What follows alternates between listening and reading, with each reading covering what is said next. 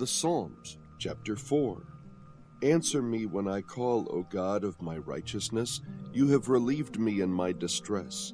Be gracious to me and hear my prayer. O sons of men, how long will my honor become a reproach?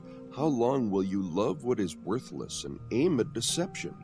But know that the Lord has set apart the godly man for himself. The Lord hears when I call to him. Tremble and do not sin. Meditate in your heart upon your bed and be still. Offer the sacrifices of righteousness and trust in the Lord. Many are saying, who will show us any good? Lift up the light of your countenance upon us, O Lord. You have put gladness in my heart, more than when their grain and new wine abound. In peace I will both lie down and sleep. For you alone, O Lord, make me to dwell in safety. Joshua chapter 1. Now it came about after the death of Moses, the servant of the Lord, that the Lord spoke to Joshua the son of Nun, Moses' servant, saying, Moses my servant is dead. Now therefore arise, cross this Jordan, you and all this people, to the land which I am giving to them, to the sons of Israel. Every place on which the sole of your foot treads, I have given it to you, just as I spoke to Moses, from the wilderness and this Lebanon, even as far as the great river, the river Euphrates.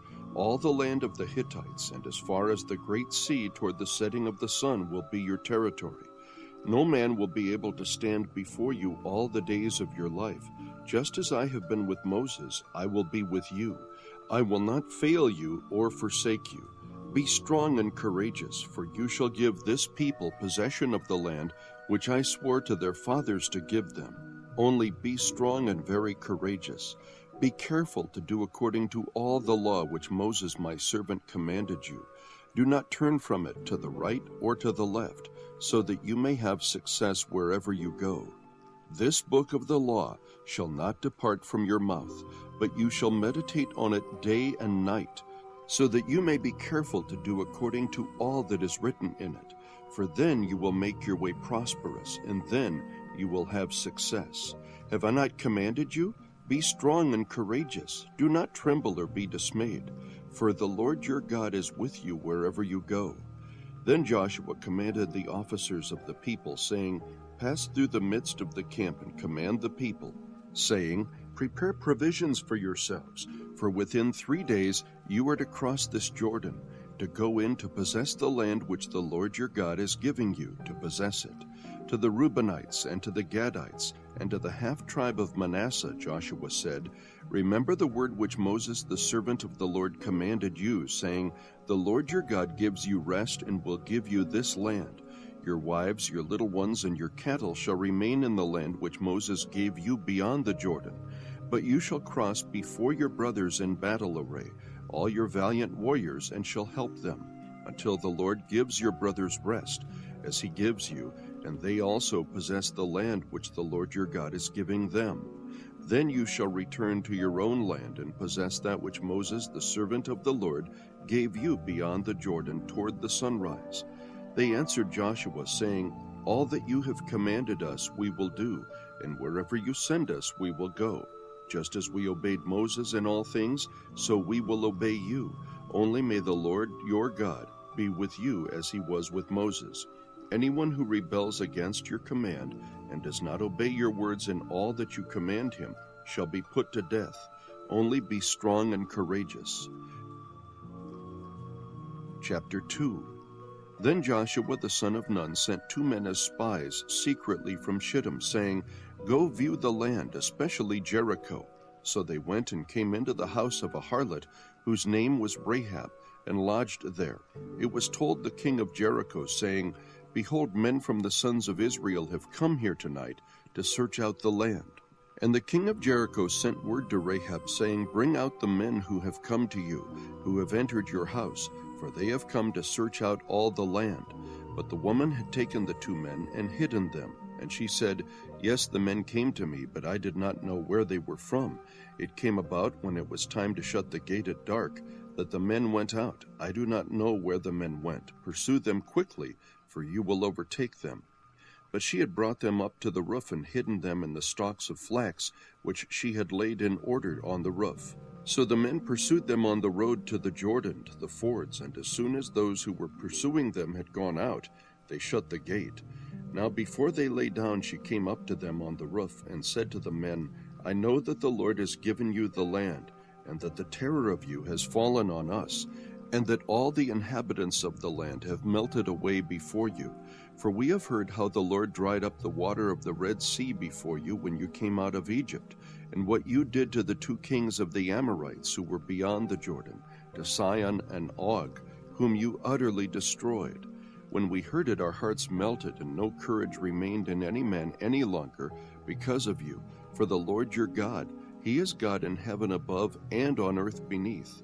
Now therefore, please swear to me by the Lord, since I have dealt kindly with you, that you also will deal kindly with my father's household, and give me a pledge of truth, and spare my father and my mother and my brothers and my sisters, with all who belong to them, and deliver our lives from death. So the men said to her, Our life for yours, if you do not tell this business of ours. And it shall come about when the Lord gives us the land, that we will deal kindly and faithfully with you. Then she let them down by a rope through the window, for her house was on the city wall, so that she was living on the wall. She said to them, Go to the hill country, so that the pursuers will not happen upon you, and hide yourselves there for 3 days until the pursuers return. Then afterward you may go on your way. The men said to her, We shall be free from this oath to you, which you have made us swear, unless, when we come into the land, you tie this cord of scarlet thread in the window through which you let us down, and gather to yourself into the house your father and your mother and your brothers and all your father's household. It shall come about that anyone who goes out of the doors of your house into the street, his blood shall be on his own head, and we shall be free. But anyone who is with you in the house, his blood shall be on our head, if a hand is laid on him. But if you tell this business of ours, then we shall be free from the oath which you have made us swear. She said, According to your words, so be it. So she sent them away, and they departed, and she tied the scarlet cord in the window. They departed and came to the hill country, and remained there for 3 days, until the pursuers returned. Now the pursuers had sought them all along the road, but had not found them. Then the 2 men returned and came down from the hill country, and crossed over and came to Joshua the son of Nun. And they related to him all that had happened to them. They said to Joshua, Surely the Lord has given all the land into our hands. Moreover, all the inhabitants of the land have melted away before us. Chapter 3. Then Joshua rose early in the morning, and he and all the sons of Israel set out from Shittim, and came to the Jordan, and they lodged there before they crossed. At the end of 3 days the officers went through the midst of the camp, and they commanded the people, saying, When you see the ark of the covenant of the Lord your God, with the Levitical priests carrying it, then you shall set out from your place and go after it. However, there shall be between you and it a distance of about 2,000 cubits by measure. Do not come near it, that you may know the way by which you shall go, for you have not passed this way before. Then Joshua said to the people, Consecrate yourselves, for tomorrow the Lord will do wonders among you. And Joshua spoke to the priests, saying, Take up the ark of the covenant, and cross over ahead of the people. So they took up the ark of the covenant, and went ahead of the people. Now the Lord said to Joshua, This day I will begin to exalt you in the sight of all Israel, that they may know that just as I have been with Moses, I will be with you. You shall moreover command the priests who are carrying the ark of the covenant, saying, When you come to the edge of the waters of the Jordan, you shall stand still in the Jordan. Then Joshua said to the sons of Israel, Come here and hear the words of the Lord your God. Joshua said, By this you shall know that the living God is among you, and that he will assuredly dispossess from before you the Canaanite, the Hittite, the Hivite, the Perizzite, the Girgashite, the Amorite, and the Jebusite. Behold, the ark of the covenant of the Lord of all the earth is crossing over ahead of you into the Jordan. Now then, take for yourselves 12 men from the tribes of Israel, 1 man for each tribe. It shall come about when the soles of the feet of the priests who carry the ark of the Lord of all the earth, rest in the waters of the Jordan, the waters of the Jordan will be cut off, and the waters which are flowing down from above will stand in one heap. So when the people set out from their tents to cross the Jordan, with the priests carrying the ark of the covenant before the people, and when those who carried the ark came into the Jordan, and the feet of the priests carrying the ark were dipped in the edge of the water, for the Jordan overflows all its banks all the days of harvest, the waters which were flowing down from above stood and rose up in one heap, a great distance away at Adam, the city that is beside Zarethan, and those which were flowing down toward the sea of the Arabah, the salt sea, were completely cut off. So the people crossed opposite Jericho. And the priests who carried the ark of the covenant of the Lord stood firm on dry ground in the middle of the Jordan, while all Israel crossed on dry ground, until all the nation had finished crossing the Jordan. Chapter 4. Now when all the nation had finished crossing the Jordan, the Lord spoke to Joshua, saying, Take for yourselves 12 men from the people, 1 man from each tribe, and command them, saying, Take up for yourselves 12 stones from here out of the middle of the Jordan, from the place where the priest's feet are standing firm, and carry them over with you and lay them down in the lodging place where you will lodge tonight. So Joshua called the 12 men whom he had appointed from the sons of Israel, 1 man from each tribe. And Joshua said to them, Cross again to the ark of the Lord your God into the middle of the Jordan, and each of you take up a stone on his shoulder according to the number of the tribes of the sons of Israel. Let this be a sign among you, so that when your children ask later, saying, What do these stones mean to you? Then you shall say to them, Because the waters of the Jordan were cut off before the ark of the covenant of the Lord, when it crossed the Jordan, the waters of the Jordan were cut off. So these stones shall become a memorial to the sons of Israel forever. Thus the sons of Israel did as Joshua commanded, and took up 12 stones from the middle of the Jordan, just as the Lord spoke to Joshua, according to the number of the tribes of the sons of Israel. And they carried them over with them to the lodging place, and put them down there. Then Joshua set up 12 stones in the middle of the Jordan at the place where the feet of the priests who carried the ark of the covenant were standing, and they are there to this day. For the priests who carried the ark were standing in the middle of the Jordan until everything was completed that the Lord had commanded Joshua to speak to the people, according to all that Moses had commanded Joshua. And the people hurried and crossed. And when all the people had finished crossing, the ark of the Lord and the priests crossed before the people. The sons of Reuben and the sons of Gad and the half-tribe of Manasseh crossed over in battle array before the sons of Israel, just as Moses had spoken to them. About 40,000 equipped for war crossed for battle before the Lord to the desert plains of Jericho. On that day the Lord exalted Joshua in the sight of all Israel, so that they revered him, just as they had revered Moses all the days of his life. Now the Lord said to Joshua, Command the priests who carry the ark of the testimony that they come up from the Jordan. So Joshua commanded the priests, saying, Come up from the Jordan. It came about when the priests who carried the ark of the covenant of the Lord had come up from the middle of the Jordan, and the soles of the priests' feet were lifted up to the dry ground, that the waters of the Jordan returned to their place and went over all its banks as before. Now the people came up from the Jordan on the 10th of the first month, and camped at Gilgal on the eastern edge of Jericho.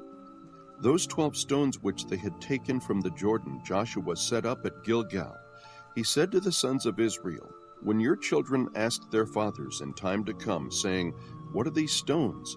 Then you shall inform your children, saying, Israel crossed this Jordan on dry ground.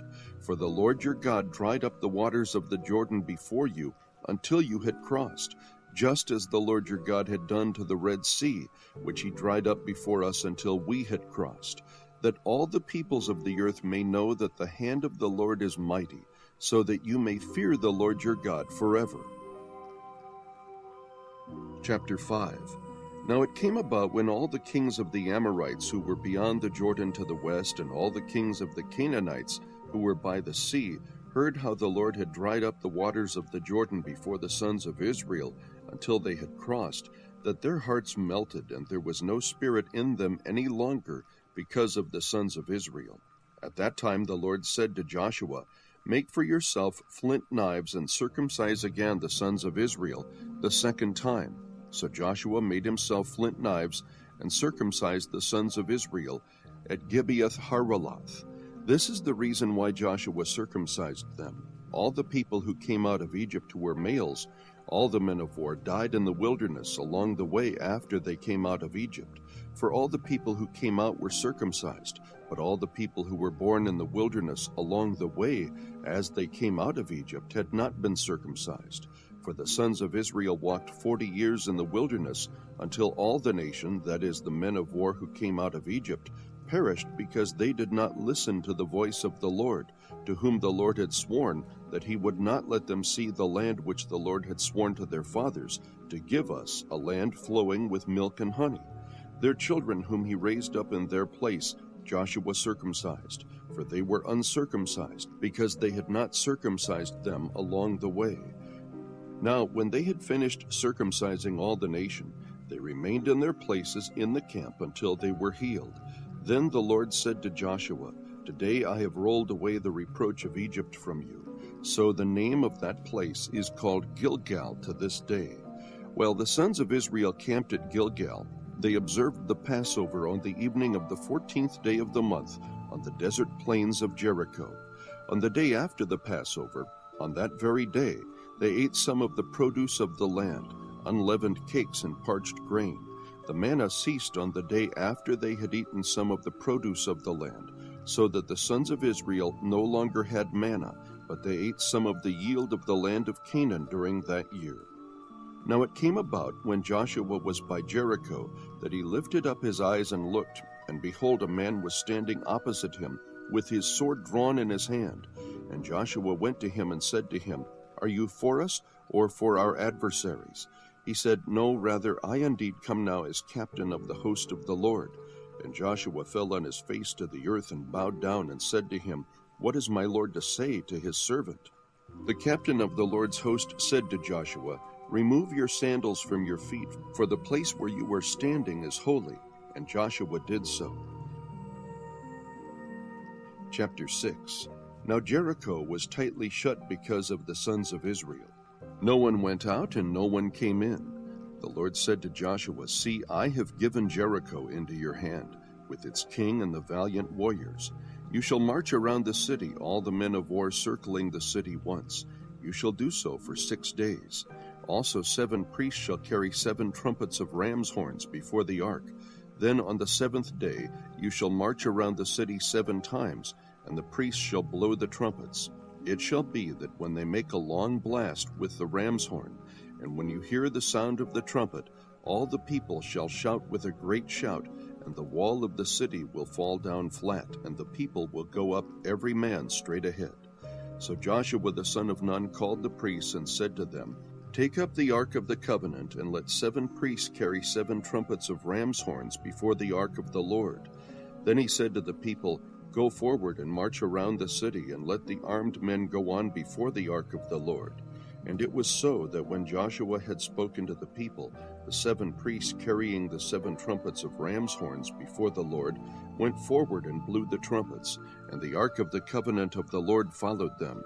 The armed men went before the priests who blew the trumpets, and the rear guard came after the ark while they continued to blow the trumpets. But Joshua commanded the people, saying, "You shall not shout, nor let your voice be heard, nor let a word proceed out of your mouth until the day I tell you, shout. Then you shall shout." So he had the ark of the Lord taken around the city, circling it once. Then they came into the camp and spent the night in the camp. Now Joshua rose early in the morning, and the priests took up the ark of the Lord, the 7 priests carrying the 7 trumpets of ram's horns before the ark of the Lord went on continually, and blew the trumpets, and the armed men went before them, and the rear guard came after the ark of the Lord, while they continued to blow the trumpets. Thus the 2nd day they marched around the city once and returned to the camp. They did so for 6 days. Then on the 7th day they rose early at the dawning of the day, and marched around the city in the same manner 7 times. Only on that day they marched around the city 7 times. At the 7th time, when the priests blew the trumpets, Joshua said to the people, "Shout, for the Lord has given you the city. The city shall be under the ban, It and all that is in it belongs to the Lord. Only Rahab the harlot and all who are with her in the house shall live, because she hid the messengers whom we sent. But as for you, only keep yourselves from the things under the ban, so that you do not covet them and take some of the things under the ban, and make the camp of Israel accursed and bring trouble on it. But all the silver and gold and articles of bronze and iron are holy to the Lord. They shall go into the treasury of the Lord.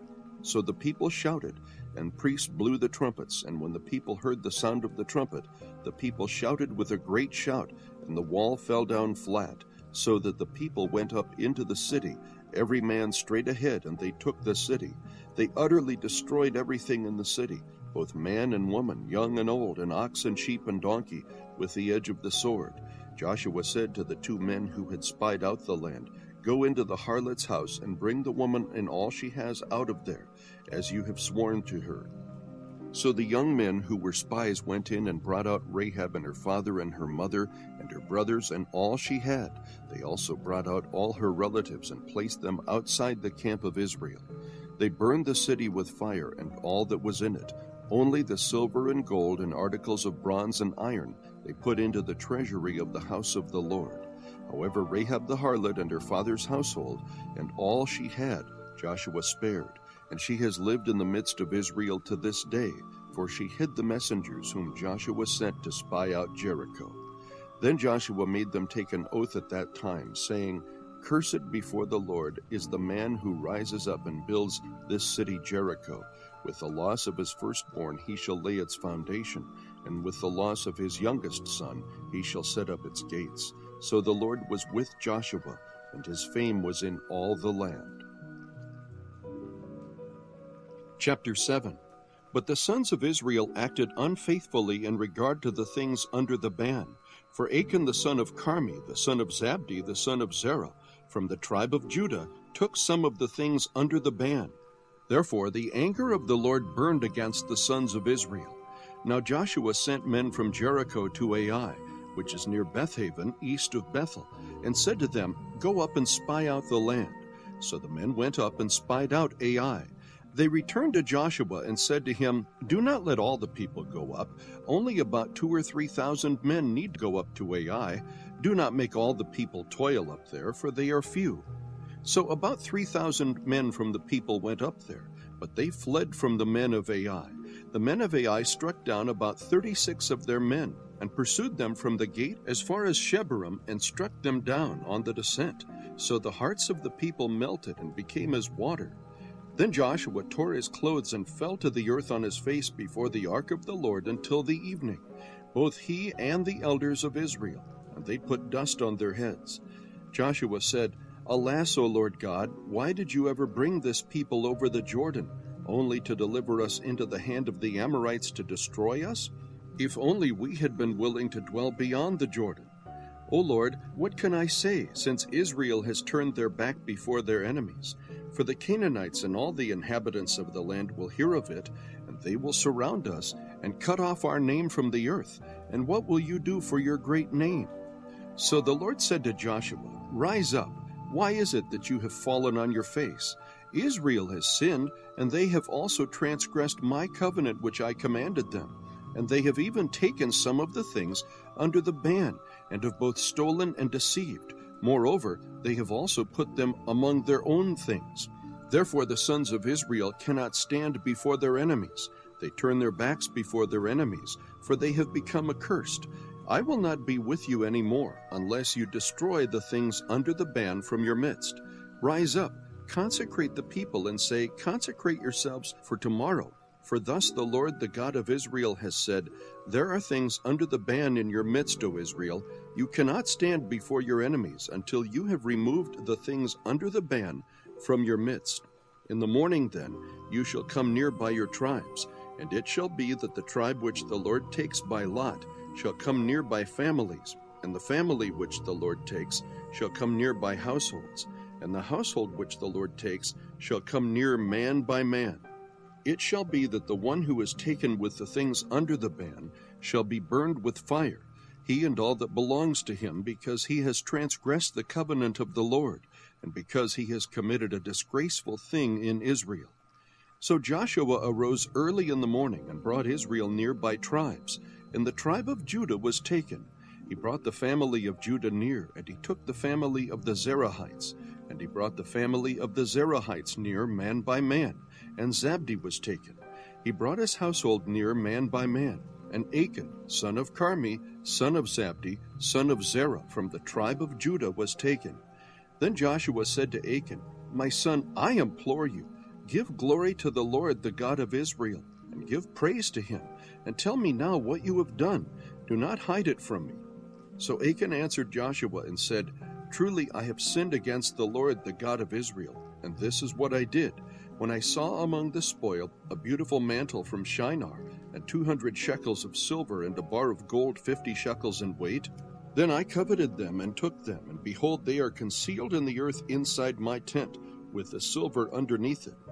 So Joshua sent messengers, and they ran to the tent, and behold, it was concealed in his tent with the silver underneath it. They took them from inside the tent and brought them to Joshua and to all the sons of Israel, and they poured them out before the Lord. Then Joshua and all Israel with him took Achan the son of Zerah, the silver, the mantle, the bar of gold, his sons, his daughters, his oxen, his donkeys, his sheep, his tent, and all that belonged to him, and they brought them up to the valley of Achor.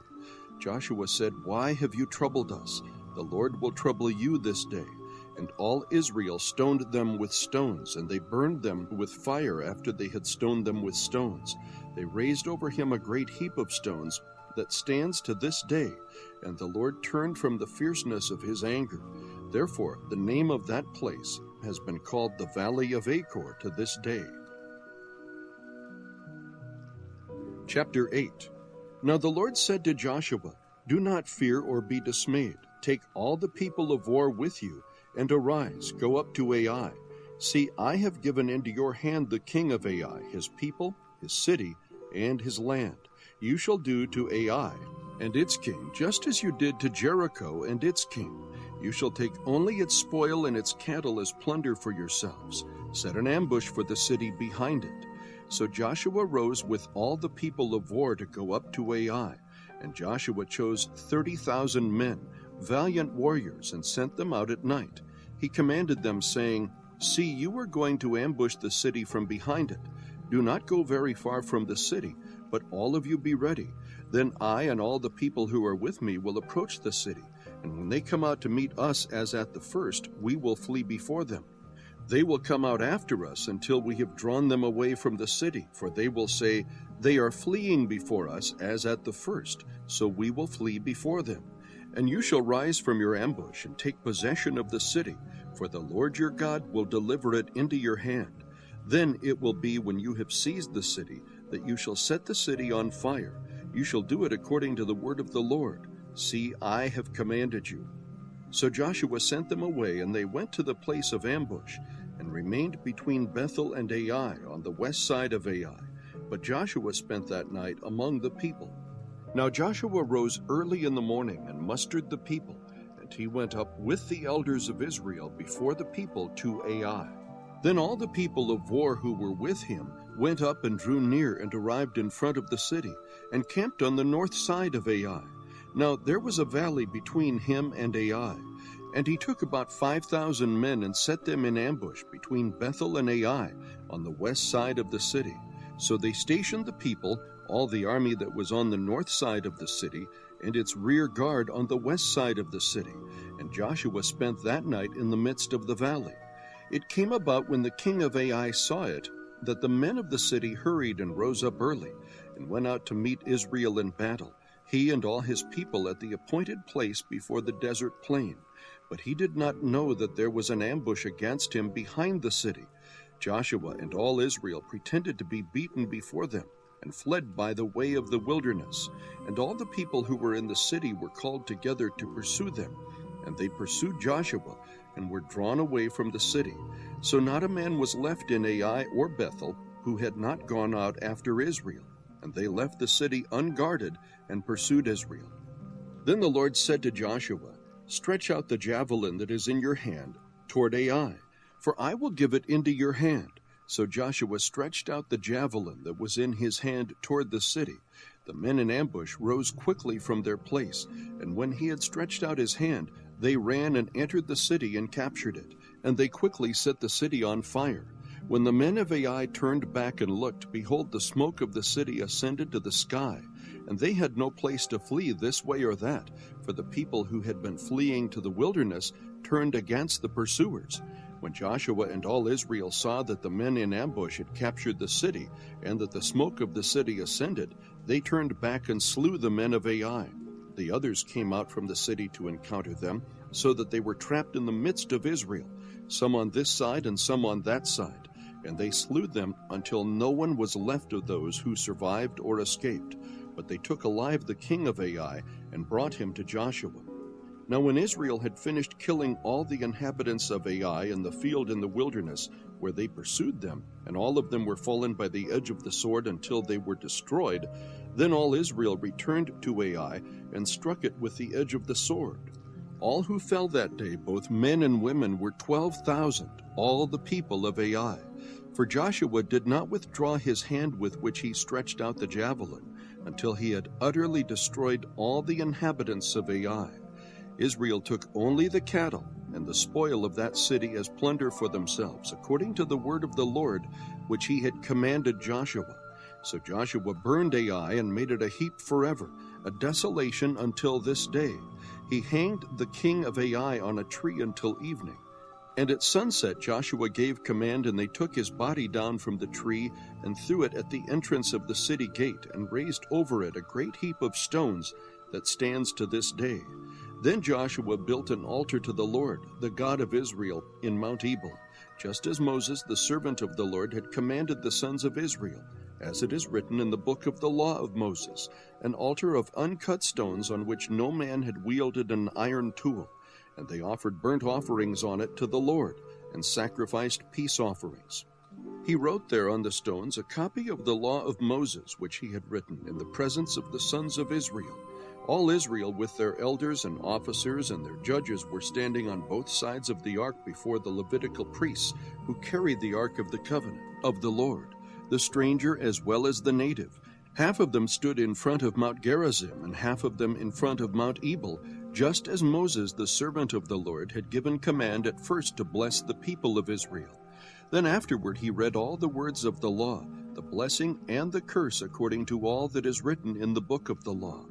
There was not a word of all that Moses had commanded which Joshua did not read before all the assembly of Israel, with the women and the little ones and the strangers who were living among them. Chapter 9. Now it came about when all the kings who were beyond the Jordan, in the hill country and in the lowland, and on all the coast of the great sea toward Lebanon, the Hittite and the Amorite, the Canaanite, the Perizzite, the Hivite, and the Jebusite heard of it, that they gathered themselves together with one accord to fight with Joshua and with Israel.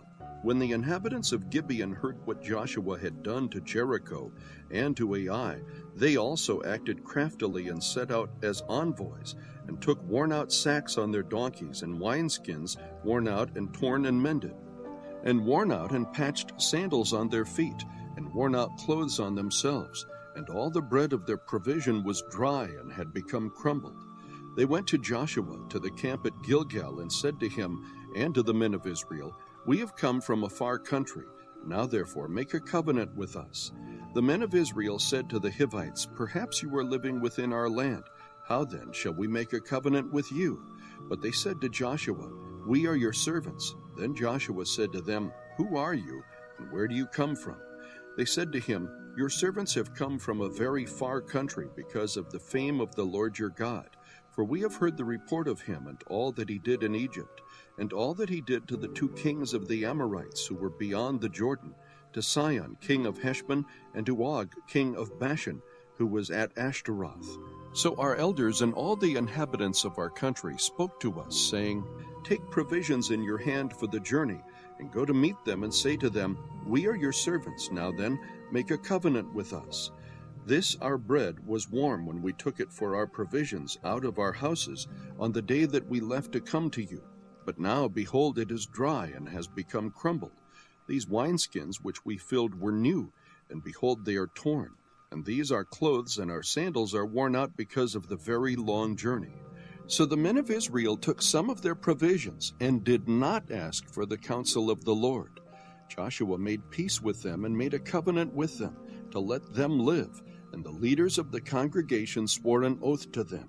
It came about at the end of 3 days, after they had made a covenant with them, that they heard that they were neighbors and that they were living within their land. Then the sons of Israel set out and came to their cities on the 3rd day. Now their cities were Gibeon, and Chephirah, and Beeroth, and Kiriath-Jearim. The sons of Israel did not strike them because the leaders of the congregation had sworn to them by the Lord, the God of Israel. And the whole congregation grumbled against the leaders. But all the leaders said to the whole congregation, "We have sworn to them by the Lord, the God of Israel, and now we cannot touch them.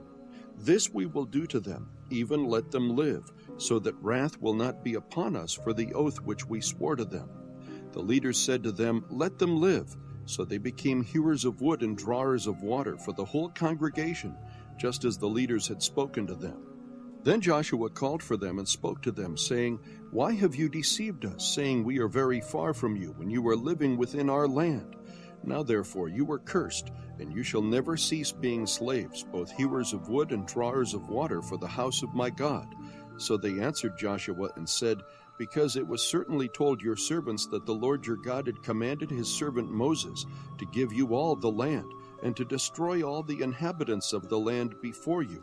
Therefore we feared greatly for our lives because of you, and have done this thing. Now behold, we are in your hands. Do as it seems good and right in your sight to do to us." Thus he did to them, and delivered them from the hands of the sons of Israel, and they did not kill them. But Joshua made them that day hewers of wood and drawers of water for the congregation, and for the altar of the Lord, to this day, in the place which he would choose. Chapter 10.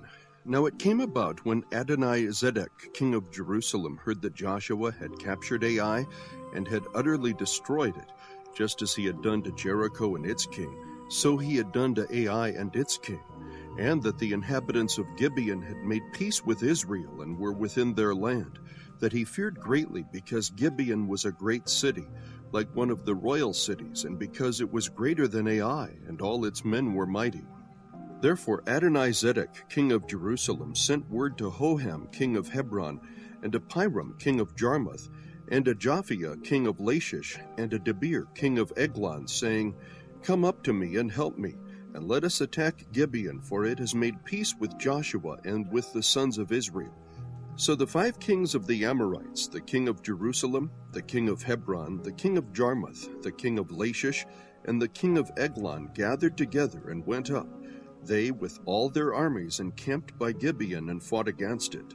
Then the men of Gibeon sent word to Joshua to the camp at Gilgal, saying, "Do not abandon your servants.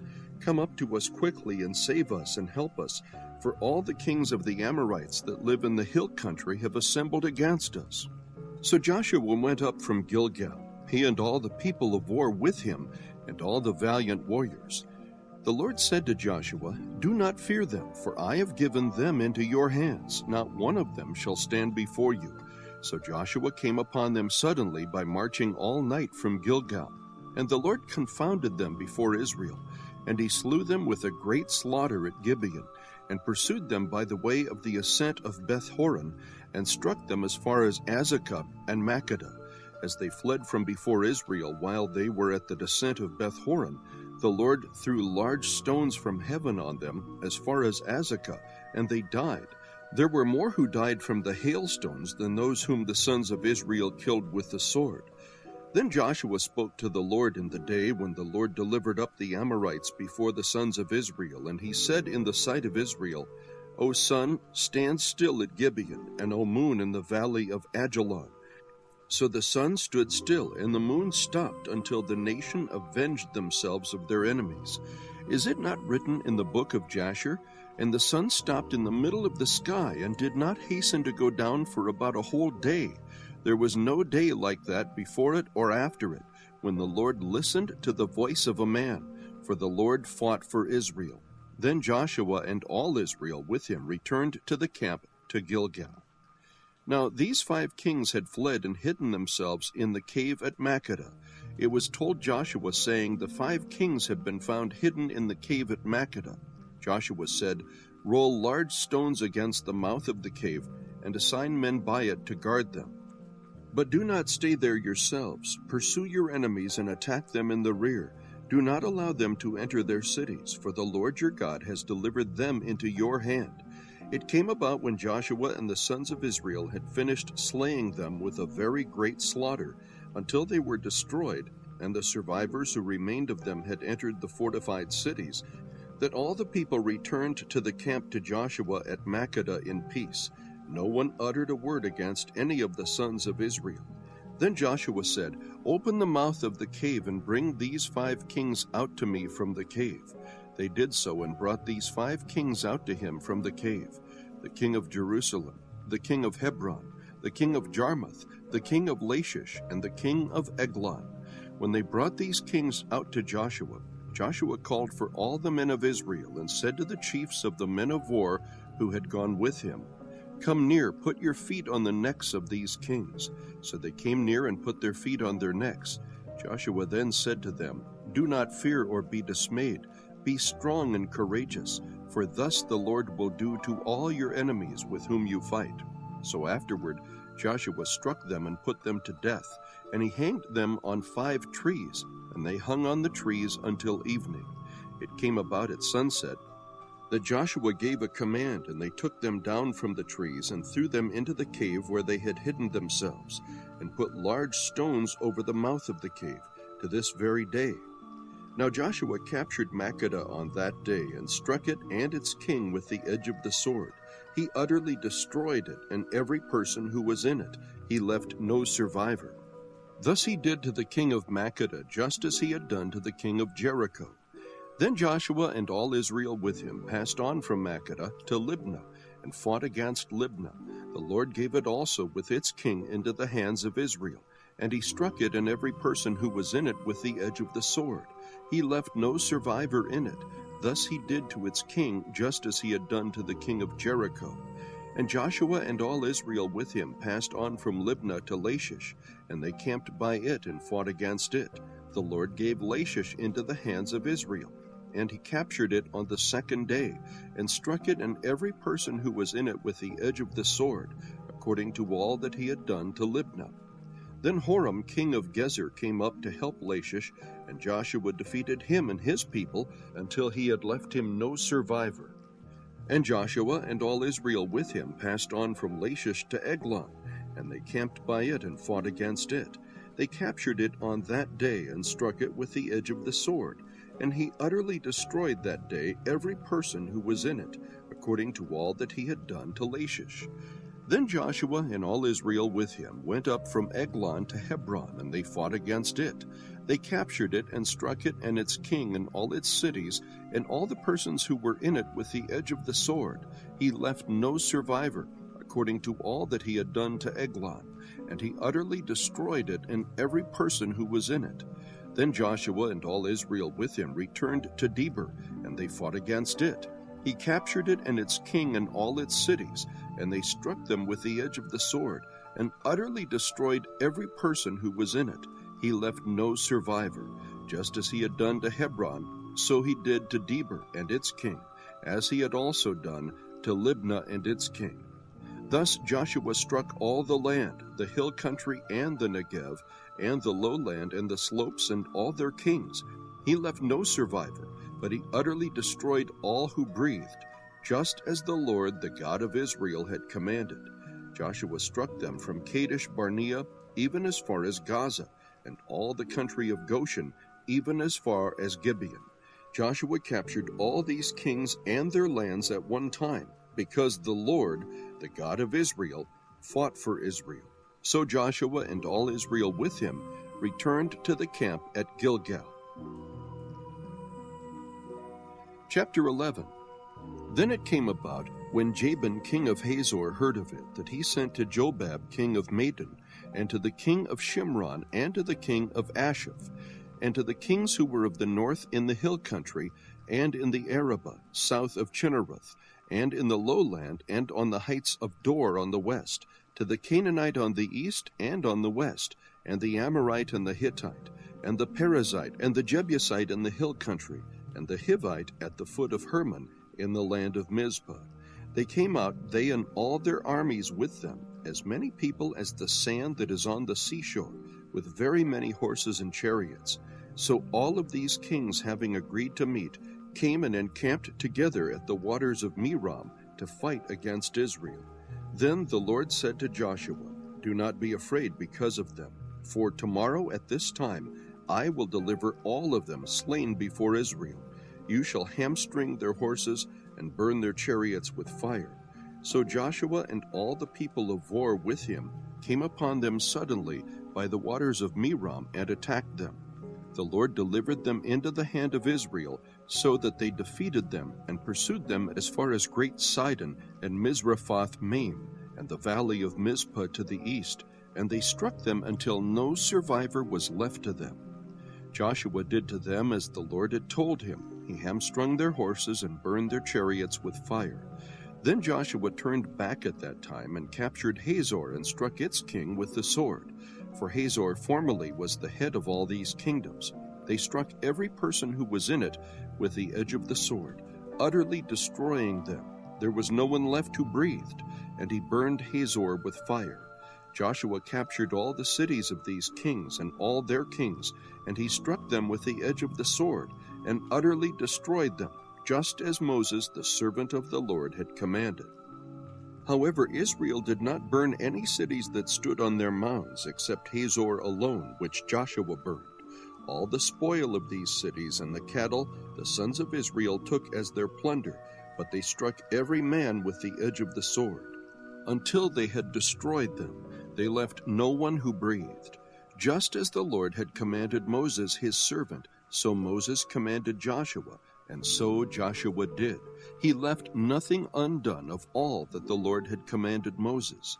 Thus Joshua took all that land, the hill country and all the Negev, all that land of Goshen, the lowland, the Arabah, the hill country of Israel, and its lowland, from Mount Halak that rises toward Seir, even as far as Baal-gad, in the valley of Lebanon, at the foot of Mount Hermon.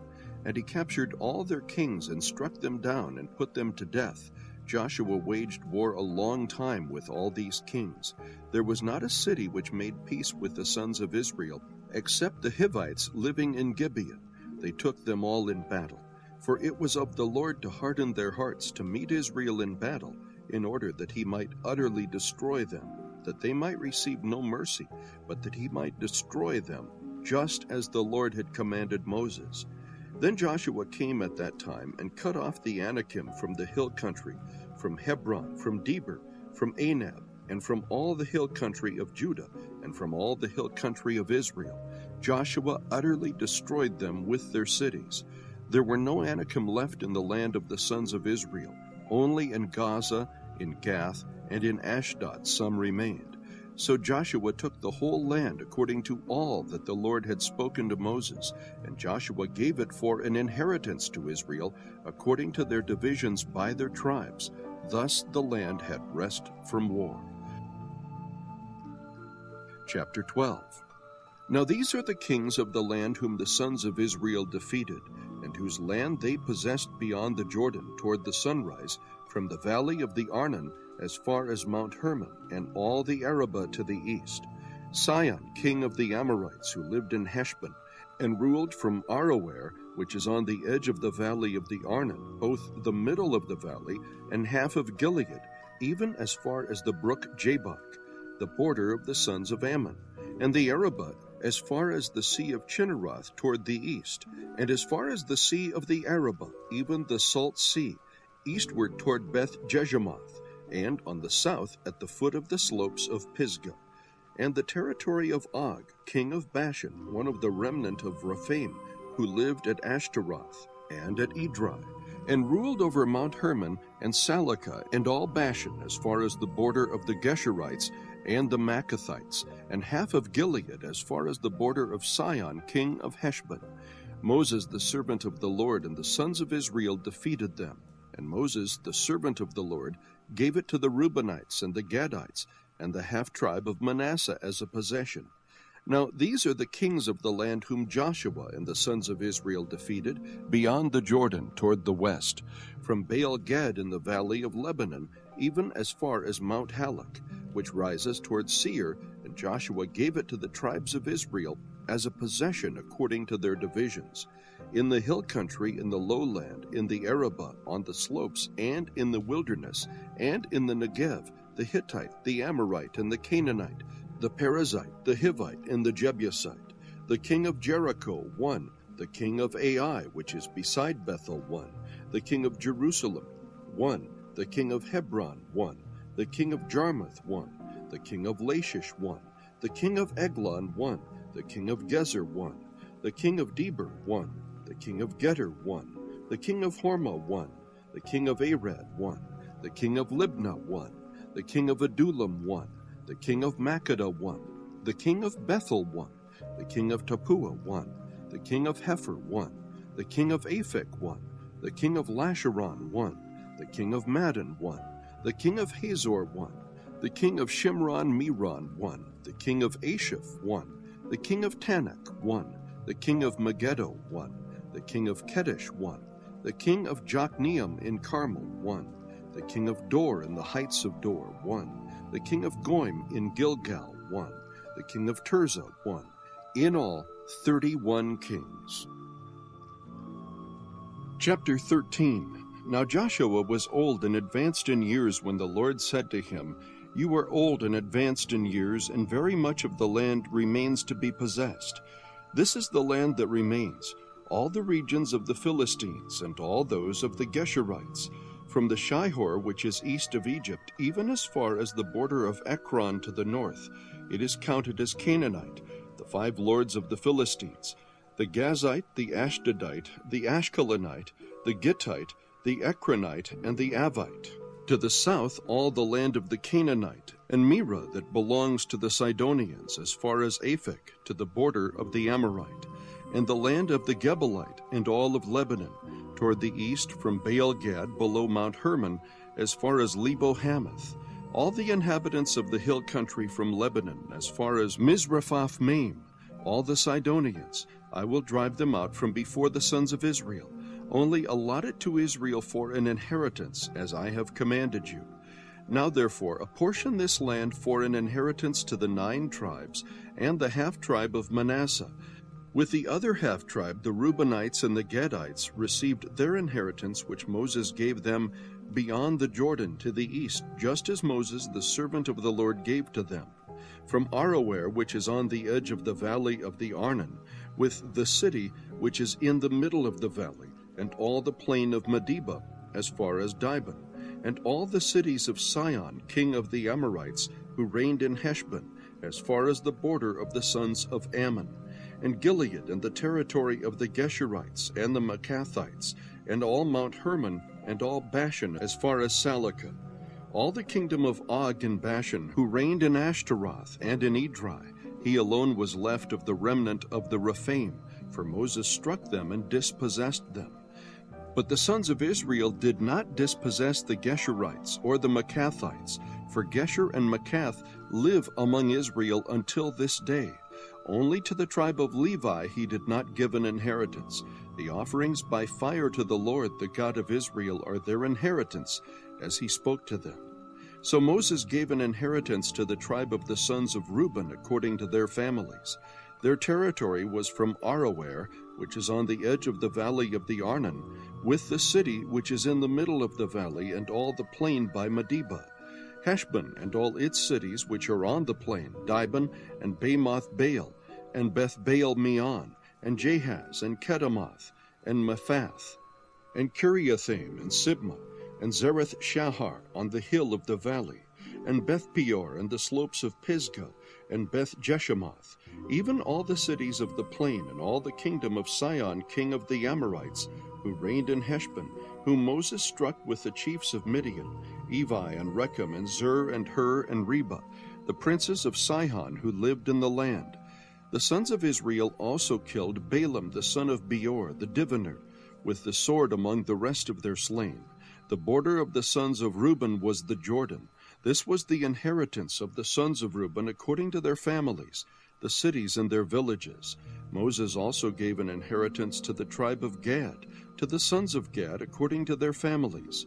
Their territory was Jazer, and all the cities of Gilead, and half the land of the sons of Ammon, as far as Aroer, which is before Rabbah, and from Heshbon as far as Ramoth Mizpah, and Betanim, and from Mahanaim as far as the border of Debir, and in the valley Beth-haram, and Beth-nimrah, and Succoth, and Zaphon, the rest of the kingdom of Sihon, king of Heshbon, with the Jordan as a border, as far as the lower end of the sea of Chinnereth, beyond the Jordan to the east. This is the inheritance of the sons of Gad according to their families, the cities and their villages.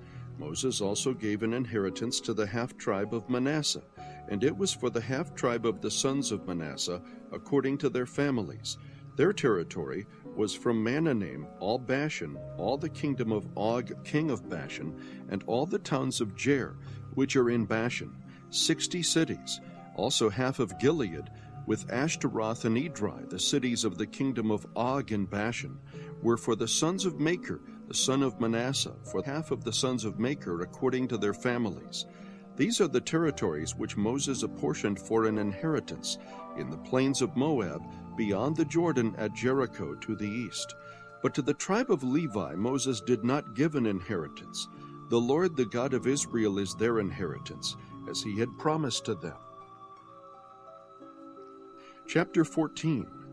Now these are the territories which the sons of Israel inherited in the land of Canaan, which Eleazar the priest and Joshua the son of Nun and the heads of the households of the tribes of the sons of Israel apportioned to them for an inheritance, by the lot of their inheritance, as the Lord commanded through Moses, for the 9 tribes and the half-tribe.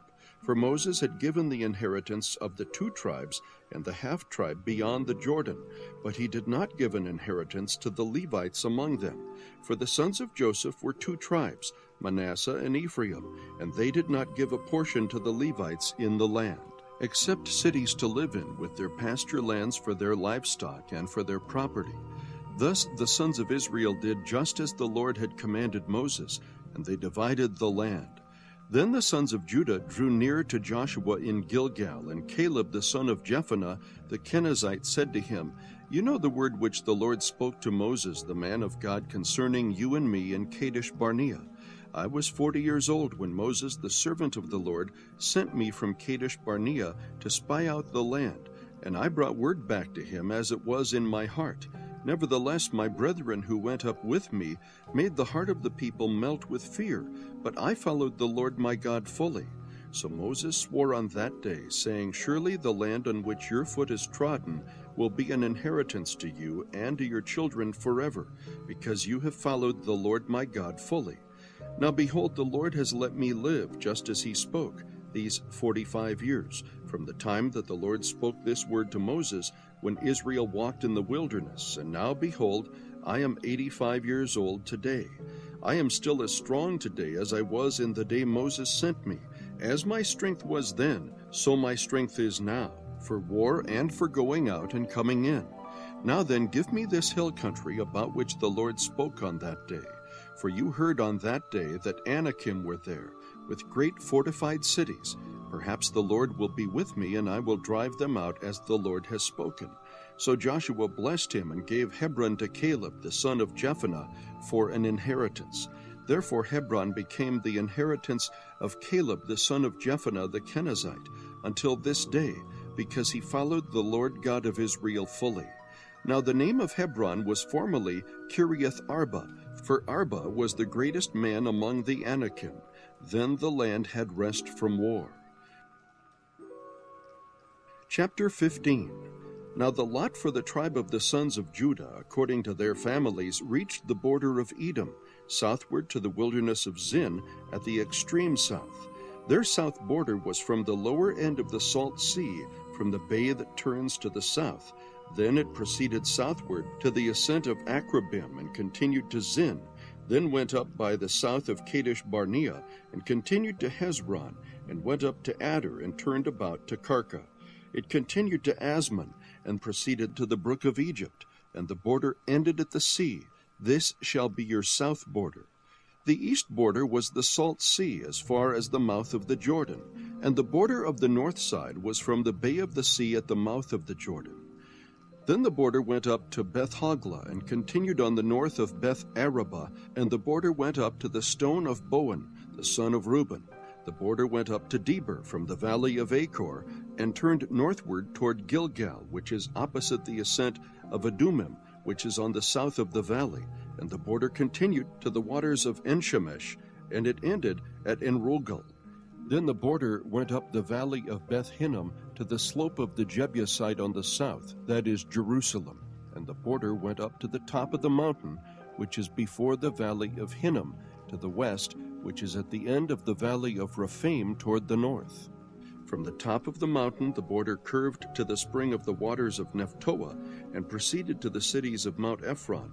Then the border curved to Bela, that is Kiriath-Jearim.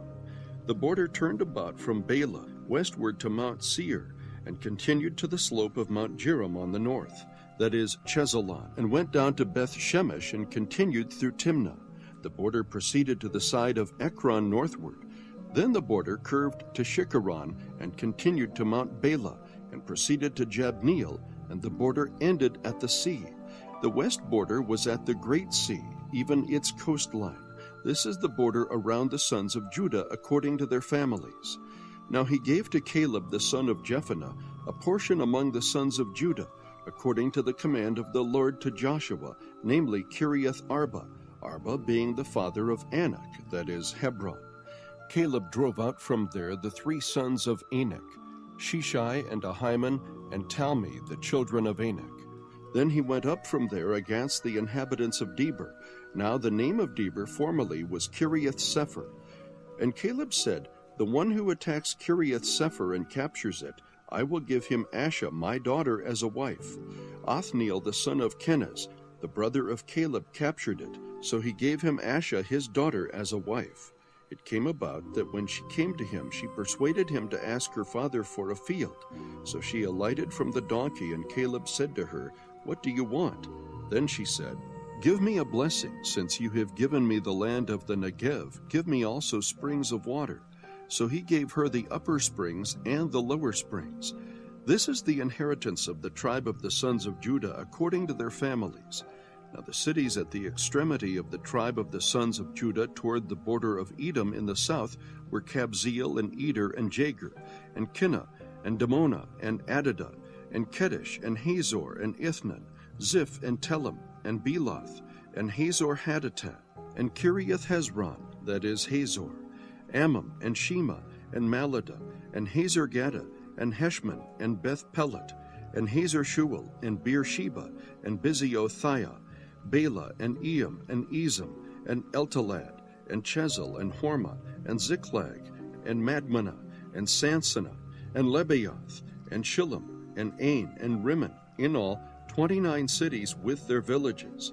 In the lowland, Eshtaol, and Zorah, and Ashna, and Zanoah, and Enganim, Tappuah, and Enam, Jarmuth, and Adullam, Succo, and Azekah, and Shiraim, and Adathaim, and Gedera, and Gedorothaim, 14 cities with their villages, Zenan, and Hadashah, and Migdalgad, and Daleen, and Mizpah, and Joktheel, Lachish, and Boscath, and Eglon, and Caban, and Lamas, and Chitlish, and Gederoth, Beth-Dagon, and Naamah, and Makkedah, 16 cities with their villages, Libnah, and Ether, and Ashan, and Iphthah, and Ashna, and Nezib, and Keilah, and Azib, and Mareshah, 9 cities with their villages, Ekron with its towns and its villages, from Ekron even to the sea, all that were by the side of Ashdod with their villages, Ashdod its towns and its villages, Gaza its towns and its villages, as far as the brook of Egypt and the great sea, even its coastline. In the hill country, Shamer and Jadder, and Soka, and Dana, and Kiriath-Sanah, that is Deber, and Anab, and Edamoth, and Anam, and Goshen, and Holon, and Gilo, 11 cities with their villages, Arab, and Duma, and Eshan, and Janam, and Beth Tappuah, and Aphekah, and Humtah, and Kiriath Arba, that is Hebron, and Zior, 9 cities with their villages, Maon, Carmel, and Ziph, and Judah, and Jezreel, and Jokdeam, and Zanoah, Cain, Gibeah, and Timnah, 10 cities with their villages, Halhul, Beth-zur, and Gedor, and Marath, and Bethanath, and Eltekon, 6 cities with their villages, Kiriath Baal, that is Kiriath Jearim, and Rabbah, 2 cities with their villages. In the wilderness, Beth-arabah, Middin, and Sakakah, and Nibshan, and the city of Salt, and Engedi, 6 cities with their villages. Now as for the Jebusites, the inhabitants of Jerusalem, the sons of Judah could not drive them out, so the Jebusites live with the sons of Judah at Jerusalem until this day.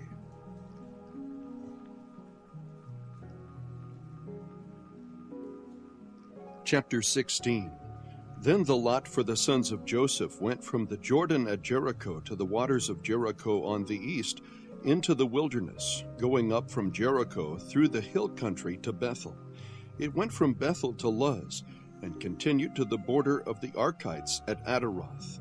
It went down westward to the territory of the Japhletites, as far as the territory of lower Beth-horon, even to Gezer, and it ended at the sea.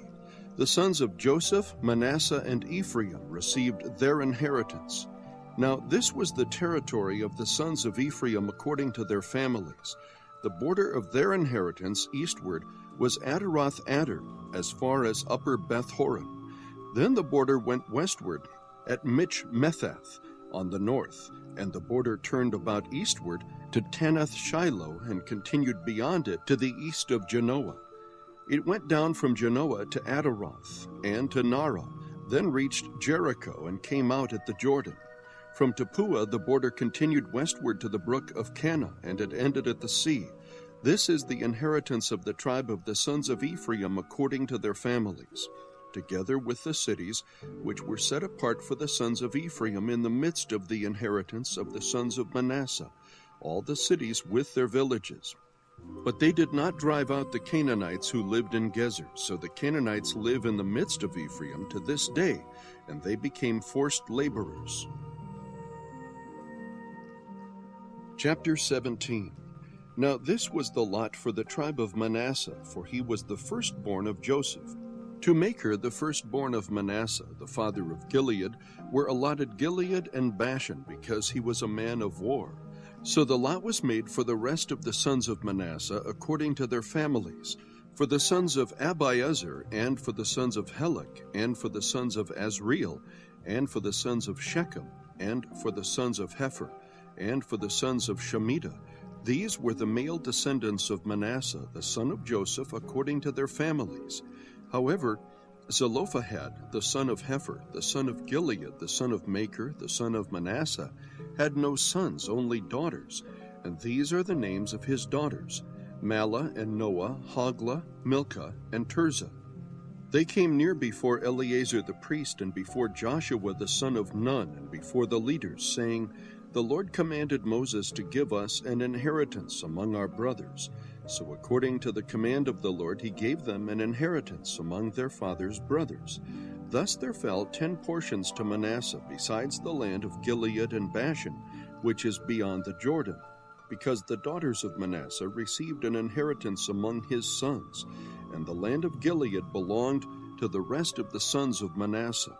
The border of Manasseh ran from Asher to Michmethath, which was east of Shechem. Then the border went southward to the inhabitants of En-Tappuah. The land of Tappuah belonged to Manasseh, but Tappuah on the border of Manasseh belonged to the sons of Ephraim. The border went down to the brook of Cana, southward of the brook. These cities belonged to Ephraim among the cities of Manasseh. And the border of Manasseh was on the north side of the brook, and it ended at the sea. The south side belonged to Ephraim, and the north side to Manasseh. And the sea was their border, and they reached to Asher on the north, and to Issachar on the east. In Issachar and in Asher, Manasseh had Beth-shean and its towns, and Ibleam and its towns, and the inhabitants of Dor and its towns, and the inhabitants of Endor and its towns, and the inhabitants of Tanakh and its towns, and the inhabitants of Megiddo and its towns. The third is Naphath. But the sons of Manasseh could not take possession of these cities, because the Canaanites persisted in living in that land. It came about when the sons of Israel became strong, they put the Canaanites to forced labor, but they did not drive them out completely. Then the sons of Joseph spoke to Joshua, saying, "Why have you given me only one lot and one portion for an inheritance, since I am a numerous people whom the Lord has thus far blessed?" Joshua said to them, "If you are a numerous people, go up to the forest and clear a place for yourself there in the land of the Perizzites and of the Rephaim, since the hill country of Ephraim is too narrow for you." The sons of Joseph said, "The hill country is not enough for us, and all the Canaanites who live in the valley land have chariots of iron, both those who were in Bethshean and its towns, and those who were in the valley of Jezreel." Joshua spoke to the house of Joseph, to Ephraim and Manasseh, saying, "You are a numerous people and have great power. You shall not have one lot only, but the hill country shall be yours. For though it is a forest, you shall clear it, and to its farthest borders it shall be yours. For you shall drive out the Canaanites, even though they have chariots of iron, and though they are strong." Chapter 18. Then the whole congregation of the sons of Israel assembled themselves at Shiloh, and set up the tent of meeting there, and the land was subdued before them. There remained among the sons of Israel 7 tribes who had not divided their inheritance. So Joshua said to the sons of Israel, "How long will you put off entering to take possession of the land which the Lord, the God of your fathers, has given you? Provide for yourselves 3 men from each tribe, that I may send them, and that they may arise and walk through the land, and write a description of it according to their inheritance. Then they shall return to me. They shall divide it into 7 portions. Judah shall stay in its territory on the south, and the house of Joseph shall stay in their territory on the north. You shall describe the land in 7 divisions, and bring the description here to me. I will cast lots for you here before the Lord our God. For the Levites have no portion among you, because the priesthood of the Lord is their inheritance. Gad and Reuben and the half-tribe of Manasseh also have received their inheritance eastward beyond the Jordan, which Moses the servant of the Lord gave them." Then the men arose and went, and Joshua commanded those who went to describe the land, saying, "Go and walk through the land, and describe it, and return to me. Then I will cast lots for you here before the Lord in Shiloh." So the men went and passed through the land, and described it by cities in 7 divisions in a book. And they came to Joshua to the camp at Shiloh. And Joshua cast lots for them in Shiloh before the Lord. And there Joshua divided the land to the sons of Israel according to their divisions. Now the lot of the tribe of the sons of Benjamin came up according to their families, and the territory of their lot lay between the sons of Judah and the sons of Joseph. Their border on the north side was from the Jordan. Then the border went up to the side of Jericho on the north, and went up through the hill country westward, and it ended at the wilderness of Bethaven. From there the border continued to Luz, to the side of Luz, that is Bethel, southward, and the border went down to Adaroth Adar, near the hill which lies on the south of lower Beth-horon. The border extended from there, and turned round on the west side southward, from the hill which lies before Beth-horon southward, and it ended at Kiriath Baal, that is Kiriath Jearim, a city of the sons of Judah. This was the west side. Then the south side was from the edge of Kiriath Jearim, and the border went westward and went to the fountain of the waters of Nephtoah. The border went down to the edge of the hill which is in the valley of Ben Hinnom, which is in the valley of Rephaim northward, and it went down to the valley of Hinnom, to the slope of the Jebusites southward, and went down to En-Rogel. It extended northward and went to En-Shemesh, and went to Geliloth, which is opposite the ascent of Adamim, and it went down to the stone of Boan, the son of Reuben. It continued to the side in front of the Arabah northward, and went down to the Arabah. The border continued to the side of Beth-Hoglah northward, and the border ended at the north bay of the Salt Sea, at the south end of the Jordan. This was the south border. Moreover, the Jordan was its border on the east side.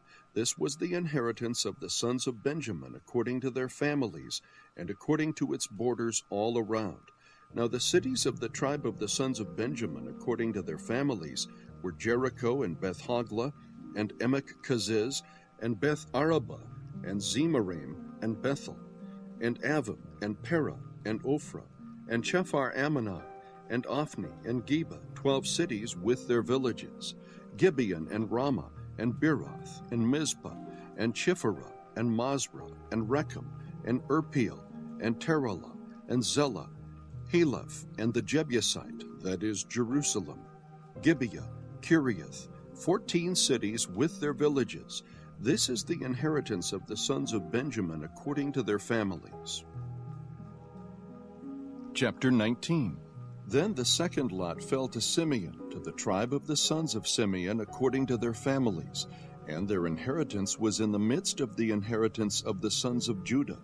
So they had as their inheritance Beersheba, or Sheba and Malada, and Hazer Shual, and Bala, and Ezem, and Eltolad, and Bethel, and Hormah, and Ziklag, and Beth Markaboth, and Hazer Susa, and Beth Lebaoth, and Sherahan, 13 cities with their villages, Ain, Rimmon, and Ether, and Ashan, 4 cities with their villages, and all the villages which were around these cities as far as Baalath Beer, Ramah of the Negev.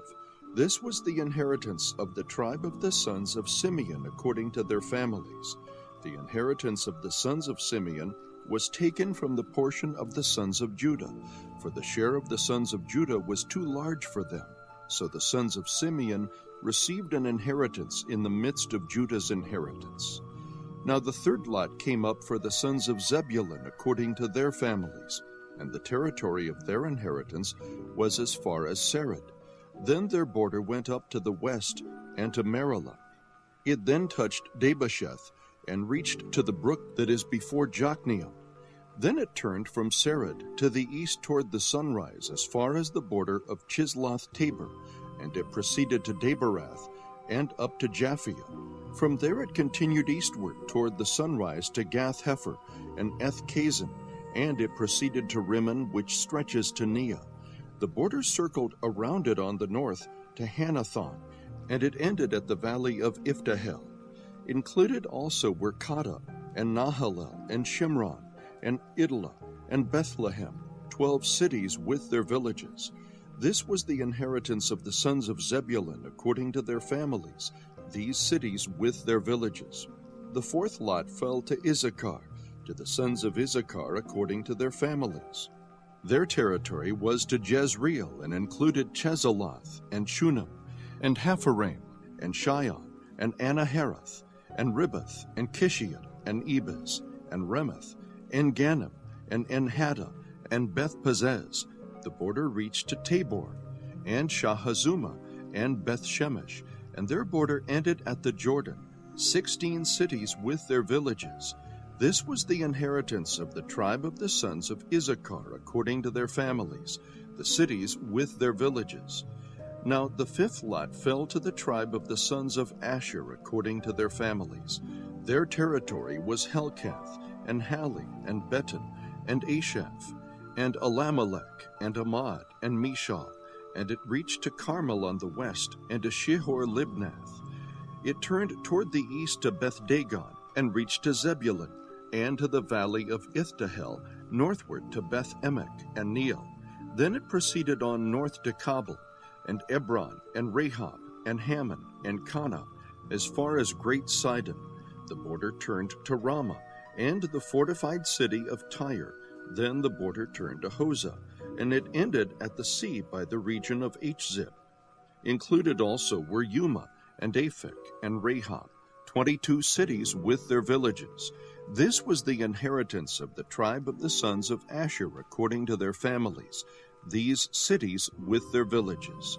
The sixth lot fell to the sons of Naphtali, to the sons of Naphtali according to their families.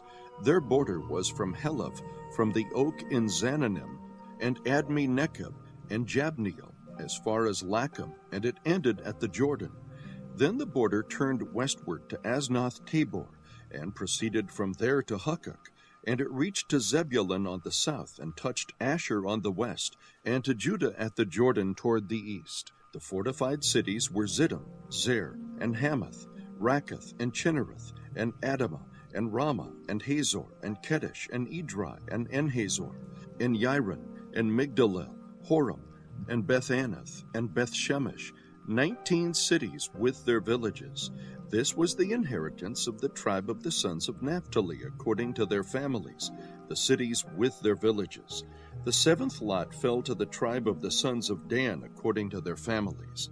The territory of their inheritance was Zorah, and Eshtaol, and Shemesh, and Shalabim, and Ajalon, and Ithlah, and Elon, and Timnah, and Ekron, and Eltekeh, and Gibbethon, and Baalath, and Jehud, and Benabarak, and Gath-Rimmon, and Mechjarkon, and Rakkon, with the territory over against Joppa. The territory of the sons of Dan proceeded beyond them, for the sons of Dan went up and fought with Leshem and captured it. Then they struck it with the edge of the sword and possessed it and settled in it, and they called Leshem Dan, after the name of Dan their father. This was the inheritance of the tribe of the sons of Dan, according to their families, these cities with their villages. When they finished apportioning the land for inheritance by its borders, the sons of Israel gave an inheritance in their midst to Joshua the son of Nun. In accordance with the command of the Lord, they gave him the city for which he asked, Timnath-Serah, in the hill country of Ephraim.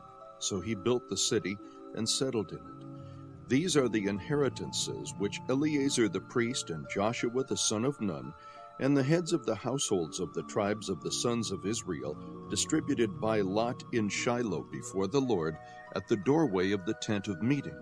So they finished dividing the land. Chapter 20.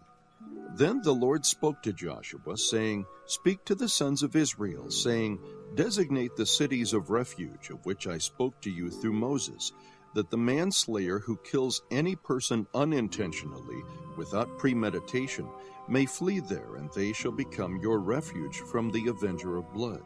He shall flee to one of these cities, and shall stand at the entrance of the gate of the city, and state his case in the hearing of the elders of that city. And they shall take him into the city to them, and give him a place, so that he may dwell among them. Now if the avenger of blood pursues him, then they shall not deliver the manslayer into his hand, because he struck his neighbor without premeditation, and did not hate him beforehand. He shall dwell in that city until he stands before the congregation for judgment, until the death of the one who is high priest in those days. Then the manslayer shall return to his own city and to his own house, to the city from which he fled. So they set apart Kedesh in Galilee, in the hill country of Naphtali and Shechem, in the hill country of Ephraim and Kiriath Arba, that is Hebron, in the hill country of Judah. Beyond the Jordan, east of Jericho, they designated Bezer in the wilderness on the plain from the tribe of Reuben, and Ramoth in Gilead from the tribe of Gad, and Golan in Bashan from the tribe of Manasseh. These were the appointed cities for all the sons of Israel, and for the stranger who sojourns among them, that whoever kills any person unintentionally may flee there, and not die by the hand of the avenger of blood until he stands before the congregation. Chapter 21. Then the heads of households of the Levites approached Eleazar the priest and Joshua the son of Nun, and the heads of households of the tribes of the sons of Israel. They spoke to them at Shiloh, in the land of Canaan, saying, The Lord commanded through Moses to give us cities to live in, with their pasture lands for our cattle.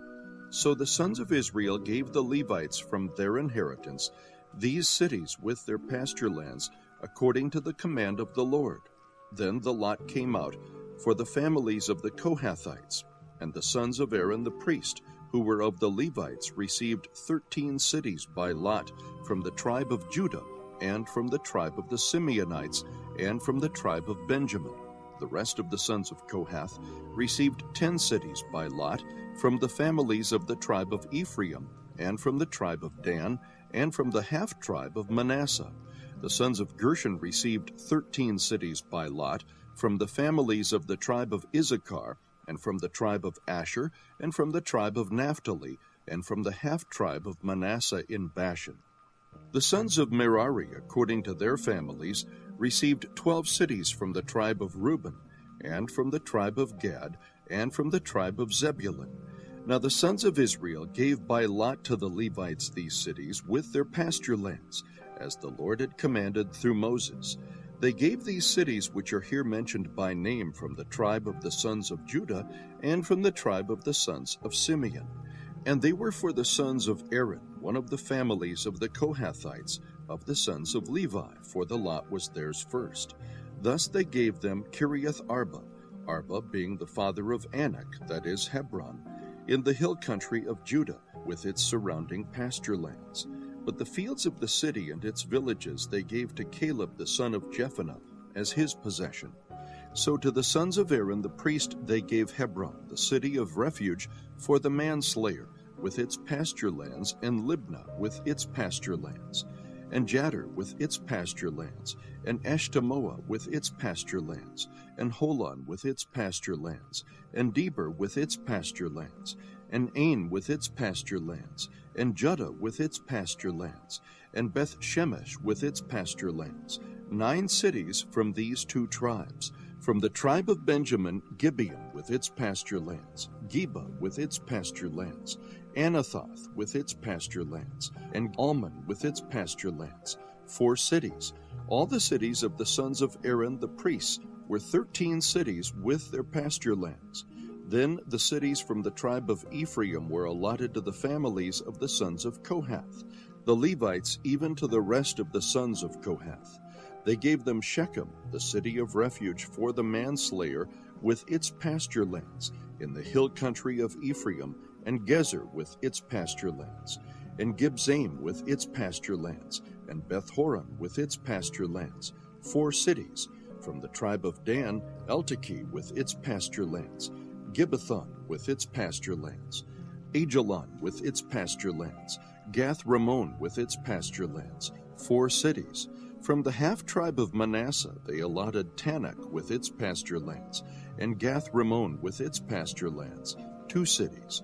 All the cities with their pasture lands for the families of the rest of the sons of Kohath were 10. To the sons of Gershon, one of the families of the Levites, from the half-tribe of Manasseh they gave Golan and Bashan, the city of refuge for the manslayer, with its pasture lands, and Beeshtera with its pasture lands. 2 cities. From the tribe of Issachar they gave Kishion with its pasture lands, Daberath with its pasture lands, Jarmuth with its pasture lands, En-gannim with its pasture lands. 4 cities. From the tribe of Asher they gave Mishal with its pasture lands, Abdon with its pasture lands, Helkath with its pasture lands, and Rehob with its pasture lands. 4 cities.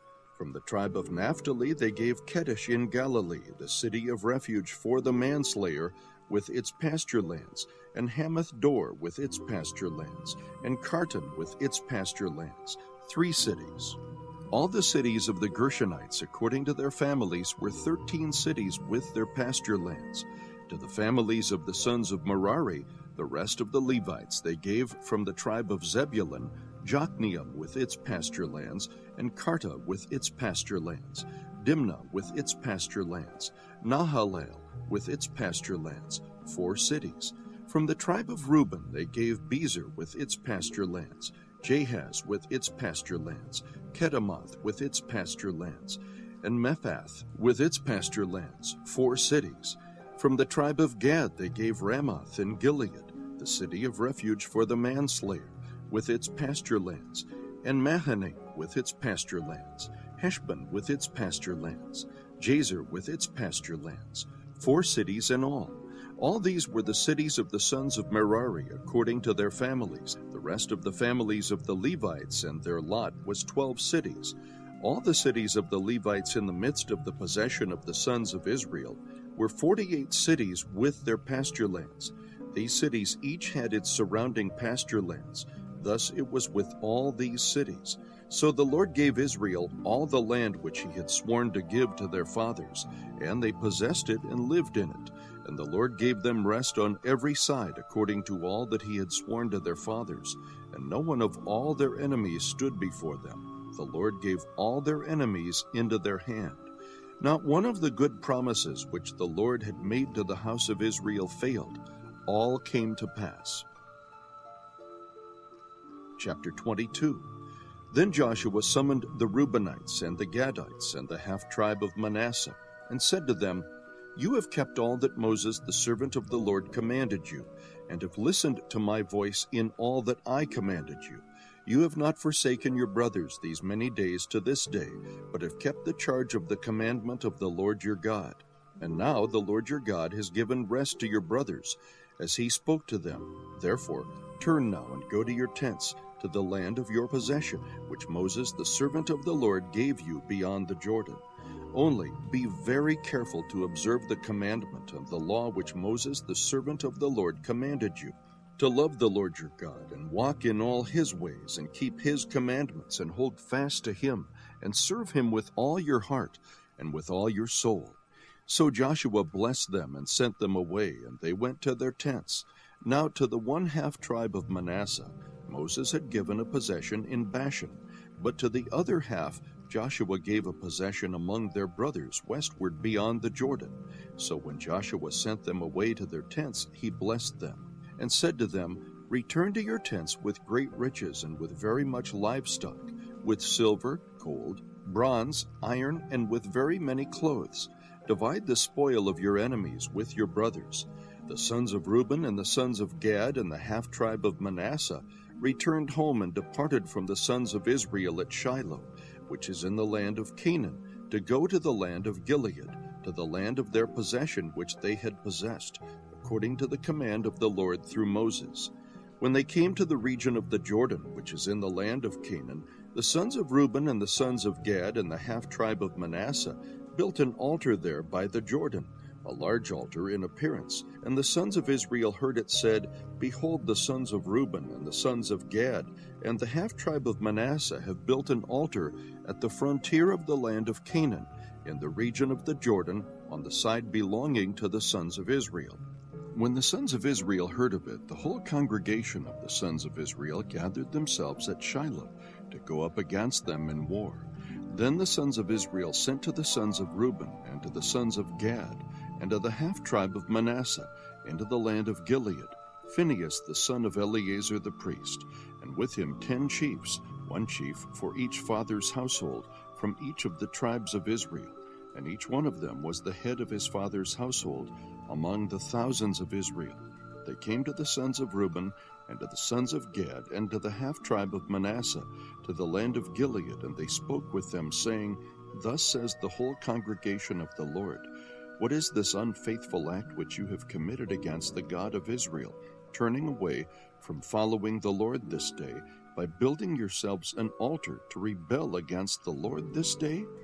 Is not the iniquity of Peor enough for us, from which we have not cleansed ourselves to this day, although a plague came on the congregation of the Lord, that you must turn away this day from following the Lord? If you rebel against the Lord today, he will be angry with the whole congregation of Israel tomorrow. If, however, the land of your possession is unclean, then cross into the land of the possession of the Lord, where the Lord's tabernacle stands, and take possession among us. Only do not rebel against the Lord, or rebel against us by building an altar for yourselves, besides the altar of the Lord our God. Did not Achan the son of Zerah act unfaithfully in the things under the ban, and wrath fall on all the congregation of Israel?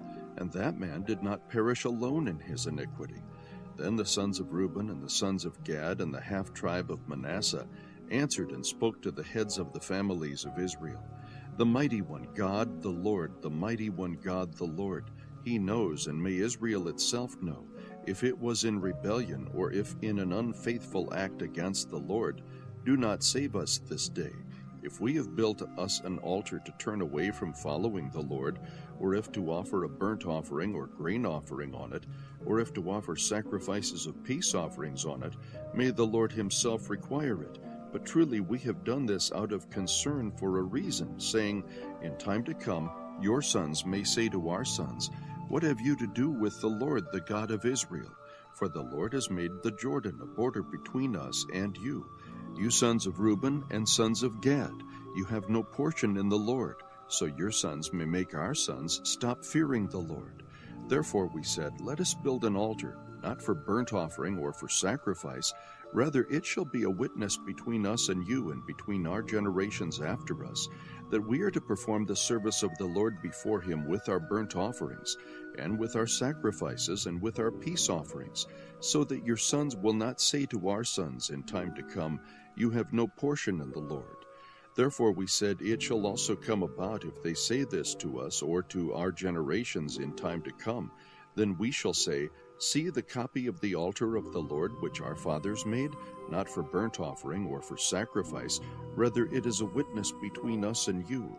Far be it from us that we should rebel against the Lord and turn away from following the Lord this day by building an altar for burnt offering, for grain offering, or for sacrifice, besides the altar of the Lord our God, which is before his tabernacle. So when Phinehas the priest and the leaders of the congregation, even the heads of the families of Israel who were with him, heard the words which the sons of Reuben and the sons of Gad and the sons of Manasseh spoke, it pleased them. And Phinehas the son of Eleazar the priest said to the sons of Reuben and to the sons of Gad and to the sons of Manasseh, today we know that the Lord is in our midst, because you have not committed this unfaithful act against the Lord. Now you have delivered the sons of Israel from the hand of the Lord. Then Phinehas the son of Eleazar the priest and the leaders returned from the sons of Reuben and from the sons of Gad, from the land of Gilead to the land of Canaan, to the sons of Israel, and brought back word to them. The word pleased the sons of Israel, and the sons of Israel blessed God, and they did not speak of going up against them in war to destroy the land in which the sons of Reuben and the sons of Gad were living. The sons of Reuben and the sons of Gad called the altar witness, for they said, it is a witness between us that the Lord is God. Chapter 23. Now it came about after many days, when the Lord had given rest to Israel from all their enemies on every side, and Joshua was old, advanced in years, that Joshua called for all Israel, for their elders and their heads and their judges and their officers, and said to them, I am old, advanced in years, and you have seen all that the Lord your God has done to all these nations because of you. For the Lord your God is he who has been fighting for you. See, I have apportioned to you these nations which remain as an inheritance for your tribes, with all the nations which I have cut off, from the Jordan even to the great sea toward the setting of the sun. The Lord your God, he will thrust them out from before you and drive them from before you, and you will possess their land, just as the Lord your God promised you. Be very firm then to keep and do all that is written in the book of the law of Moses, so that you may not turn aside from it to the right hand or to the left, so that you will not associate with these nations, these which remain among you, or mention the name of their gods, or make anyone swear by them, or serve them, or bow down to them. But you are to cling to the Lord your God, as you have done to this day. For the Lord has driven out great and strong nations from before you. And as for you, no man has stood before you to this day. One of your men puts to flight 1,000, for the Lord your God is he who fights for you, just as he promised you. So take diligent heed to yourselves to love the Lord your God, for if you ever go back and cling to the rest of these nations, these which remain among you, and intermarry with them, so that you associate with them and they with you, know with certainty that the Lord your God will not continue to drive these nations out from before you, but they will be a snare and a trap to you, and a whip on your sides and thorns in your eyes, until you perish from off this good land which the Lord your God has given you. Now, behold, today I am going the way of all the earth, and you know in all your hearts and in all your souls that not one word of all the good words which the Lord your God spoke concerning you has failed. All have been fulfilled for you. Not one of them has failed. It shall come about that just as all the good words which the Lord your God spoke to you have come upon you, so the Lord will bring upon you all the threats until he has destroyed you from off this good land which the Lord your God has given you. When you transgress the covenant of the Lord your God which he commanded you, and go and serve other gods and bow down to them, then the anger of the Lord will burn against you, and you will perish quickly from off the good land which he has given you. Chapter 24. Then Joshua gathered all the tribes of Israel to Shechem, and called for the elders of Israel, and for their heads and their judges and their officers. And they presented themselves before God. Joshua said to all the people, "Thus says the Lord, the God of Israel, from ancient times your fathers lived beyond the river, namely Terah, the father of Abraham, and the father of Nahor, and they served other gods. Then I took your father Abraham from beyond the river, and led him through all the land of Canaan, and multiplied his descendants, and gave him Isaac. To Isaac I gave Jacob and Esau, and to Esau I gave Mount Seir to possess it, but Jacob and his sons went down to Egypt.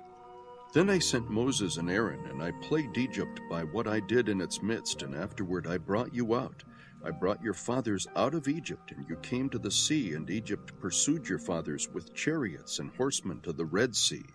But when they cried out to the Lord, he put darkness between you and the Egyptians, and brought the sea upon them and covered them. And your own eyes saw what I did in Egypt, and you lived in the wilderness for a long time. Then I brought you into the land of the Amorites, who lived beyond the Jordan, and they fought with you, and I gave them into your hand, and you took possession of their land when I destroyed them before you. Then Balak, the son of Zippor, king of Moab, arose and fought against Israel, and he sent and summoned Balaam, the son of Beor, to curse you. But I was not willing to listen to Balaam, so he had to bless you, and I delivered you from his hand. You crossed the Jordan and came to Jericho, and the citizens of Jericho fought against you, and the Amorite, and the Perizzite, and the Canaanite, and the Hittite, and the Girgashite, the Hivite, and the Jebusite. Thus I gave them into your hand. Then I sent the hornet before you, and it drove out the 2 kings of the Amorites from before you, but not by your sword or your bow. I gave you a land on which you had not labored, and cities which you had not built, and you have lived in them. You were eating of vineyards and olive groves, which you did not plant. Now therefore, fear the Lord, and serve him in sincerity and truth, and put away the gods which your fathers served beyond the river and in Egypt, and serve the Lord. If it is disagreeable in your sight to serve the Lord, choose for yourselves today whom you will serve, whether the gods which your fathers served, which were beyond the river, or the gods of the Amorites, in whose land you are living. But as for me and my house, we will serve the Lord. The people answered and said, Far be it from us that we should forsake the Lord to serve other gods, for the Lord our God is he who brought us and our fathers up out of the land of Egypt, from the house of bondage, and who did these great signs in our sight, and preserved us through all the way in which we went, and among all the peoples through whose midst we passed. The Lord drove out from before us all the peoples, even the Amorites who lived in the land. We also will serve the Lord, for he is our God. Then Joshua said to the people, You will not be able to serve the Lord, for he is a holy God. He is a jealous God. He will not forgive your transgression or your sins. If you forsake the Lord and serve foreign gods, then he will turn and do you harm and consume you after he has done good to you. The people said to Joshua, No, but we will serve the Lord. Joshua said to the people, You are witnesses against yourselves that you have chosen for yourselves the Lord, to serve him. And they said, We are witnesses. Now therefore put away the foreign gods which are in your midst, and incline your hearts to the Lord, the God of Israel. The people said to Joshua, We will serve the Lord our God, and we will obey his voice. So Joshua made a covenant with the people that day, and made for them a statute and an ordinance in Shechem. And Joshua wrote these words in the book of the law of God, and he took a large stone and set it up there under the oak that was by the sanctuary of the Lord. Joshua said to all the people, Behold, this stone shall be for a witness against us, for it has heard all the words of the Lord which he spoke to us. Thus it shall be for a witness against you, so that you do not deny your God. Then Joshua dismissed the people, each to his inheritance. It came about after these things that Joshua the son of Nun, the servant of the Lord, died, being 110 years old. And they buried him in the territory of his inheritance in Timnath-Serah, which is in the hill country of Ephraim, on the north of Mount Gash. Israel served the Lord all the days of Joshua, and all the days of the elders who survived Joshua, and had known all the deeds of the Lord which he had done for Israel.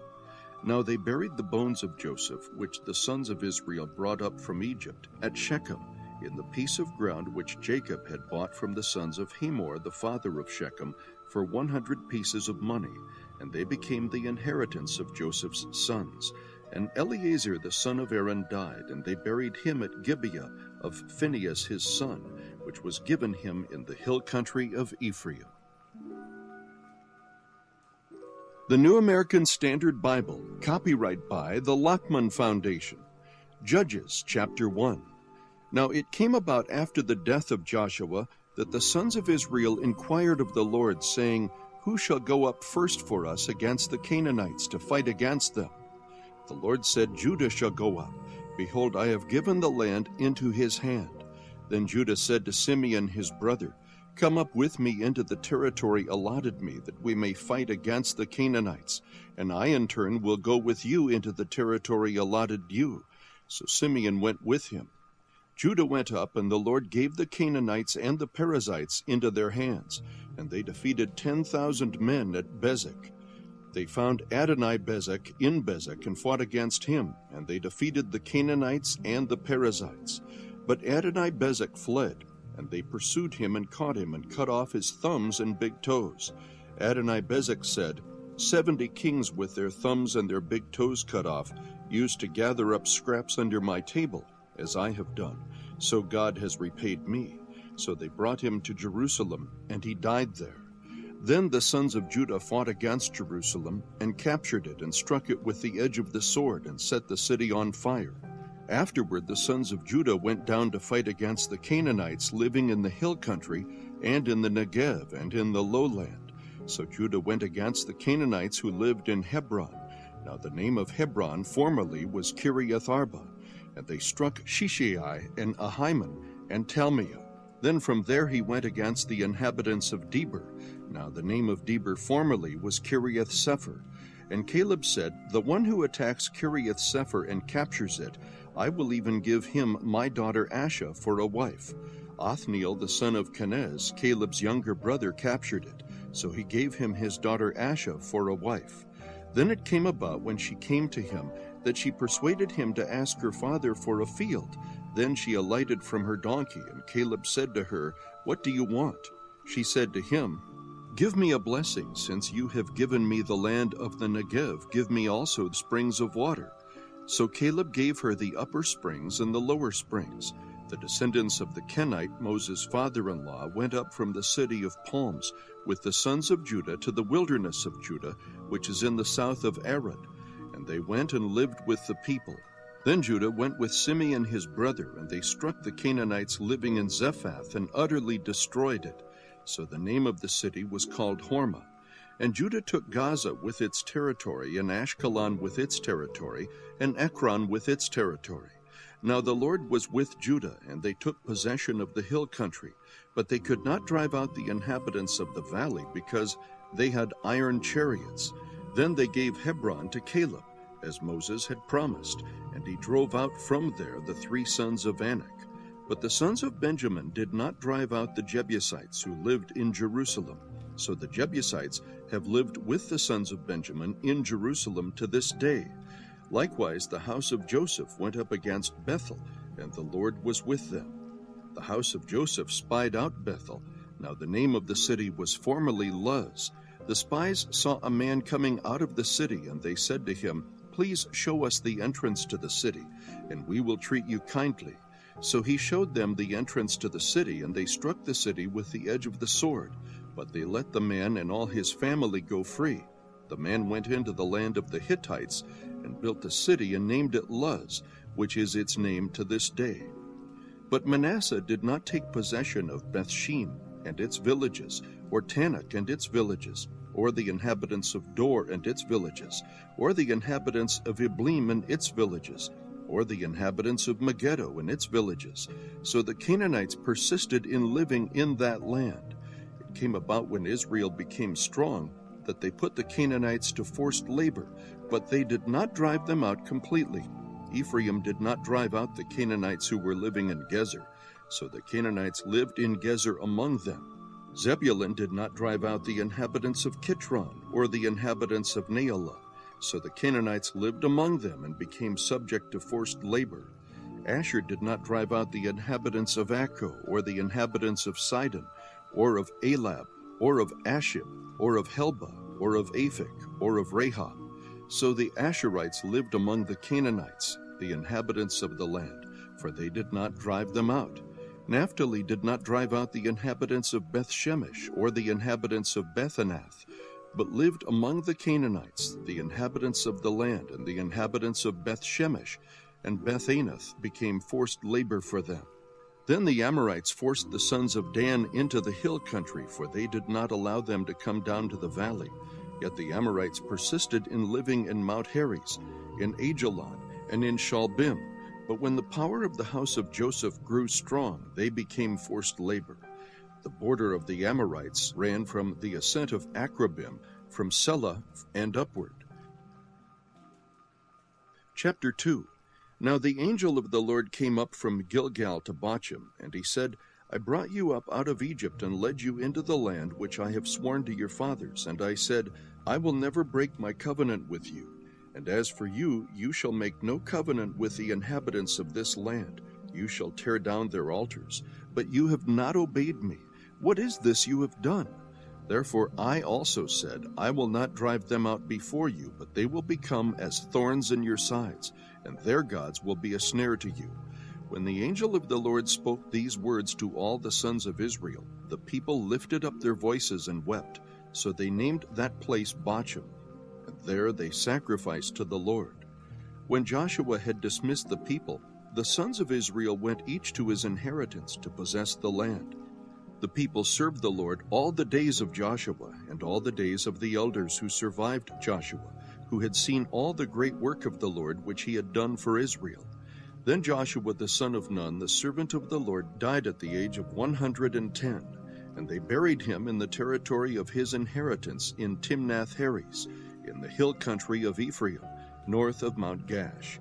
All that generation also were gathered to their fathers, and there arose another generation after them who did not know the Lord, nor yet the work which he had done for Israel. Then the sons of Israel did evil in the sight of the Lord and served the Baals.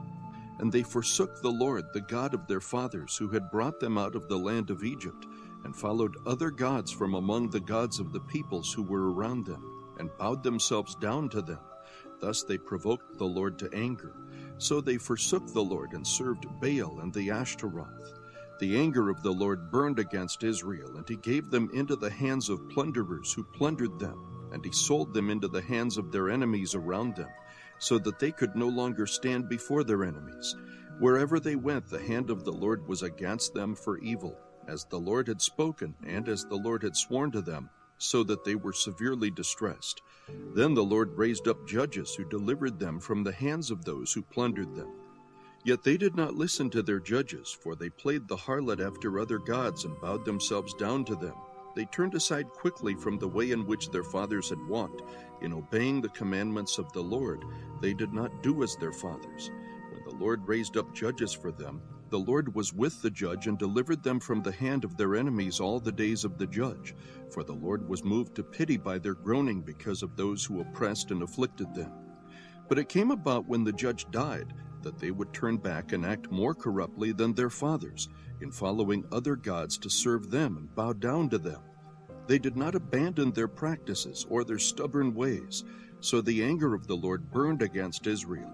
And he said, because this nation has transgressed my covenant which I commanded their fathers, and has not listened to my voice, I also will no longer drive out before them any of the nations which Joshua left when he died, in order to test Israel by them, whether they will keep the way of the Lord to walk in it as their fathers did or not. So the Lord allowed those nations to remain, not driving them out quickly, and he did not give them into the hand of Joshua. Chapter 3. Now these are the nations which the Lord left, to test Israel by them, that is, all who had not experienced any of the wars of Canaan, only in order that the generations of the sons of Israel might be taught war, those who had not experienced it formerly. These nations are the 5 lords of the Philistines, and all the Canaanites, and the Sidonians, and the Hivites who lived in Mount Lebanon, from Mount Baal Hermon as far as Lebo Hamath. They were for testing Israel to find out if they would obey the commandments of the Lord, which he had commanded their fathers through Moses. The sons of Israel lived among the Canaanites, the Hittites, the Amorites, the Perizzites, the Hivites, and the Jebusites. And they took their daughters for themselves as wives, and gave their own daughters to their sons, and served their gods. The sons of Israel did what was evil in the sight of the Lord, and forgot the Lord their God, and served the Baals and the Ashtaroth. Then the anger of the Lord was kindled against Israel, so that he sold them into the hands of Cushan-Rishathaim, king of Mesopotamia, and the sons of Israel served Cushan-Rishathaim 8 years. When the sons of Israel cried to the Lord raised up a deliverer for the sons of Israel to deliver them, Othniel the son of Kenaz, Caleb's younger brother. The Spirit of the Lord came upon him, and he judged Israel. When he went out to war, the Lord gave Cushan-Rishathaim, king of Mesopotamia, into his hand, so that he prevailed over Cushan-Rishathaim. Then the land had rest 40 years, and Othniel the son of Kenaz died. Now the sons of Israel again did evil in the sight of the Lord. So the Lord strengthened Eglon, the king of Moab, against Israel, because they had done evil in the sight of the Lord. And he gathered to himself the sons of Ammon and Amalek, and he went and defeated Israel, and they possessed the city of the palm trees. The sons of Israel served Eglon, the king of Moab, 18 years. But when the sons of Israel cried to the Lord raised up a deliverer for them, Ehud the son of Gera, the Benjamite, a left-handed man, and the sons of Israel sent tribute by him to Eglon, the king of Moab. Ehud made himself a sword which had 2 edges, a cubit in length, and he bound it on his right thigh under his cloak. He presented the tribute to Eglon, king of Moab. Now Eglon was a very fat man. It came about when he had finished presenting the tribute that he sent away the people who had carried the tribute. But he himself turned back from the idols which were at Gilgal and said, I have a secret message for you, O king. And he said, Keep silence, and all who attended him left him. Ehud came to him while he was sitting alone in his cool roof chamber. And Ehud said, I have a message from God for you. And he arose from his seat. Ehud stretched out his left hand, took the sword from his right thigh, and thrust it into his belly. The handle also went in after the blade, and the fat closed over the blade, for he did not draw the sword out of his belly, and the refuse came out. Then Ehud went out into the vestibule and shut the doors of the roof chamber behind him and locked them. When he had gone out, his servants came and looked, and behold, the doors of the roof chamber were locked. And they said, He is only relieving himself in the cool room. They waited until they became anxious, but behold, he did not open the doors of the roof chamber. Therefore they took the key and opened them, and behold, their master had fallen to the floor dead. Now Ehud escaped while they were delaying, and he passed by the idols and escaped to Sirah. It came about when he had arrived that he blew the trumpet in the hill country of Ephraim, and the sons of Israel went down with him from the hill country, and he was in front of them. He said to them, Pursue them, for the Lord has given your enemies the Moabites into your hands. So they went down after him and seized the fords of the Jordan opposite Moab, and did not allow anyone to cross. They struck down at that time about 10,000 Moabites, all robust and valiant men, and no one escaped. So Moab was subdued that day under the hand of Israel, and the land was undisturbed for 80 years. After him came Shamgar, the son of Anath, who struck down 600 Philistines with an ox goad, and he also saved Israel. Chapter 4. Then the sons of Israel again did evil in the sight of the Lord, after Ehud died, and the Lord sold them into the hand of Jabin, king of Canaan, who reigned in Hazor, and the commander of his army was Sisera, who lived in Harosheth-Hagoyim. The sons of Israel cried to the Lord, for he had 900 iron chariots, and he oppressed the sons of Israel severely for 20 years. Now Deborah, a prophetess, the wife of Lapidoth, was judging Israel at that time. She used to sit under the palm tree of Deborah between Ramah and Bethel in the hill country of Ephraim. and the sons of Israel came up to her for judgment.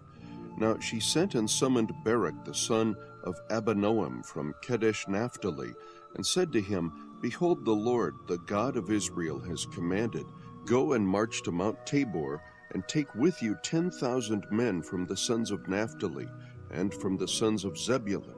I will draw out to you Sisera, the commander of Jabin's army, with his chariots and his many troops, to the river Kishon, and I will give him into your hand. Then Barak said to her, If you will go with me, then I will go, but if you will not go with me, I will not go. She said, I will surely go with you. Nevertheless, the honor shall not be yours on the journey that you are about to take, for the Lord will sell Sisera into the hands of a woman. Then Deborah arose and went with Barak to Kadesh. Barak called Zebulun and Naphtali together to Kadesh, and 10,000 men went up with him. Deborah also went up with him. Now Heber the Kenite had separated himself from the Kenites, from the sons of Hobab, the father-in-law of Moses, and had pitched his tent as far away as the oak in Zananim, which is near Kadesh. Then they told Sisera that Barak the son of Abinoam had gone up to Mount Tabor. Sisera called together all his chariots, 900 iron chariots, and all the people who were with him, from Harosheth Hagoyim to the river Kishon. Deborah said to Barak, Arise, for this is the day in which the Lord has given Sisera into your hands. Behold, the Lord has gone out before you. So Barak went down from Mount Tabor with 10,000 men following him. The Lord routed Sisera and all his chariots and all his army with the edge of the sword before Barak. And Sisera alighted from his chariot and fled away on foot. But Barak pursued the chariots and the army as far as Harosheth Hagoyim, and all the army of Sisera fell by the edge of the sword. Not even one was left. Now Sisera fled away on foot to the tent of Jael, the wife of Heber the Kenite, for there was peace between Jabin the king of Hazor and the house of Heber the Kenite. Jael went out to meet Sisera, and said to him, Turn aside, my master, turn aside to me, do not be afraid. And he turned aside to her into the tent, and she covered him with a rug. He said to her, Please give me a little water to drink, for I am thirsty. So she opened a bottle of milk and gave him a drink. Then she covered him. He said to her, Stand in the doorway of the tent, and it shall be, if anyone comes and inquires of you and says, Is there anyone here? That you shall say no. But Jael, Heber's wife, took a tent peg and seized a hammer in her hand, and went secretly to him, and drove the peg into his temple, and it went through into the ground, for he was sound asleep and exhausted, so he died. And behold, as Barak pursued Sisera, Jael came out to meet him, and said to him, Come, and I will show you the man whom you were seeking. And he entered with her, and behold, Sisera was lying dead with the tent peg in his temple. So God subdued on that day Jabin the king of Canaan before the sons of Israel. The hands of the sons of Israel pressed heavier and heavier upon Jabin the king of Canaan, until they had destroyed Jabin the king of Canaan. Chapter 5. Then Deborah and Barak the son of Abinoam sang on that day, saying, That the leaders led in Israel, that the people volunteered, Bless the Lord. Hear, O kings, give ear, O rulers. I to the Lord I will sing.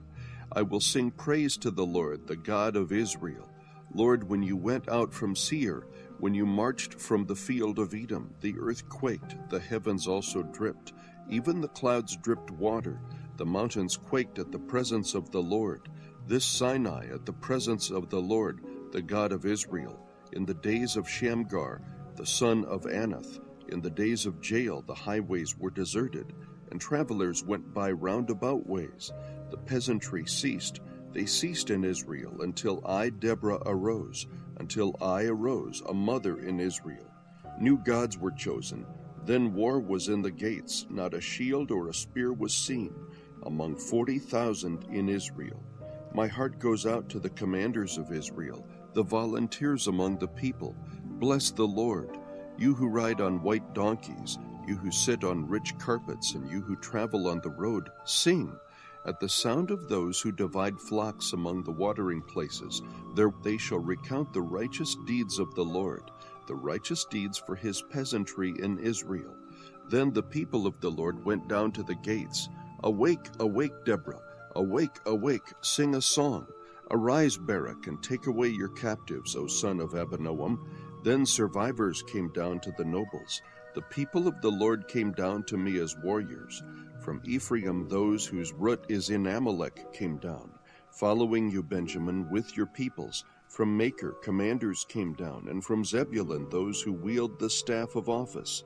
And the princes of Issachar were with Deborah. As was Issachar, so was Barak. Into the valley they rushed at his heels, among the divisions of Reuben. There were great resolves of heart. Why did you sit among the sheepfolds to hear the piping for the flocks? Among the divisions of Reuben there were great searchings of heart. Gilead remained across the Jordan. And why did Dan stay in ships?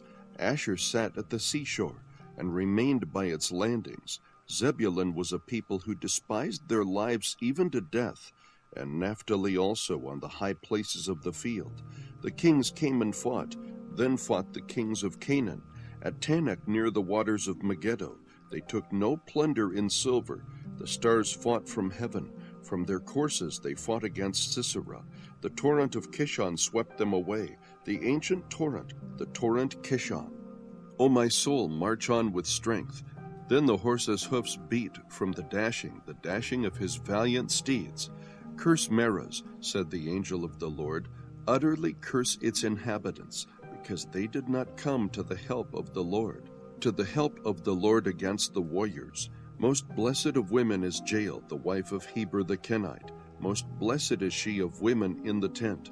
He asked for water, and she gave him milk. In a magnificent bowl she brought him curds. She reached out her hand for the tent peg, and her right hand for the workman's hammer.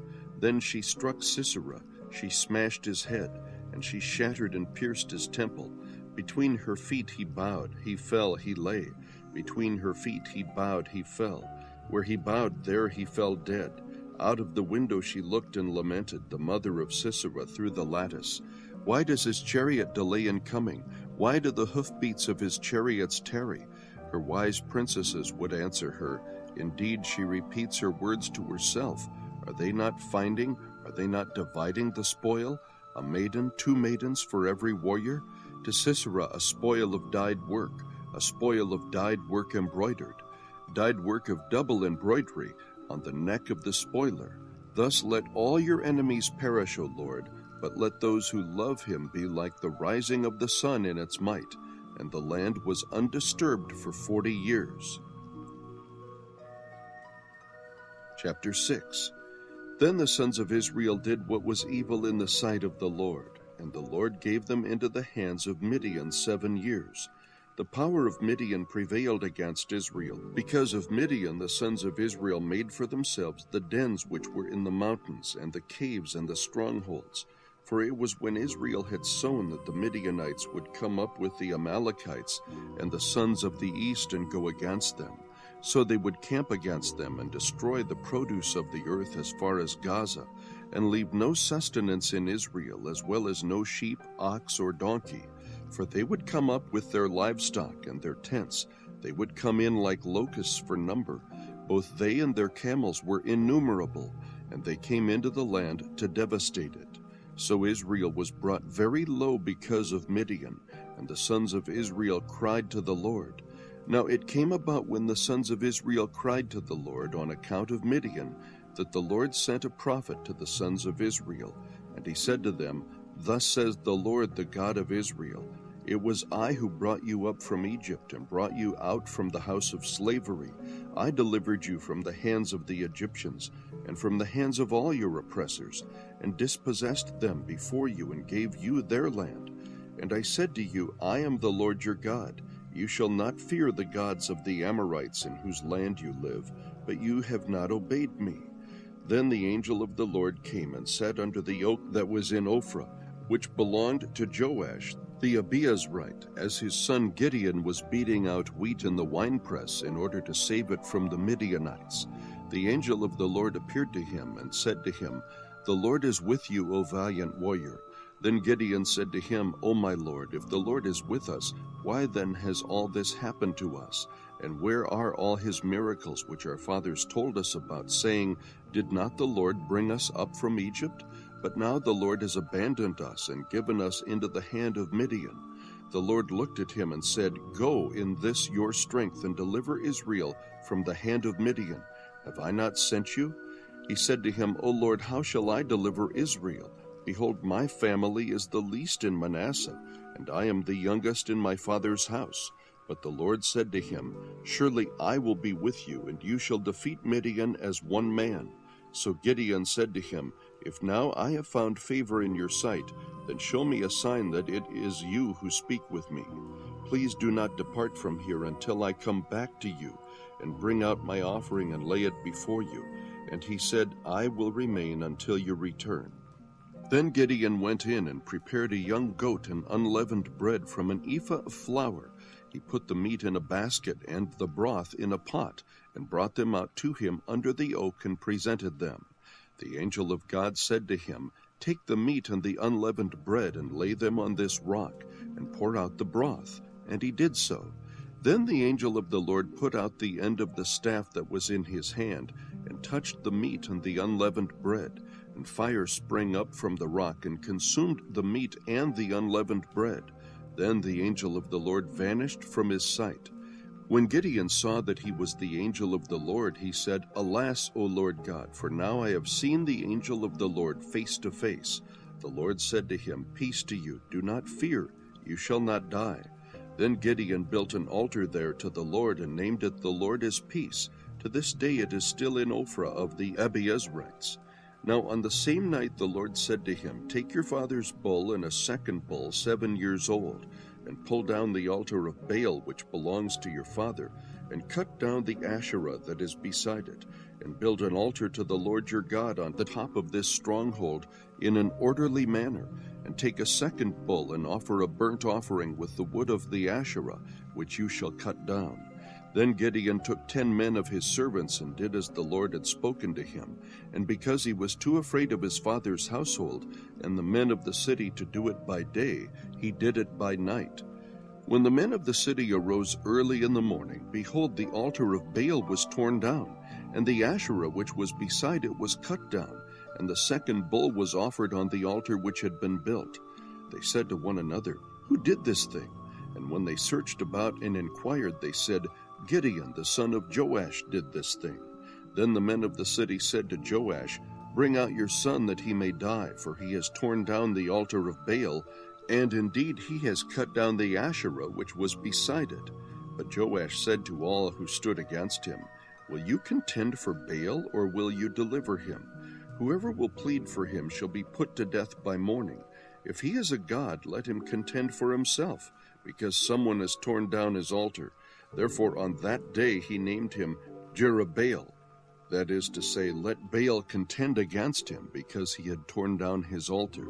Then all the Midianites and the Amalekites and the sons of the east assembled themselves, and they crossed over and camped in the valley of Jezreel. So the Spirit of the Lord came upon Gideon, and he blew a trumpet, and the Abiezrites were called together to follow him. He sent messengers throughout Manasseh, and they also were called together to follow him. And he sent messengers to Asher, Zebulun, and Naphtali, and they came up to meet them. Then Gideon said to God, If you will deliver Israel through me as you have spoken, behold, I will put a fleece of wool on the threshing floor. If there is dew on the fleece only, and it is dry on all the ground, then I will know that you will deliver Israel through me as you have spoken. And it was so. When he arose early the next morning and squeezed the fleece, he drained the dew from the fleece, a bowl full of water. Then Gideon said to God, Do not let your anger burn against me, that I may speak once more. Please let me make a test once more with the fleece. Let it now be dry only on the fleece, and let there be dew on all the ground. God did so that night, for it was dry only on the fleece, and dew was on all the ground. Chapter 7. Then Jerubbaal, that is Gideon, and all the people who were with him rose early and camped beside the spring of Harod, and the camp of Midian was on the north side of them by the hill of Moreh in the valley. The Lord said to Gideon, "The people who are with you are too many for me to give Midian into their hands, for Israel would become boastful, saying, 'My own power has delivered me.' Now therefore come, proclaim in the hearing of the people, saying, 'Whoever is afraid and trembling, let him return and depart from Mount Gilead.' So 22,000 people returned, but 10,000 remained. Then the Lord said to Gideon, 'The people are still too many. Bring them down to the water, and I will test them for you there. Therefore it shall be that he of whom I say to you, This one shall go with you, he shall go with you. But every one of whom I say to you, This one shall not go with you, he shall not go.' So he brought the people down to the water, and the Lord said to Gideon, 'You shall separate every one who laps the water with his tongue as a dog laps, as well as every one who kneels to drink.' Now the number of those who lapped, putting their hand to their mouth, was 300 men, but all the rest of the people kneeled to drink water. The Lord said to Gideon, 'I will deliver you with the 300 men who lapped, and will give the Midianites into your hands. So let all the other people go, each man to his home.' So the 300 men took the people's provisions and their trumpets into their hands, and Gideon sent all the other men of Israel, each to his tent, but retained the 300 men, and the camp of Midian was below him in the valley. Now the same night it came about that the Lord said to him, 'Arise, go down against the camp, for I have given it into your hands. But if you are afraid to go down, go with Purah your servant down to the camp, and you will hear what they say, and afterward your hands will be strengthened that you may go down against the camp.' So he went with Purah his servant down to the outposts of the army that was in the camp. Now the Midianites and the Amalekites and all the sons of the east were lying in the valley as numerous as locusts, and their camels were without number, numerous as the sand on the seashore. When Gideon came, behold, a man was relating a dream to his friend, and he said, 'Behold, I had a dream. A loaf of barley bread was tumbling into the camp of Midian, and it came to the tent and struck it so that it fell, and turned it upside down so that the tent lay flat.' His friend replied, 'This is nothing less than the sword of Gideon, the son of Joash, a man of Israel. God has given Midian and all the camp into his hand.' When Gideon heard the account of the dream and its interpretation, he bowed in worship. He returned to the camp of Israel and said, 'Arise, for the Lord has given the camp of Midian into your hands.' He divided the 300 men into 3 companies, and he put trumpets and empty pitchers into the hands of all of them, with torches inside the pitchers. He said to them, 'Look at me and do likewise, and behold, when I come to the outskirts of the camp, do as I do. When I and all who are with me blow the trumpet, then you also blow the trumpets all around the camp and say, For the Lord and for Gideon.' So Gideon and the 100 men who were with him came to the outskirts of the camp at the beginning of the middle watch, when they had just posted the watch, and they blew the trumpets and smashed the pitchers that were in their hands. When the 3 companies blew the trumpets and broke the pitchers, they held the torches in their left hands, and the trumpets in their right hands for blowing, and cried, 'A sword for the Lord and for Gideon.' Each stood in his place around the camp, and all the army ran, crying out as they fled. When they blew 300 trumpets, the Lord set the sword of one against another, even throughout the whole army, and the army fled as far as Bethshittah toward Zererah, as far as the edge of Abel-Mahalah by Tabbath. The men of Israel were summoned from Naphtali and Asher and all Manasseh, and they pursued Midian. Gideon sent messengers throughout all the hill country of Ephraim, saying, 'Come down against Midian and take the waters before them, as far as Beth-barah and the Jordan.'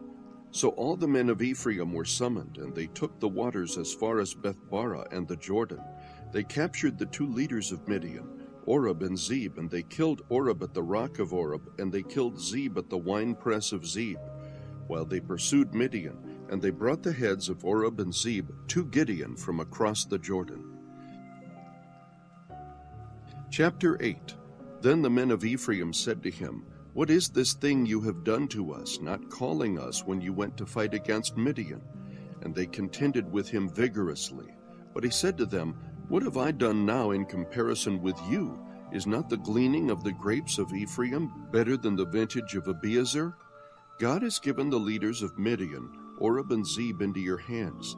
And what was I able to do in comparison with you? Then their anger toward him subsided when he said that. Then Gideon and the 300 men who were with him came to the Jordan and crossed over, weary yet pursuing.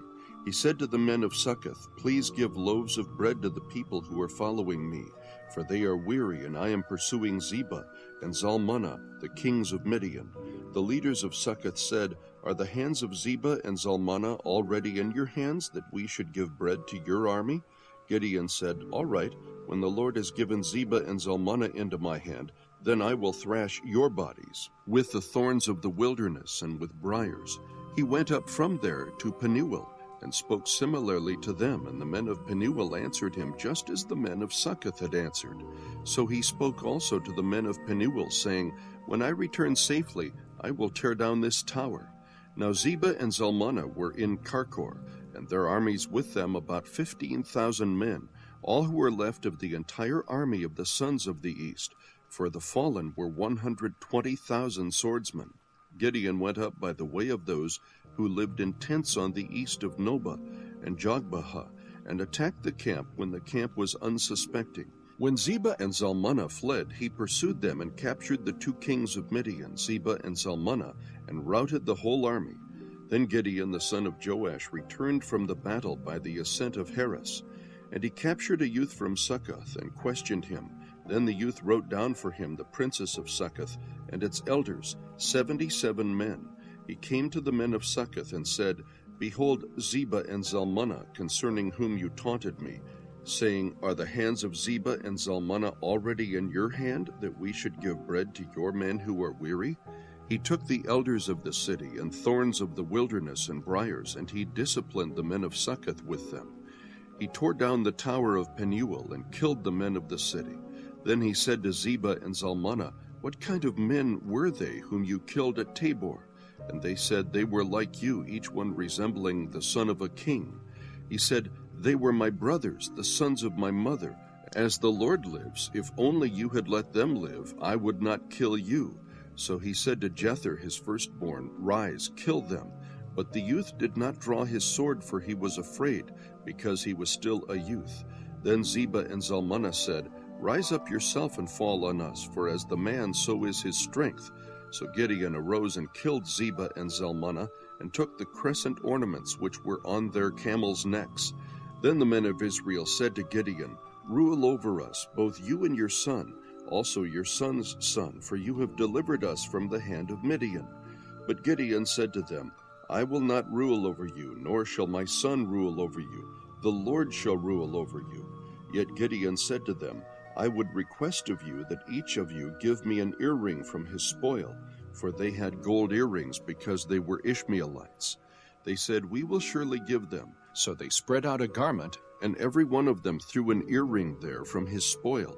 The weight of the gold earrings that he requested was 1,700 shekels of gold, besides the crescent ornaments and the pendants and the purple robes which were on the kings of Midian, and besides the neckbands that were on their camels' necks. Gideon made it into an ephod and placed it in his city, Ophrah, and all Israel played the harlot with it there, so that it became a snare to Gideon and his household.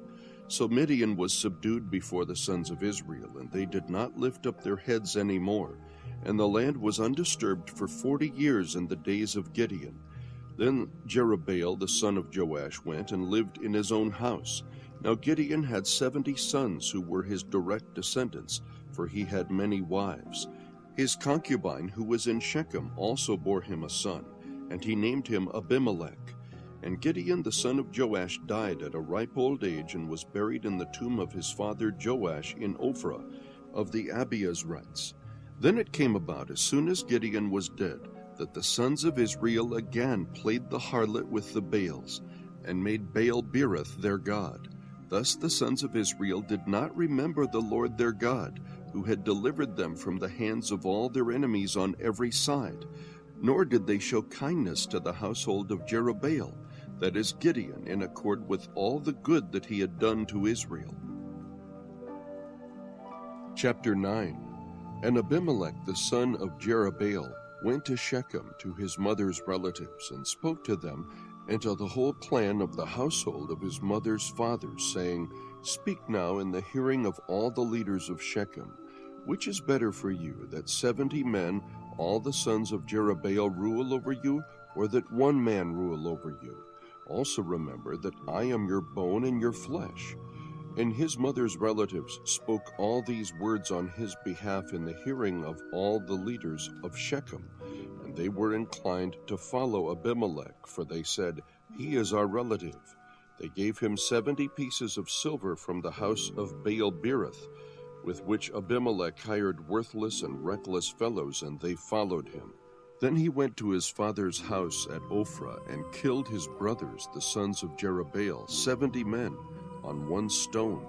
But Jotham, the youngest son of Jerubbaal, was left, for he hid himself. All the men of Shechem and all Beth Millo assembled together, and they went and made Abimelech king by the oak of the pillar which was in Shechem. Now when they told Jotham, he went and stood on the top of Mount Gerizim, and lifted his voice and called out. Thus he said to them, Listen to me, O men of Shechem, that God may listen to you. Once the trees went forth to anoint a king over them, and they said to the olive tree, Reign over us. But the olive tree said to them, Shall I leave my fatness with which God and men are honored, and go to wave over the trees? Then the trees said to the fig tree, You come, reign over us. But the fig tree said to them, Shall I leave my sweetness and my good fruit, and go to wave over the trees? Then the trees said to the vine, You come, reign over us. But the vine said to them, Shall I leave my new wine, which cheers God and men, and go to wave over the trees? Finally all the trees said to the bramble, You come, reign over us. The bramble said to the trees, If in truth you are anointing me as king over you, come and take refuge in my shade. But if not, may fire come out from the bramble and consume the cedars of Lebanon. Now therefore, if you have dealt in truth and integrity in making Abimelech king, and if you have dealt well with Jerubbaal and his house, and have dealt with him as he deserved, for my father fought for you and risked his life and delivered you from the hand of Midian, but you have risen against my father's house today, and have killed his sons, 70 men on one stone, and have made Abimelech the son of his maidservant king over the men of Shechem, because he is your relative. If then you have dealt in truth and integrity with Jerubbaal and his house this day, rejoice in Abimelech, and let him also rejoice in you. But if not, let fire come out from Abimelech and consume the men of Shechem and Beth Millo, and let fire come out from the men of Shechem and from Beth Millo and consume Abimelech. Then Jotham escaped and fled and went to Beer and remained there because of Abimelech his brother. Now Abimelech ruled over Israel 3 years. Then God sent an evil spirit between Abimelech and the men of Shechem, and the men of Shechem dealt treacherously with Abimelech, so that the violence done to the 70 sons of Jerubbaal might come, and their blood might be laid on Abimelech their brother, who killed them, and on the men of Shechem, who strengthened his hands to kill his brothers. The men of Shechem set men in ambush against him on the tops of the mountains, and they robbed all who might pass by them along the road. And it was told to Abimelech. Now Gaal the son of Ebed came with his relatives and crossed over into Shechem, and the men of Shechem put their trust in him. They went out into the field and gathered the grapes of their vineyards and trod them, and held a festival. And they went into the house of their God, and ate and drank, and cursed Abimelech. Then Gaal the son of Ebed said, Who is Abimelech, and who is Shechem, that we should serve him? Is he not the son of Jerubbaal? And is Zebul not his lieutenant? Serve the men of Hamor, the father of Shechem. But why should we serve him? Would therefore that this people were under my authority, then I would remove Abimelech. And he said to Abimelech, Increase your army and come out. When Zebul the ruler of the city heard the words of Gaal the son of Ebed, his anger burned. He sent messengers to Abimelech deceitfully, saying, Behold, Gaal the son of Ebed and his relatives have come to Shechem, and behold, they are stirring up the city against you. Now therefore arise by night, you and the people who are with you, and lie in wait in the field. In the morning, as soon as the sun is up, you shall rise early and rush upon the city, and behold, when he and the people who are with him come out against you, you shall do to them whatever you can. So Abimelech and all the people who were with him arose by night and lay in wait against Shechem in 4 companies. Now Gaal the son of Ebed went out and stood in the entrance of the city gate, and Abimelech and the people who were with him arose from the ambush. When Gaal saw the people, he said to Zebul, "Look, people are coming down from the tops of the mountains." But Zebul said to him, "You were seeing the shadow of the mountains as if they were men." Gaal spoke again and said, "Behold, people are coming down from the highest part of the land, and 1 company comes by the way of the diviner's oak." Then Zebul said to him, "Where is your boasting now with which you said, 'Who is Abimelech, that we should serve him?' Is this not the people whom you despised? Go out now and fight with them." So Gaal went out before the leaders of Shechem and fought with Abimelech. Abimelech chased him, and he fled before him, and many fell wounded up to the entrance of the gate. Then Abimelech remained at Arumah, but Zebul drove out Gaal and his relatives so that they could not remain in Shechem. Now it came about the next day that the people went out to the field, and it was told to Abimelech. So he took his people and divided them into 3 companies, and lay in wait in the field. When he looked and saw the people coming out from the city, he arose against them and slew them. Then Abimelech and the company who was with him dashed forward and stood in the entrance of the city gate. The other 2 companies then dashed against all who were in the field and slew them. Abimelech fought against the city all that day, and he captured the city and killed the people who were in it. Then he razed the city and sowed it with salt. When all the leaders of the tower of Shechem heard of it, they entered the inner chamber of the temple of El-Berith. It was told Abimelech that all the leaders of the tower of Shechem were gathered together. So Abimelech went up to Mount Zalmon, he and all the people who were with him, and Abimelech took an axe in his hand and cut down a branch from the trees, and lifted it and laid it on his shoulder. Then he said to the people who were with him, "What you have seen me do, hurry and do likewise." All the people also cut down each one his branch and followed Abimelech and put them on the inner chamber and set the inner chamber on fire over those inside, so that all the men of the tower of Shechem also died, about 1,000 men and women. Then Abimelech went to Thebez, and he camped against Thebez and captured it. But there was a strong tower in the center of the city, and all the men and women with all the leaders of the city fled there and shut themselves in, and they went up on the roof of the tower. So Abimelech came to the tower and fought against it, and approached the entrance of the tower to burn it with fire. But a certain woman threw an upper millstone on Abimelech's head, crushing his skull. Then he called quickly to the young man, his armor-bearer, and said to him, "Draw your sword and kill me, so that it will not be said of me, 'A woman slew him.'" So the young man pierced him through, and he died. When the men of Israel saw that Abimelech was dead, each departed to his home. Thus God repaid the wickedness of Abimelech, which he had done to his father in killing his 70 brothers. Also God returned all the wickedness of the men of Shechem on their heads, and the curse of Jotham, the son of Jerubbaal, came upon them. Chapter 10. Now after Abimelech died, Tola the son of Puah, the son of Dodo, a man of Issachar, arose to save Israel, and he lived in Shamar, in the hill country of Ephraim. He judged Israel 23 years. Then he died and was buried in Shamar. After him Jair the Gileadite arose and judged Israel 22 years. He had 30 sons who rode on 30 donkeys, and they had 30 cities in the land of Gilead that are called Havoth Jair to this day. And Jair died and was buried in Canaan. Then the sons of Israel again did evil in the sight of the Lord, served the Baals and the Ashtaroth, the gods of Aram, the gods of Sidon, the gods of Moab, the gods of the sons of Ammon, and the gods of the Philistines. Thus they forsook the Lord and did not serve him.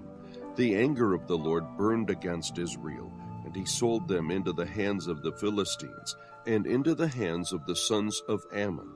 They afflicted and crushed the sons of Israel that year. For 18 years they afflicted all the sons of Israel who were beyond the Jordan in Gilead, in the land of the Amorites. The sons of Ammon crossed the Jordan to fight also against Judah, Benjamin, and the house of Ephraim, so that Israel was greatly distressed. Then the sons of Israel cried out to the Lord, saying, We have sinned against you, for indeed we have forsaken our God and served the Baals. The Lord said to the sons of Israel, Did I not deliver you from the Egyptians, the Amorites, the sons of Ammon, and the Philistines? Also when the Sidonians, the Amalekites, and the Maonites oppressed you, you cried out to me, and I delivered you from their hands. Yet you have forsaken me and served other gods. Therefore I will no longer deliver you. Go and cry out to the gods which you have chosen. Let them deliver you in the time of your distress. The sons of Israel said to the Lord, We have sinned. Do to us whatever seems good to you. Only please deliver us this day. So they put away the foreign gods from among them and served the Lord, and he could bear the misery of Israel no longer. Then the sons of Ammon were summoned, and they camped in Gilead. And the sons of Israel gathered together and camped in Mizpah. The people, the leaders of Gilead, said to one another, Who is the man who will begin to fight against the sons of Ammon? He shall become head over all the inhabitants of Gilead. Chapter 11. Now Jephthah the Gileadite was a valiant warrior, but he was the son of a harlot, and Gilead was the father of Jephthah. Gilead's wife bore him sons, and when his wife's sons grew up, they drove Jephthah out, and said to him, You shall not have an inheritance in our father's house, for you are the son of another woman. So Jephthah fled from his brothers, and lived in the land of Tob. And worthless fellows gathered themselves about Jephthah, and they went out with him. It came about after a while that the sons of Ammon fought against Israel. When the sons of Ammon fought against Israel, the elders of Gilead went to get Jephthah from the land of Tob. And they said to Jephthah, Come and be our chief, that we may fight against the sons of Ammon. Then Jephthah said to the elders of Gilead, Did you not hate me and drive me from my father's house? So why have you come to me now when you were in trouble? The elders of Gilead said to Jephthah, For this reason we have now returned to you, that you may go with us and fight with the sons of Ammon, and become head over all the inhabitants of Gilead. So Jephthah said to the elders of Gilead, If you take me back to fight against the sons of Ammon, and the Lord gives them up to me, will I become your head? The elders of Gilead said to Jephthah, The Lord is witness between us. Surely we will do as you have said. Then Jephthah went with the elders of Gilead, and the people made him head and chief over them. And Jephthah spoke all his words before the Lord at Mizpah. Now Jephthah sent messengers to the king of the sons of Ammon, saying, What is between you and me that you have come to me to fight against my land? The king of the sons of Ammon said to the messengers of Jephthah, Because Israel took away my land when they came up from Egypt, from the Arnon as far as the Jabbok and the Jordan, therefore returned them peaceably now. But Jephthah sent messengers again to the king of the sons of Ammon, and they said to him, Thus says Jephthah, Israel did not take away the land of Moab, nor the land of the sons of Ammon. For when they came up from Egypt, and Israel went through the wilderness to the Red Sea and came to Kadesh, then Israel sent messengers to the king of Edom, saying, Please let us pass through your land. But the king of Edom would not listen, and they also sent to the king of Moab, but he would not consent. So Israel remained at Kadesh. Then they went through the wilderness and around the land of Edom and the land of Moab, and came to the east side of the land of Moab, and they camped beyond the Arnon. But they did not enter the territory of Moab, for the Arnon was the border of Moab. And Israel sent messengers to Sihon, king of the Amorites, the king of Heshbon. And Israel said to him, Please let us pass through your land to our place. But Sihon did not trust Israel to pass through his territory. So Sihon gathered all his people and camped in Jahaz and fought with Israel. The Lord, the God of Israel, gave Sihon and all his people into the hand of Israel, and they defeated them. So Israel possessed all the land of the Amorites, the inhabitants of that country. So they possessed all the territory of the Amorites, from the Arnon as far as the Jabbok, and from the wilderness as far as the Jordan. Since now the Lord, the God of Israel, drove out the Amorites from before his people Israel, are you then to possess it? Do you not possess what Chemosh your God gives you to possess? So whatever the Lord our God has driven out before us, we will possess it. Now, are you any better than Balak the son of Zippor, the king of Moab? Did he ever strive with Israel, or did he ever fight against them? While Israel lived in Heshbon and its villages, and in Aroer and its villages, and in all the cities that are on the banks of the Arnon 300 years, why did you not recover them within that time? I therefore have not sinned against you, but you were doing me wrong by making war against me. May the Lord, the judge today between the sons of Israel and the sons of Ammon. But the king of the sons of Ammon disregarded the message which Jephthah sent him. Now the Spirit of the Lord came upon Jephthah, so that he passed through Gilead and Manasseh.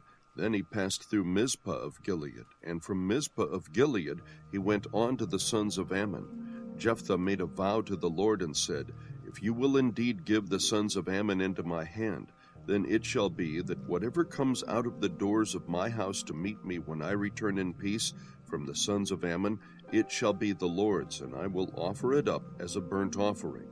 So Jephthah crossed over to the sons of Ammon to fight against them, and the Lord gave them into his hand.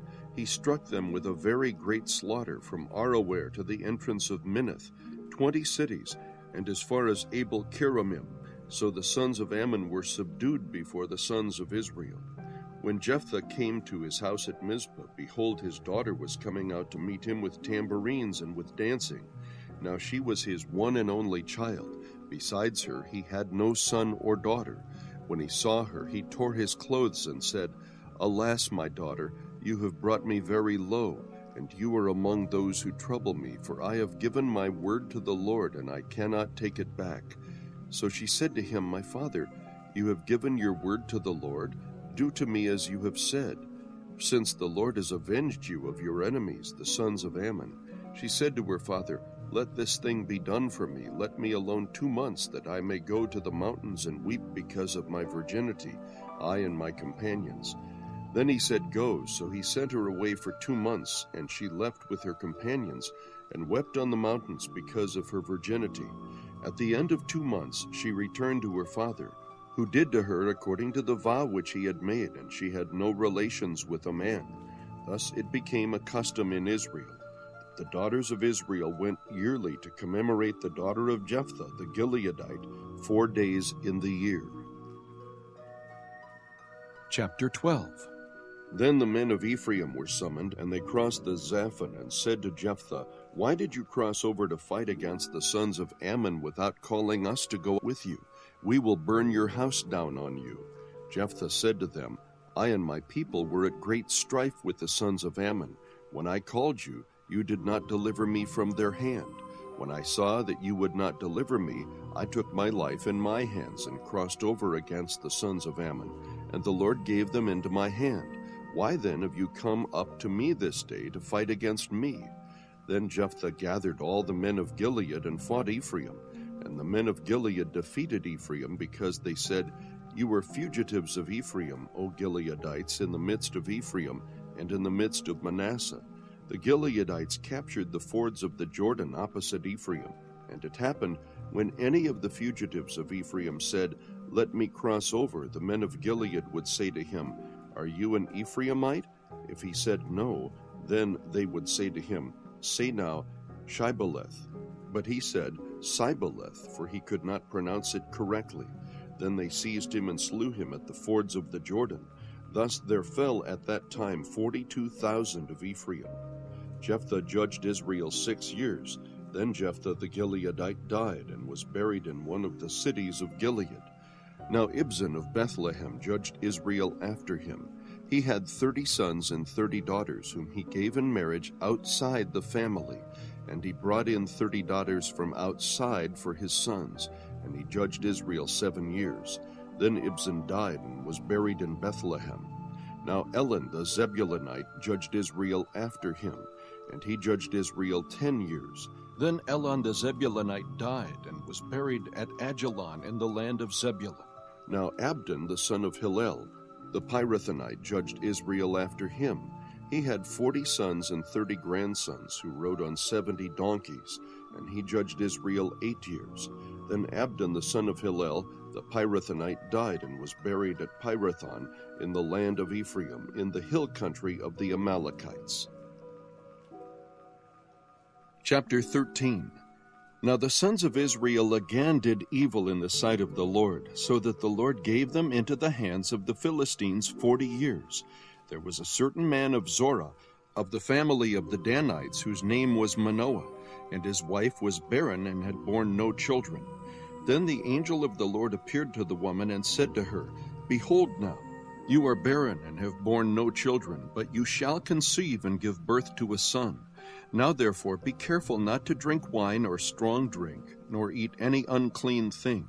For behold, you shall conceive and give birth to a son, and no razor shall come upon his head, for the boy shall be a Nazirite to God from the womb, and he shall begin to deliver Israel from the hands of the Philistines. Then the woman came and told her husband, saying, A man of God came to me, and his appearance was like the appearance of the angel of God, very awesome. And I did not ask him where he came from, nor did he tell me his name. But he said to me, Behold, you shall conceive and give birth to a son, and now you shall not drink wine or strong drink, nor eat any unclean thing, for the boy shall be a Nazirite to God from the womb to the day of his death. Then Manoah entreated the Lord and said, O Lord, please let the man of God whom you have sent come to us again, that he may teach us what to do for the boy who is to be born. God listened to the voice of Manoah, and the angel of God came again to the woman as she was sitting in the field. But Manoah her husband was not with her. So the woman ran quickly and told her husband, Behold, the man who came the other day has appeared to me. Then Manoah arose and followed his wife, and when he came to the man, he said to him, Are you the man who spoke to the woman? And he said, I am. Manoah said, Now when your words come to pass, what shall be the boy's mode of life and his vocation? So the angel of the Lord said to Manoah, Let the woman pay attention to all that I said. She should not eat anything that comes from the vine, nor drink wine or strong drink, nor eat any unclean thing. Let her observe all that I commanded. Then Manoah said to the angel of the Lord, Please let us detain you so that we may prepare a young goat for you. The angel of the Lord said to Manoah, Though you detain me, I will not eat your food, but if you prepare a burnt offering, then offer it to the Lord. For Manoah did not know that he was the angel of the Lord. Manoah said to the angel of the Lord, What is your name, so that when your words come to pass we may honor you? But the angel of the Lord said to him, Why do you ask my name, seeing it is wonderful? So Manoah took the young goat with the grain offering and offered it on the rock to the Lord. And he performed wonders while Manoah and his wife looked on. For it came about when the flame went up from the altar toward heaven, that the angel of the Lord ascended in the flame of the altar. When Manoah and his wife saw this, they fell on their faces to the ground. Now the angel of the Lord did not appear to Manoah or his wife again. Then Manoah knew that he was the angel of the Lord. So Manoah said to his wife, We will surely die, for we have seen God. But his wife said to him, If the Lord had desired to kill us, he would not have accepted a burnt offering and a grain offering from our hands, nor would he have shown us all these things, nor would he have let us hear things like this at this time. Then the woman gave birth to a son and named him Samson. And the child grew up, and the Lord blessed him. And the Spirit of the Lord began to stir him in Mahanedon between Zorah and Eshtaol. Chapter 14. Then Samson went down to Timnah and saw a woman in Timnah, one of the daughters of the Philistines. So he came back and told his father and mother, I saw a woman in Timnah, one of the daughters of the Philistines. Now therefore, get her for me as a wife. Then his father and his mother said to him, Is there no woman among the daughters of your relatives or among all our people that you go to take a wife from the uncircumcised Philistines? But Samson said to his father, Get her for me, for she looks good to me. However, his father and mother did not know that it was of the Lord, for he was seeking an occasion against the Philistines. Now at that time the Philistines were ruling over Israel. Then Samson went down to Timnah with his father and mother, and came as far as the vineyards of Timnah. And behold, a young lion came roaring toward him. The Spirit of the Lord came upon him mightily, so that he tore him as one tears a young goat, though he had nothing in his hand. But he did not tell his father or mother what he had done. So he went down and talked to the woman, and she looked good to Samson. When he returned later to take her, he turned aside to look at the carcass of the lion, and behold, a swarm of bees and honey were in the body of the lion. So he scraped the honey into his hands and went on, eating as he went. When he came to his father and mother, he gave some to them, and they ate it. But he did not tell them that he had scraped the honey out of the body of the lion. Then his father went down to the woman, and Samson made a feast there, for the young men customarily did this. When they saw him, they brought 30 companions to be with him. Then Samson said to them, "Let me now propound a riddle to you. If you will indeed tell it to me within the 7 days of the feast, and find it out, then I will give you 30 linen wraps and 30 changes of clothes. But if you are unable to tell me, then you shall give me 30 linen wraps and 30 changes of clothes." And they said to him, "Propound your riddle, that we may hear it." So he said to them, "Out of the eater came something to eat, and out of the strong came something sweet." But they could not tell the riddle in 3 days. Then it came about on the 4th day that they said to Samson's wife, "Entice your husband so that he will tell us the riddle, or we will burn you in your father's house with fire. Have you invited us to impoverish us? Is this not so?" Samson's wife wept before him and said, "You only hate me, and you do not love me. You have propounded a riddle to the sons of my people, and have not told it to me." And he said to her, "Behold, I have not told it to my father or mother, so should I tell you?" However, she wept before him 7 days while their feast lasted. And on the 7th day he told her, because she pressed him so hard. She then told the riddle to the sons of her people. So the men of the city said to him on the 7th day before the sun went down, "What is sweeter than honey, and what is stronger than a lion?" And he said to them, "If you had not plowed with my heifer, you would not have found out my riddle." Then the Spirit of the Lord came upon him mightily, and he went down to Ashkelon and killed 30 of them, and took their spoil, and gave the changes of clothes to those who told the riddle. And his anger burned, and he went up to his father's house. But Samson's wife was given to his companion, who had been his friend. Chapter 15.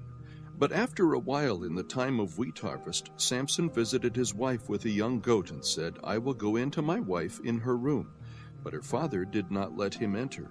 Her father said, "I really thought that you hated her intensely, so I gave her to your companion. Is not her younger sister more beautiful than she? Please let her be yours instead." Samson then said to them, "This time I shall be blameless in regard to the Philistines when I do them harm." Samson went and caught 300 foxes, and took torches and turned the foxes tail to tail, and put one torch in the middle between 2 tails. When he had set fire to the torches, he released the foxes into the standing grain of the Philistines, thus burning up both the shocks and the standing grain, along with the vineyards and groves. Then the Philistines said, "Who did this?" And they said, "Samson, the son-in-law of the Timnite, because he took his wife and gave her to his companion." So the Philistines came up and burned her and her father with fire. Samson said to them, "Since you act like this, I will surely take revenge on you, but after that I will quit." He struck them ruthlessly with a great slaughter, and he went down and lived in the cleft of the rock of Edom. Then the Philistines went up and camped in Judah, and spread out in Lehi. The men of Judah said, "Why have you come up against us?" And they said, "We have come up to bind Samson, in order to do to him as he did to us." Then 3,000 men of Judah went down to the cleft of the rock of Edom, and said to Samson, "Do you not know that the Philistines are rulers over us? What then is this that you have done to us?" And he said to them, "As they did to me, so I have done to them." They said to him, "We have come down to bind you, so that we may give you into the hands of the Philistines." And Samson said to them, "Swear to me that you will not kill me." So they said to him, "No, but we will bind you fast and give you into their hands, yet surely we will not kill you." Then they bound him with 2 new ropes and brought him up from the rock. When he came to Lehi, the Philistines shouted as they met him, and the Spirit of the Lord came upon him mightily, so that the ropes that were on his arms were as flax that is burned with fire, and his bonds dropped from his hands. He found a fresh jawbone of a donkey, so he reached out and took it and killed 1,000 men with it. Then Samson said, "With the jawbone of a donkey, heaps upon heaps, with the jawbone of a donkey, I have killed 1,000 men." When he had finished speaking, he threw the jawbone from his hand, and he named that place Ramath-Lehi. Then he became very thirsty, and he called to the Lord and said, "You have given this great deliverance by the hand of your servant, and now shall I die of thirst and fall into the hands of the uncircumcised?" But God split the hollow place that is in Lehi, so that water came out of it. When he drank, his strength returned, and he revived. Therefore he named it En-Hakkore, which is in Lehi to this day. So he judged Israel 20 years in the days of the Philistines. Chapter 16. Now Samson went to Gaza and saw a harlot there and went into her. When it was told to the Gazites, saying, "Samson has come here," they surrounded the place and lay in wait for him all night at the gate of the city. And they kept silent all night, saying, "Let us wait until the morning light, then we will kill him." Now Samson lay until midnight, and at midnight he arose and took hold of the doors of the city gate and the 2 posts, and pulled them up along with the bars. Then he put them on his shoulders and carried them up to the top of the mountain which is opposite Hebron. After this it came about that he loved a woman in the valley of Sorek, whose name was Delilah. The lords of the Philistines came up to her and said to her, "Entice him and see where his great strength lies, and how we may overpower him, that we may bind him to afflict him. Then we will each give you 1,100 pieces of silver." So Delilah said to Samson, "Please tell me where your great strength is, and how you may be bound to afflict you." Samson said to her, "If they bind me with 7 fresh cords that have not been dried, then I will become weak and be like any other man." Then the lords of the Philistines brought up to her 7 fresh cords that had not been dried, and she bound him with them. Now she had men lying in wait in an inner room, and she said to him, "The Philistines are upon you, Samson." But he snapped the cords as a string of tow snaps when it touches fire, so his strength was not discovered. Then Delilah said to Samson, "Behold, you have deceived me and told me lies. Now please tell me how you may be bound." He said to her, "If they bind me tightly with new ropes which have not been used, then I will become weak and be like any other man." So Delilah took new ropes and bound him with them, and said to him, "The Philistines are upon you, Samson." For the men were lying in wait in the inner room, but he snapped the ropes from his arms like a thread. Then Delilah said to Samson, "Up to now you have deceived me and told me lies. Tell me how you may be bound." And he said to her, "If you weave the 7 locks of my hair with the web, and fasten it with a pin, then I will become weak and be like any other man." So while he slept, Delilah took the 7 locks of his hair and wove them into the web. And she fastened it with the pin, and said to him, "The Philistines are upon you, Samson." But he awoke from his sleep and pulled out the pin of the loom and the web. Then she said to him, "How can you say I love you when your heart is not with me? You have deceived me these 3 times and have not told me where your great strength is." It came about when she pressed him daily with her words and urged him, that his soul was annoyed to death. So he told her all that was in his heart, and said to her, "A razor has never come on my head, for I have been a Nazirite to God from my mother's womb. If I am shaved, then my strength will leave me, and I will become weak and be like any other man." When Delilah saw that he had told her all that was in his heart, she sent and called the lords of the Philistines, saying, "Come up once more, for he has told me all that is in his heart." Then the lords of the Philistines came up to her and brought the money in their hands. She made him sleep on her knees, and called for a man and had him shave off the 7 locks of his hair. Then she began to afflict him, and his strength left him. She said, "The Philistines are upon you, Samson." And he awoke from his sleep and said, "I will go out as at other times and shake myself free." But he did not know that the Lord had departed from him. Then the Philistines seized him and gouged out his eyes, and they brought him down to Gaza and bound him with bronze chains, and he was a grinder in the prison. However, the hair of his head began to grow again after it was shaved off. Now the lords of the Philistines assembled to offer a great sacrifice to Dagon their god, and to rejoice, for they said, "Our God has given Samson, our enemy, into our hands." When the people saw him, they praised their God, for they said, "Our God has given our enemy into our hands, even the destroyer of our country, who has slain many of us." It so happened when they were in high spirits that they said, "Call for Samson, that he may amuse us." So they called for Samson from the prison, and he entertained them, and they made him stand between the pillars. Then Samson said to the boy who was holding his hand, "Let me feel the pillars on which the house rests, that I may lean against them." Now the house was full of men and women, and all the lords of the Philistines were there, and about 3,000 men and women were on the roof looking on while Samson was amusing them. Then Samson called to the Lord and said, "O Lord God, please remember me, and please strengthen me just this time, O God, that I may at once be avenged of the Philistines for my 2 eyes." Samson grasped the 2 middle pillars on which the house rested, and braced himself against them, the one with his right hand, and the other with his left. And Samson said, "Let me die with the Philistines." And he bent with all his might, so that the house fell on the lords and all the people who were in it. So the dead whom he killed at his death were more than those whom he killed in his life.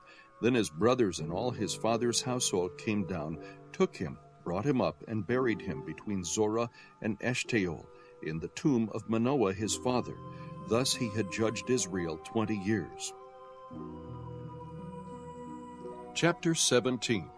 Now there was a man of the hill country of Ephraim whose name was Micah. He said to his mother, "The 1,100 pieces of silver which were taken from you, about which you uttered a curse in my hearing, behold, the silver is with me. I took it." And his mother said, "Blessed be my son by the Lord."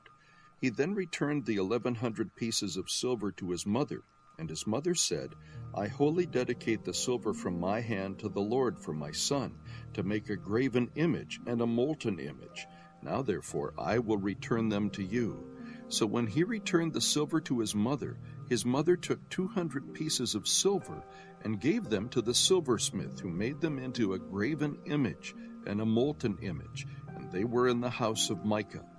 And the man Micah had a shrine, and he made an ephod and household idols, and consecrated one of his sons, that he might become his priest.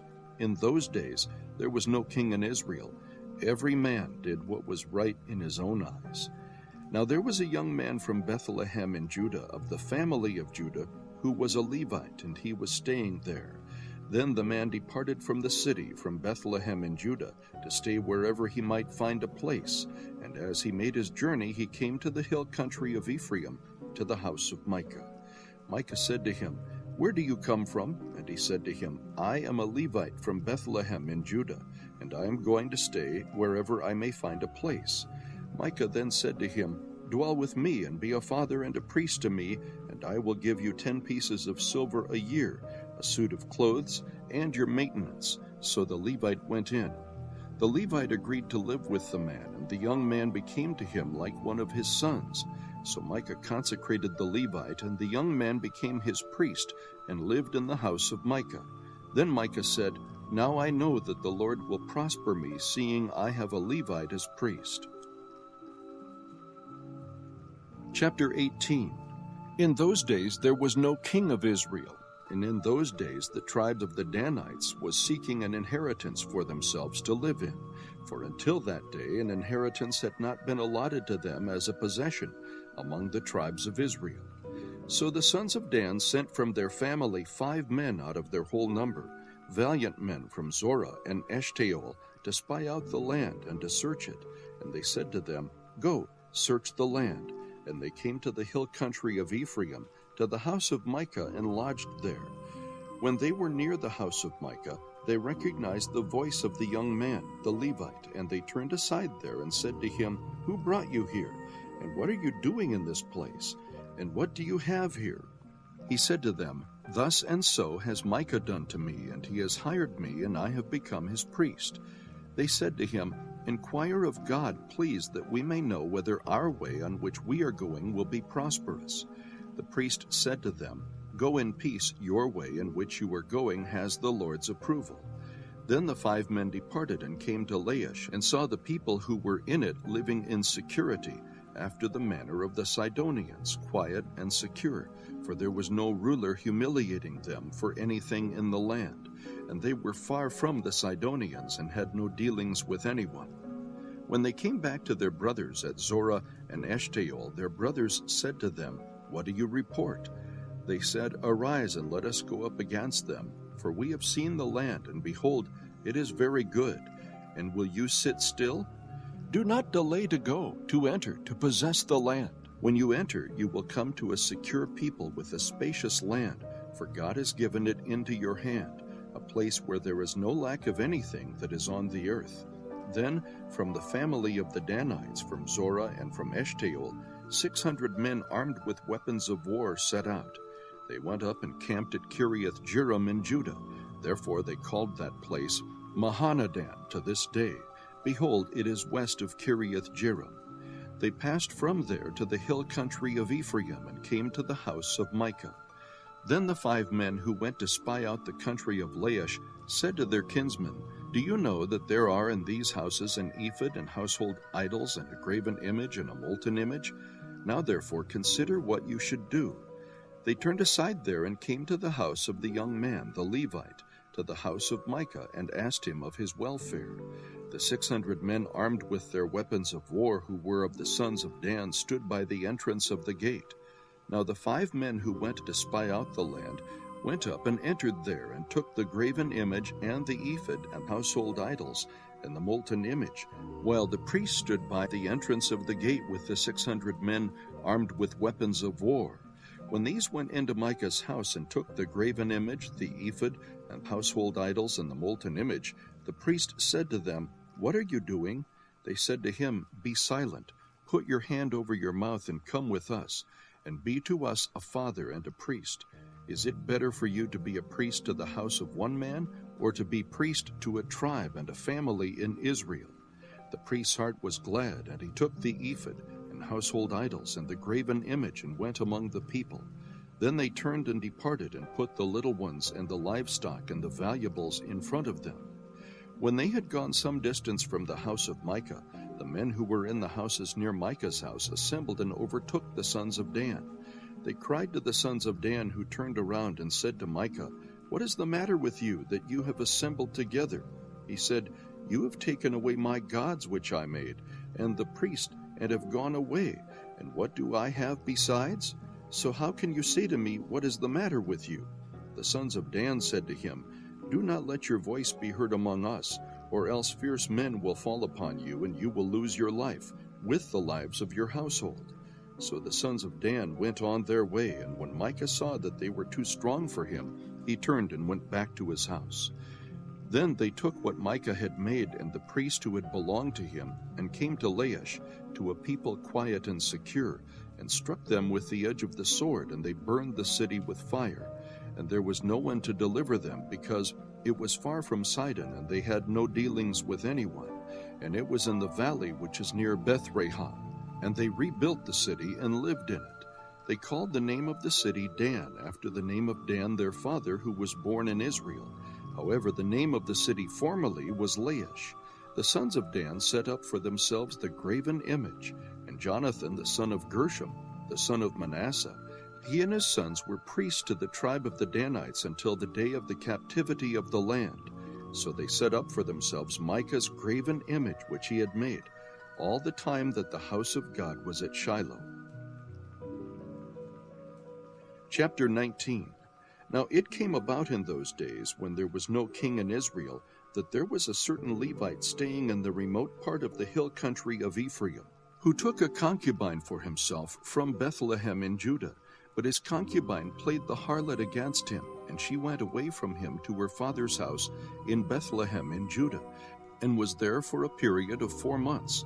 Then her husband arose and went after her to speak tenderly to her in order to bring her back, taking with him his servant and a pair of donkeys. So she brought him into her father's house, and when the girl's father saw him, he was glad to meet him. His father-in-law, the girl's father, detained him, and he remained with him 3 days. So they ate and drank and lodged there. Now on the 4th day they got up early in the morning, and he prepared to go. And the girl's father said to his son-in-law, "Sustain yourself with a piece of bread, and afterward you may go." So both of them sat down and ate and drank together. And the girl's father said to the man, "Please be willing to spend the night, and let your heart be merry." Then the man arose to go, but his father-in-law urged him, so he spent the night there again.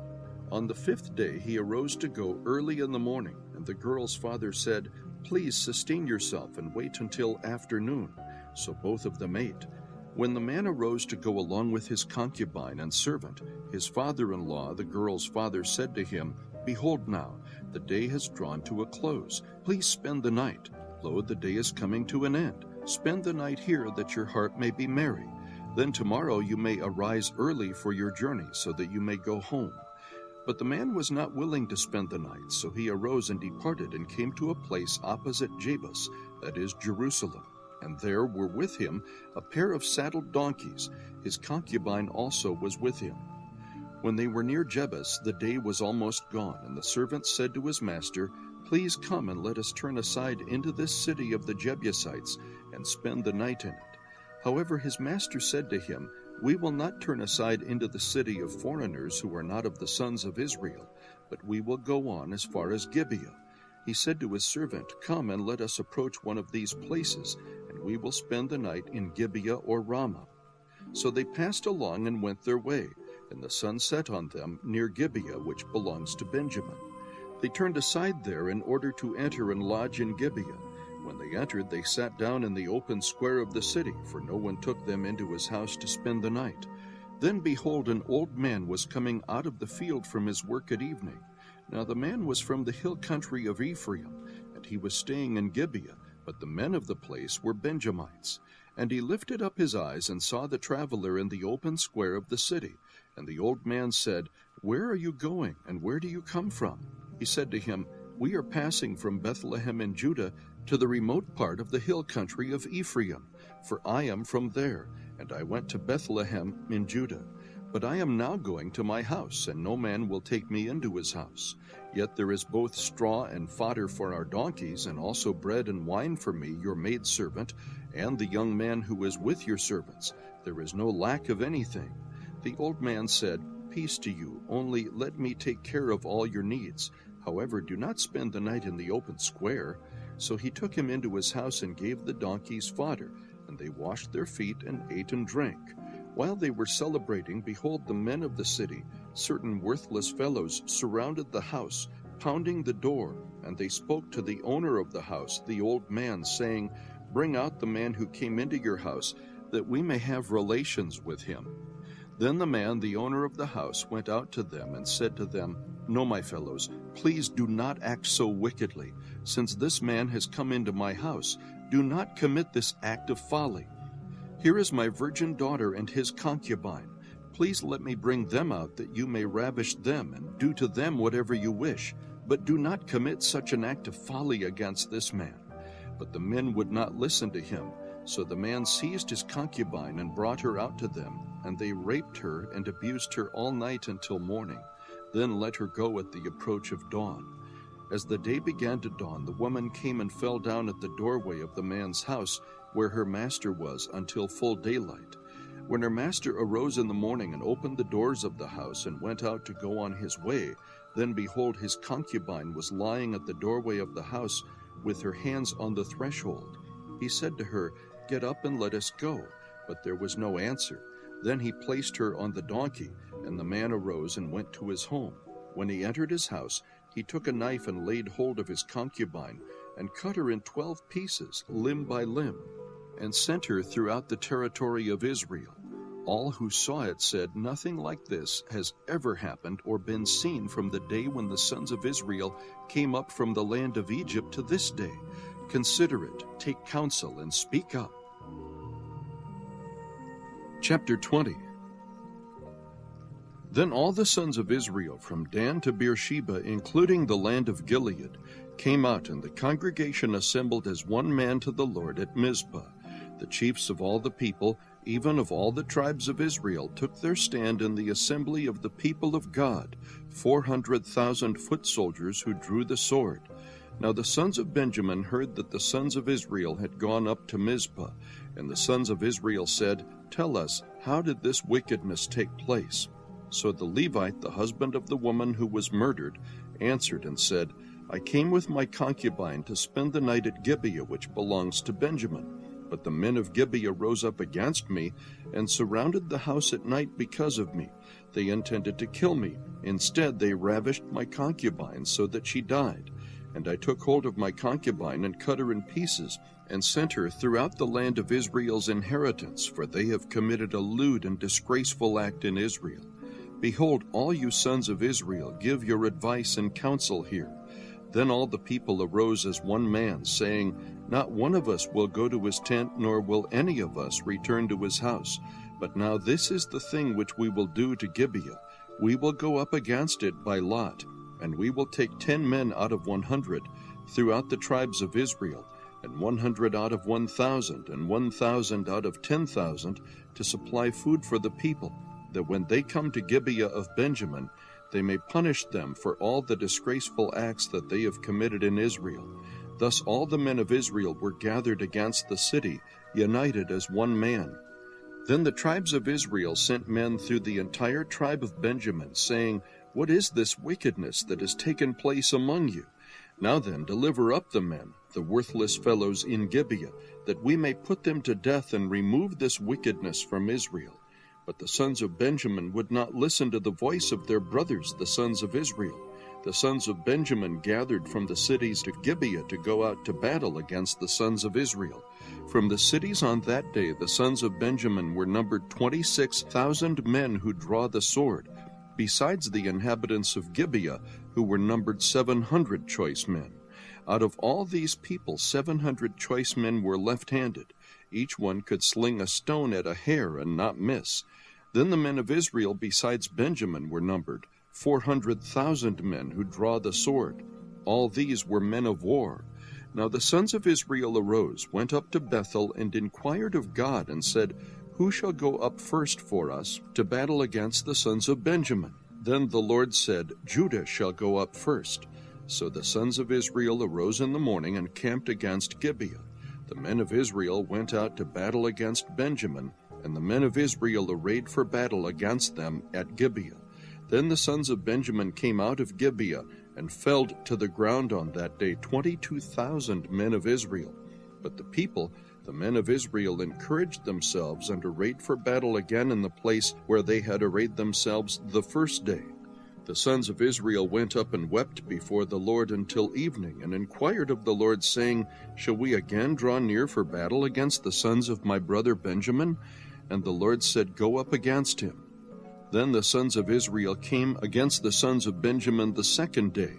Benjamin went out against them from Gibeah the second day, and felled to the ground again 18,000 men of the sons of Israel. All these drew the sword. Then all the sons of Israel and all the people went up and came to Bethel and wept. Thus they remained there before the Lord and fasted that day until evening. And they offered burnt offerings and peace offerings before the Lord. The sons of Israel inquired of the Lord, for the ark of the covenant of God was there in those days. And Phinehas the son of Eleazar, Aaron's son, stood before it to minister in those days, saying, "Shall I yet again go out to battle against the sons of my brother Benjamin, or shall I cease?" And the Lord said, "Go up, for tomorrow I will deliver them into your hand." So Israel set men in ambush around Gibeah. The sons of Israel went up against the sons of Benjamin on the third day, and arrayed themselves against Gibeah, as at other times. The sons of Benjamin went out against the people, and were drawn away from the city, and they began to strike and kill some of the people, as at other times, on the highways, one of which goes up to Bethel, and the other to Gibeah, and in the field about 30 men of Israel.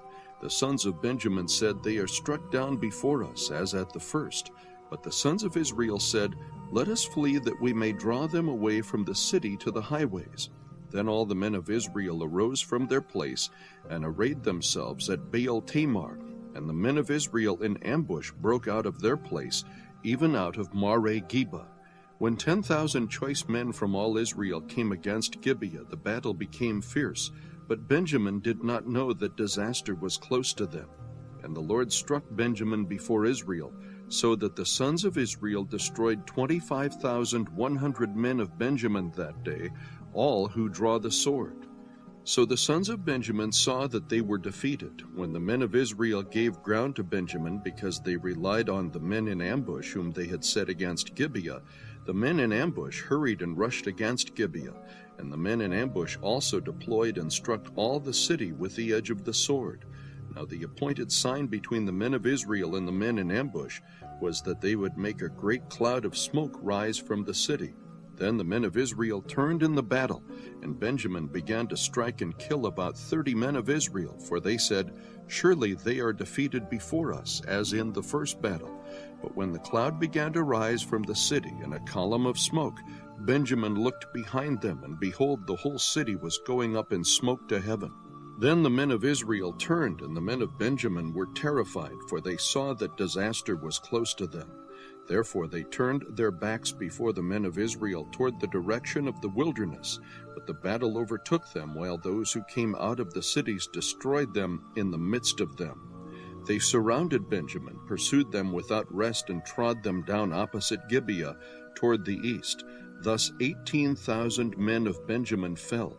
All these were valiant warriors. The rest turned and fled toward the wilderness to the rock of Rimmon. But they caught 5,000 of them on the highways and overtook them at Gittim and killed 2,000 of them. So all of Benjamin who fell that day were 25,000 men who draw the sword. All these were valiant warriors. But 600 men turned and fled toward the wilderness to the rock of Rimmon, and they remained at the rock of Rimmon 4 months. The men of Israel then turned back against the sons of Benjamin and struck them with the edge of the sword, both the entire city with the cattle and all that they found. They also set on fire all the cities which they found. Chapter 21. Now the men of Israel had sworn in Mizpah, saying, "None of us shall give his daughter to Benjamin in marriage." So the people came to Bethel and sat there before God until evening, and lifted up their voices and wept bitterly. They said, "Why, O Lord God of Israel, has this come about in Israel, so that one tribe should be missing today in Israel?" It came about the next day that the people arose early and built an altar there and offered burnt offerings and peace offerings. Then the sons of Israel said, "Who is there among all the tribes of Israel who did not come up in the assembly to the Lord?" For they had taken a great oath concerning him who did not come up to the Lord at Mizpah, saying, "He shall surely be put to death." And the sons of Israel were sorry for their brother Benjamin, and said, "One tribe is cut off from Israel today. What shall we do for wives for those who are left, since we have sworn by the Lord not to give them any of our daughters in marriage?" And they said, "What one is there of the tribes of Israel who did not come up to the Lord at Mizpah?" And behold, no one had come to the camp from Jabesh Gilead to the assembly. For when the people were numbered, behold, not one of the inhabitants of Jabesh Gilead was there. And the congregation sent 12,000 of the valiant warriors there, and commanded them, saying, "Go and strike the inhabitants of Jabesh Gilead with the edge of the sword, with the women and the little ones. This is the thing that you shall do. You shall utterly destroy every man and every woman who has lain with a man." And they found among the inhabitants of Jabesh Gilead 400 young virgins who had not known a man by lying with him. And they brought them to the camp at Shiloh, which is in the land of Canaan. Then the whole congregation sent word and spoke to the sons of Benjamin who were at the rock of Rimmon, and proclaimed peace to them. Benjamin returned at that time, and they gave them the women whom they had kept alive from the women of Jabesh Gilead, yet they were not enough for them. And the people were sorry for Benjamin, because the Lord had made a breach in the tribes of Israel. Then the elders of the congregation said, "What shall we do for wives for those who are left, since the women are destroyed out of Benjamin?" They said there must be an inheritance for the survivors of Benjamin, so that a tribe will not be blotted out from Israel. But we cannot give them wives of our daughters, for the sons of Israel had sworn, saying, Cursed is he who gives a wife to Benjamin. So they said, Behold, there is a feast of the Lord from year to year in Shiloh, which is on the north side of Bethel, on the east side of the highway that goes up from Bethel to Shechem, and on the south side of Lebonah. And they commanded the sons of Benjamin, saying, Go and lie in wait in the vineyards, and watch. And behold, if the daughters of Shiloh come out to take part in the dances, then you shall come out of the vineyards, and each of you shall catch his wife from the daughters of Shiloh, and go to the land of Benjamin. It shall come about, when their fathers or their brothers come to complain to us, that we shall say to them, Give them to us voluntarily, because we did not take for each man of Benjamin a wife in battle, nor did you give them to them, else you would now be guilty. The sons of Benjamin did so, and took wives according to their number from those who danced, whom they carried away.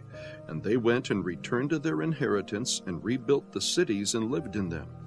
The sons of Israel departed from there at that time, every man to his tribe and family, and each one of them went out from there to his inheritance. In those days there was no king in Israel. Everyone did what was right in his own eyes. 1 Samuel chapter 1. Now there was a certain man from Ramathaim-Zophim, from the hill country of Ephraim, and his name was Elkanah, the son of Jehoram, the son of Elihu, the son of Tohu, the son of Zuph, an Ephraimite. He had 2 wives. The name of the one was Hannah, and the name of the other was Peninnah. And Peninnah had children, but Hannah had no children. Now this man would go up from his city yearly to worship and to sacrifice to the Lord of hosts in Shiloh. And the 2 sons of Eli, Hophni and Phinehas, were priests to the Lord there. When the day came that Elkanah sacrificed, he would give portions to Peninnah his wife, and to all her sons and her daughters. But to Hannah he would give a double portion, for he loved Hannah, but the Lord had closed her womb. Her rival, however, would provoke her bitterly to irritate her, because the Lord had closed her womb. It happened year after year, as often as she went up to the house of the Lord, she would provoke her, so she wept and would not eat. Then Elkanah her husband said to her, Hannah, why do you weep, and why do you not eat, and why is your heart sad? Am I not better to you than 10 sons? Then Hannah rose after eating and drinking in Shiloh. Now Eli the priest was sitting on the seat by the doorpost of the temple of the Lord. She, greatly distressed, prayed to the Lord and wept bitterly. She made a vow and said, O Lord of hosts, if you will indeed look on the affliction of your maidservant and remember me, and not forget your maidservant, but will give your maidservant a son, then I will give him to the Lord all the days of his life, and a razor shall never come on his head. Now it came about, as she continued praying before the Lord, that Eli was watching her mouth. As for Hannah, she was speaking in her heart, only her lips were moving, but her voice was not heard. So Eli thought she was drunk. Then Eli said to her, How long will you make yourself drunk? Put away your wine from you. But Hannah replied, No, my lord, I am a woman oppressed in spirit. I have drunk neither wine nor strong drink, but I have poured out my soul before the Lord. Do not consider your maidservant as a worthless woman, for I have spoken until now out of my great concern and provocation. Then Eli answered and said, Go in peace, and may the God of Israel grant your petition that you have asked of him. She said, Let your maidservant find favor in your sight. So the woman went her way and ate, and her face was no longer sad. Then they arose early in the morning and worshipped before the Lord, and returned again to their house in Ramah. And Elkanah had relations with Hannah his wife, and the Lord remembered her. It came about in due time, after Hannah had conceived, that she gave birth to a son, and she named him Samuel, saying, Because I have asked him of the Lord. Then the man Elkanah went up with all his household to offer to the Lord the yearly sacrifice and pay his vow. But Hannah did not go up, for she said to her husband, I will not go up until the child is weaned. Then I will bring him, that he may appear before the Lord and stay there forever. Elkanah, her husband, said to her, "Do what seems best to you. Remain until you have weaned him. Only may the Lord confirm his word." So the woman remained and nursed her son until she had weaned him. Now when she had weaned him, she took him up with her, with a 3-year-old bull, and 1 ephah of flour and a jug of wine, and brought him to the house of the Lord in Shiloh, although the child was young. Then they slaughtered the bull and brought the boy to Eli. She said, "O my Lord, as your soul lives, my Lord, I am the woman who stood here beside you, praying to the Lord. For this boy I prayed, and the Lord has given me my petition which I asked of him. So I have also dedicated him to the Lord. As long as he lives, he is dedicated to the Lord." And he worshipped the Lord there. Chapter 2. Then Hannah prayed and said, "My heart exalts in the Lord. My horn is exalted in the Lord. My mouth speaks boldly against my enemies, because I rejoice in your salvation. There is no one holy like the Lord. Indeed, there is no one besides you, nor is there any rock like our God. Boast no more so very proudly. Do not let arrogance come out of your mouth, for the Lord is a God of knowledge, and with him actions are weighed. The bows of the mighty are shattered, but the feeble gird on strength. Those who were full hire themselves out for bread, but those who were hungry cease to hunger. Even the barren gives birth to 7, but she who has many children languishes. The Lord kills and makes alive. He brings down to Sheol and raises up. The Lord makes poor and rich. He brings low, he also exalts. He raises the poor from the dust. He lifts the needy from the ash heap, to make them sit with nobles and inherit a seat of honor. For the pillars of the earth are the Lord's, and he set the world on them. He keeps the feet of his godly ones, but the wicked ones are silenced in darkness. For not by might shall a man prevail. Those who contend with the Lord will be shattered. Against them he will thunder in the heavens. The Lord will judge the ends of the earth, and he will give strength to his king, and will exalt the horn of his anointed. Then Elkanah went to his home at Ramah, but the boy ministered to the Lord before Eli the priest. Now the sons of Eli were worthless men. They did not know the Lord and the custom of the priests with the people. When any man was offering a sacrifice, the priest's servant would come while the meat was boiling, with a 3-pronged fork in his hand. Then he would thrust it into the pan or kettle or cauldron or pot. All that the fork brought up the priest would take for himself. Thus they did in Shiloh to all the Israelites who came there. Also, before they burned the fat, the priest's servant would come and say to the man who was sacrificing, "Give the priest meat for roasting, as he will not take boiled meat from you, only raw." If the man said to him, "They must surely burn the fat first, and then take as much as you desire," then he would say, "No, but you shall give it to me now, and if not, I will take it by force." Thus the sin of the young men was very great before the Lord, for the men despised the offering of the Lord. Now Samuel was ministering before the Lord as a boy, wearing a linen ephod, and his mother would make him a little robe and bring it to him from year to year, when she would come up with her husband to offer the yearly sacrifice. Then Eli would bless Elkanah and his wife and say, "May the Lord give you children from this woman in place of the one she dedicated to the Lord." And they went to their own home. The Lord visited Hannah, and she conceived and gave birth to 3 sons and 2 daughters, and the boy Samuel grew before the Lord. Now Eli was very old, and he heard all that his sons were doing to all Israel, and how they lay with the women who served at the doorway of the tent of meeting. He said to them, "Why do you do such things, the evil things that I hear from all these people? No, my sons, for the report is not good which I hear the Lord's people circulating. If one man sins against another, God will mediate for him. But if a man sins against the Lord, who can intercede for him?" But they would not listen to the voice of their father, for the Lord desired to put them to death. Now the boy Samuel was growing in stature and in favor both with the Lord and with men. Then a man of God came to Eli and said to him, "Thus says the Lord, Did I not indeed reveal myself to the house of your father when they were in Egypt in bondage to Pharaoh's house?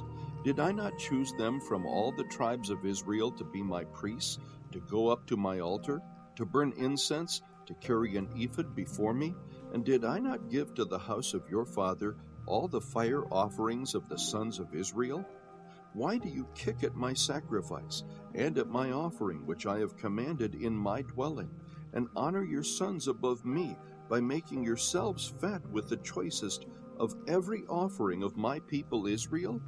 Therefore the Lord God of Israel declares, I did indeed say that your house and the house of your father should walk before me forever.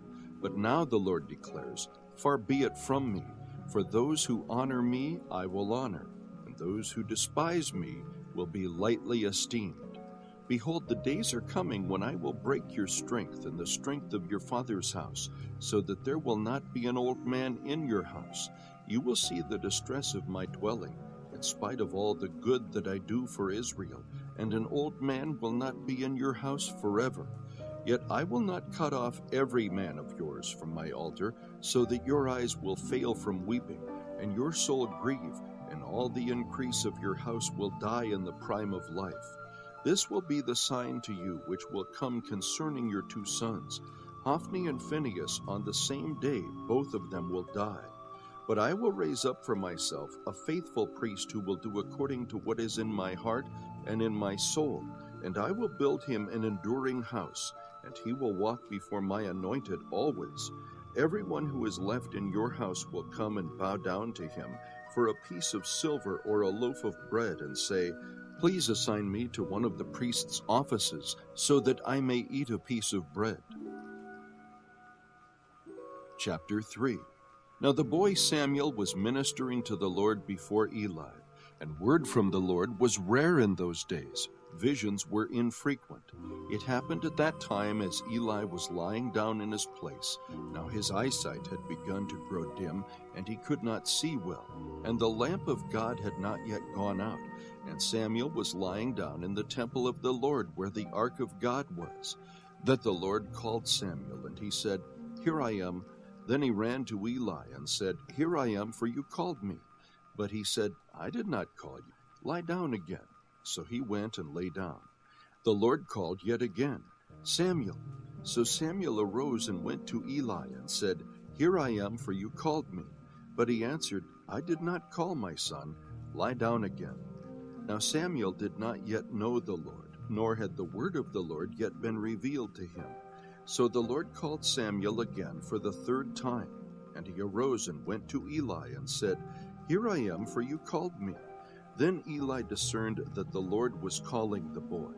And Eli said to Samuel, Go lie down, and it shall be, if he calls you, that you shall say, Speak, Lord, for your servant is listening.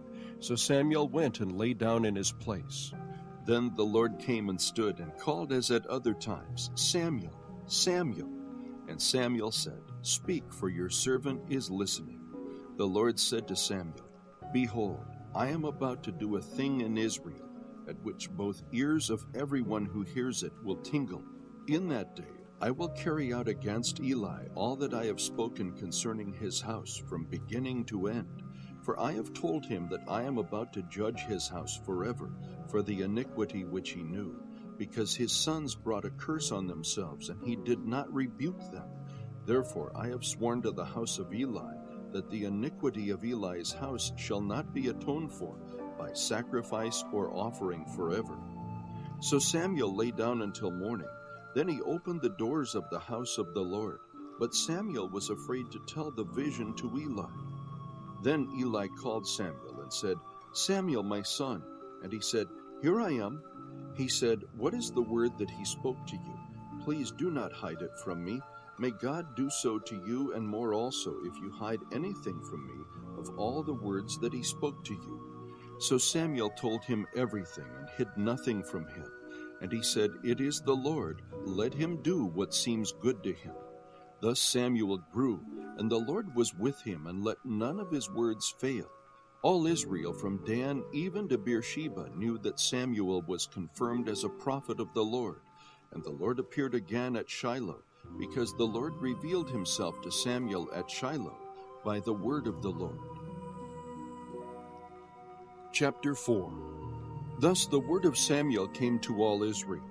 Now Israel went out to meet the Philistines in battle, and camped beside Ebenezer, while the Philistines camped in Aphek. The Philistines drew up in battle array to meet Israel. When the battle spread, Israel was defeated before the Philistines, who killed about 4,000 men on the battlefield. When the people came into the camp, the elders of Israel said, "Why has the Lord defeated us today before the Philistines? Let us take to ourselves from Shiloh the ark of the covenant of the Lord, that it may come among us and deliver us from the power of our enemies." So the people sent to Shiloh, and from there they carried the ark of the covenant of the Lord of hosts, who sits above the cherubim. And the two sons of Eli, Hophni and Phinehas, were there, with the ark of the covenant of God. As the ark of the covenant of the Lord came into the camp, all Israel shouted with a great shout, so that the earth resounded. When the Philistines heard the noise of the shout, they said, "What does the noise of this great shout in the camp of the Hebrews mean?" Then they understood that the ark of the Lord had come into the camp. The Philistines were afraid, for they said, "God has come into the camp." And they said, "Woe to us, for nothing like this has happened before. Woe to us! Who shall deliver us from the hand of these mighty gods? These are the gods who smote the Egyptians with all kinds of plagues in the wilderness. Take courage and be men, O Philistines, or you will become slaves to the Hebrews, as they have been slaves to you. Therefore, be men and fight." So the Philistines fought, and Israel was defeated, and every man fled to his tent, and the slaughter was very great, for there fell of Israel 30,000 foot soldiers. And the ark of God was taken, and the two sons of Eli, Hophni and Phinehas, died. Now a man of Benjamin ran from the battle line, and came to Shiloh the same day with his clothes torn and dust on his head.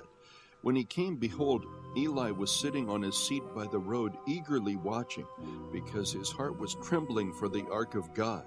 So the man came to tell it in the city, and all the city cried out. When Eli heard the noise of the outcry, he said, "What does the noise of this commotion mean?"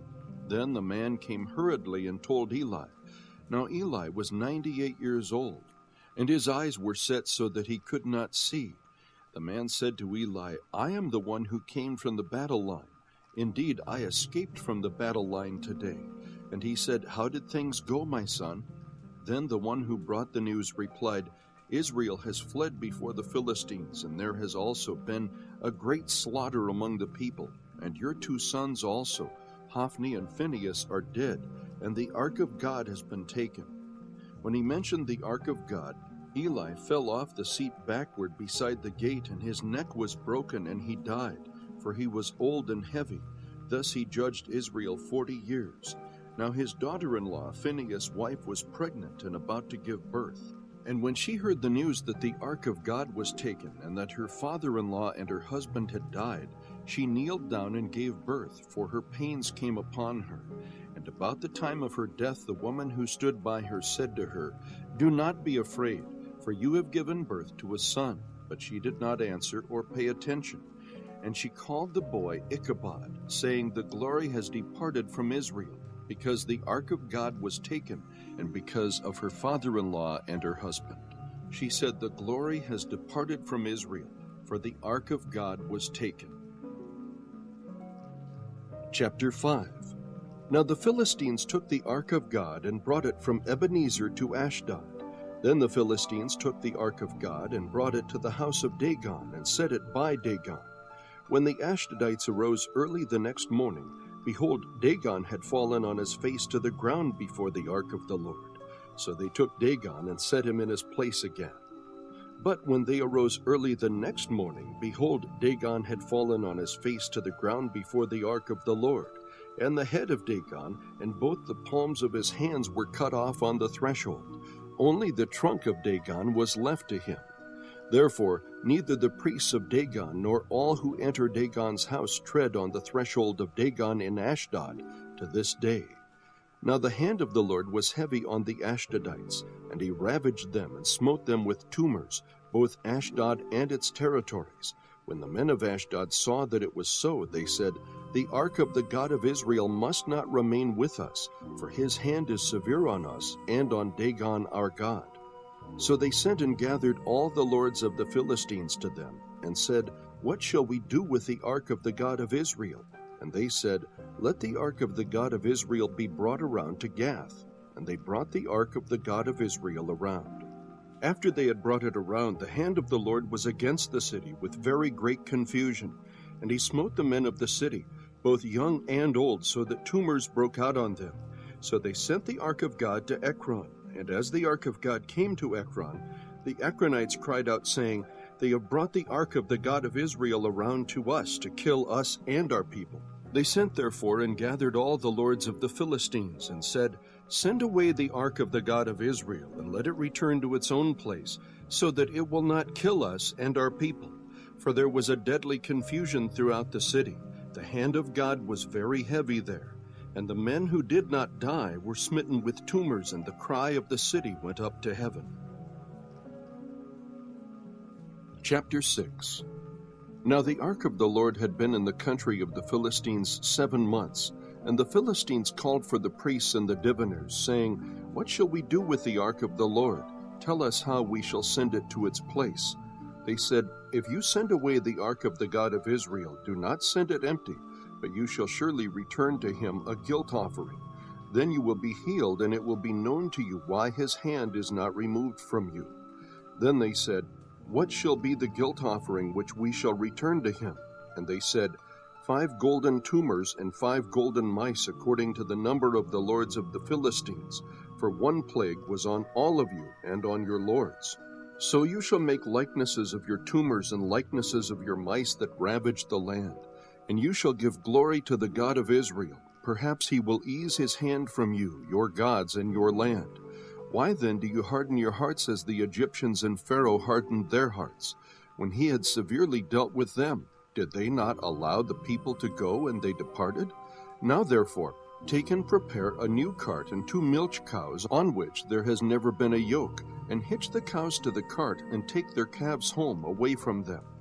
Take the ark of the Lord and place it on the cart, and put the articles of gold which you returned to him as a guilt offering in a box by its side. Then send it away that it may go. Watch, if it goes up by the way of its own territory to Beth-Shemesh, then he has done us this great evil. But if not, then we will know that it was not his hand that struck us. It happened to us by chance. Then the men did so, and took 2 milch cows, and hitched them to the cart, and shut up their calves at home. They put the ark of the Lord on the cart, and the box with the golden mice and the likenesses of their tumors. And the cows took the straight way in the direction of Beth-Shemesh. They went along the highway, lowing as they went, and did not turn aside to the right or to the left. And the lords of the Philistines followed them to the border of Beth-Shemesh. Now the people of Beth-Shemesh were reaping their wheat harvest in the valley, and they raised their eyes and saw the ark, and were glad to see it. The cart came into the field of Joshua the Beth-Shemethite, and stood there where there was a large stone. And they split the wood of the cart, and offered the cows as a burnt offering to the Lord. The Levites took down the ark of the Lord and the box that was with it, in which were the articles of gold, and put them on the large stone. And the men of Beth-Shemesh offered burnt offerings and sacrificed sacrifices that day to the Lord.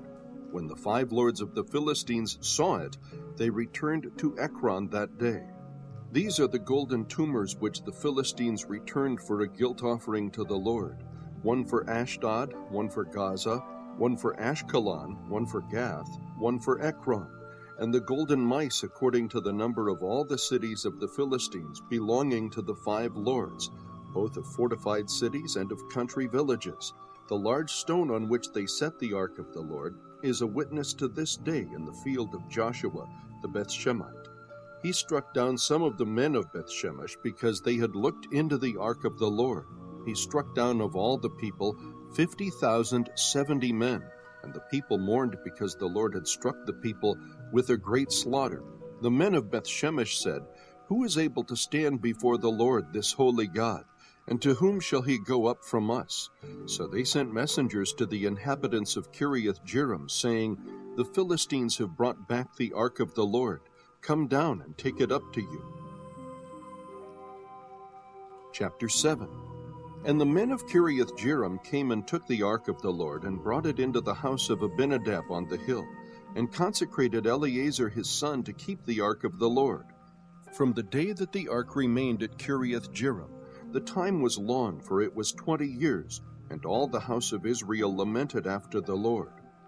Then Samuel spoke to all the house of Israel, saying, If you return to the Lord with all your heart, remove the foreign gods and the Ashtaroth from among you, and direct your hearts to the Lord and serve him alone, and he will deliver you from the hand of the Philistines. So the sons of Israel removed the Baals and the Ashtaroth, and served the Lord alone. Then Samuel said, Gather all Israel to Mizpah, and I will pray to the Lord for you. They gathered to Mizpah, and drew water, and poured it out before the Lord, and fasted on that day, and said there, We have sinned against the Lord.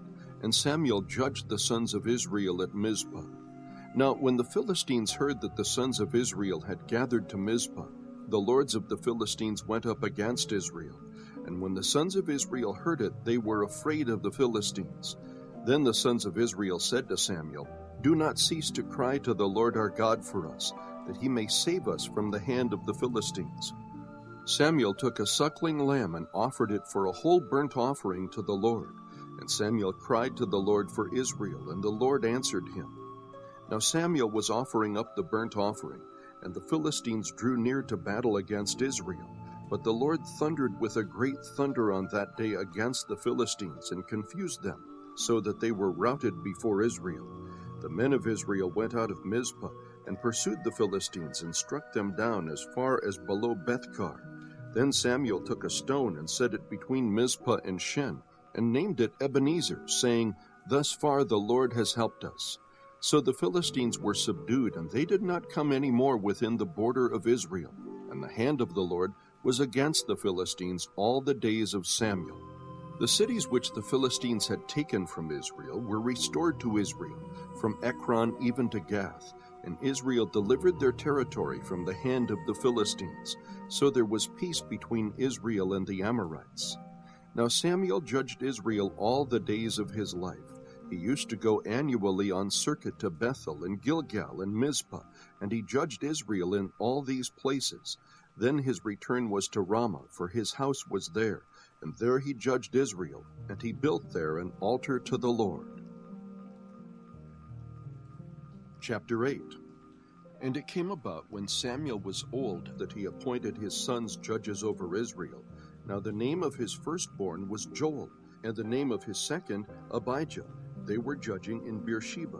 His sons, however, did not walk in his ways, but turned aside after dishonest gain, and took bribes and perverted justice.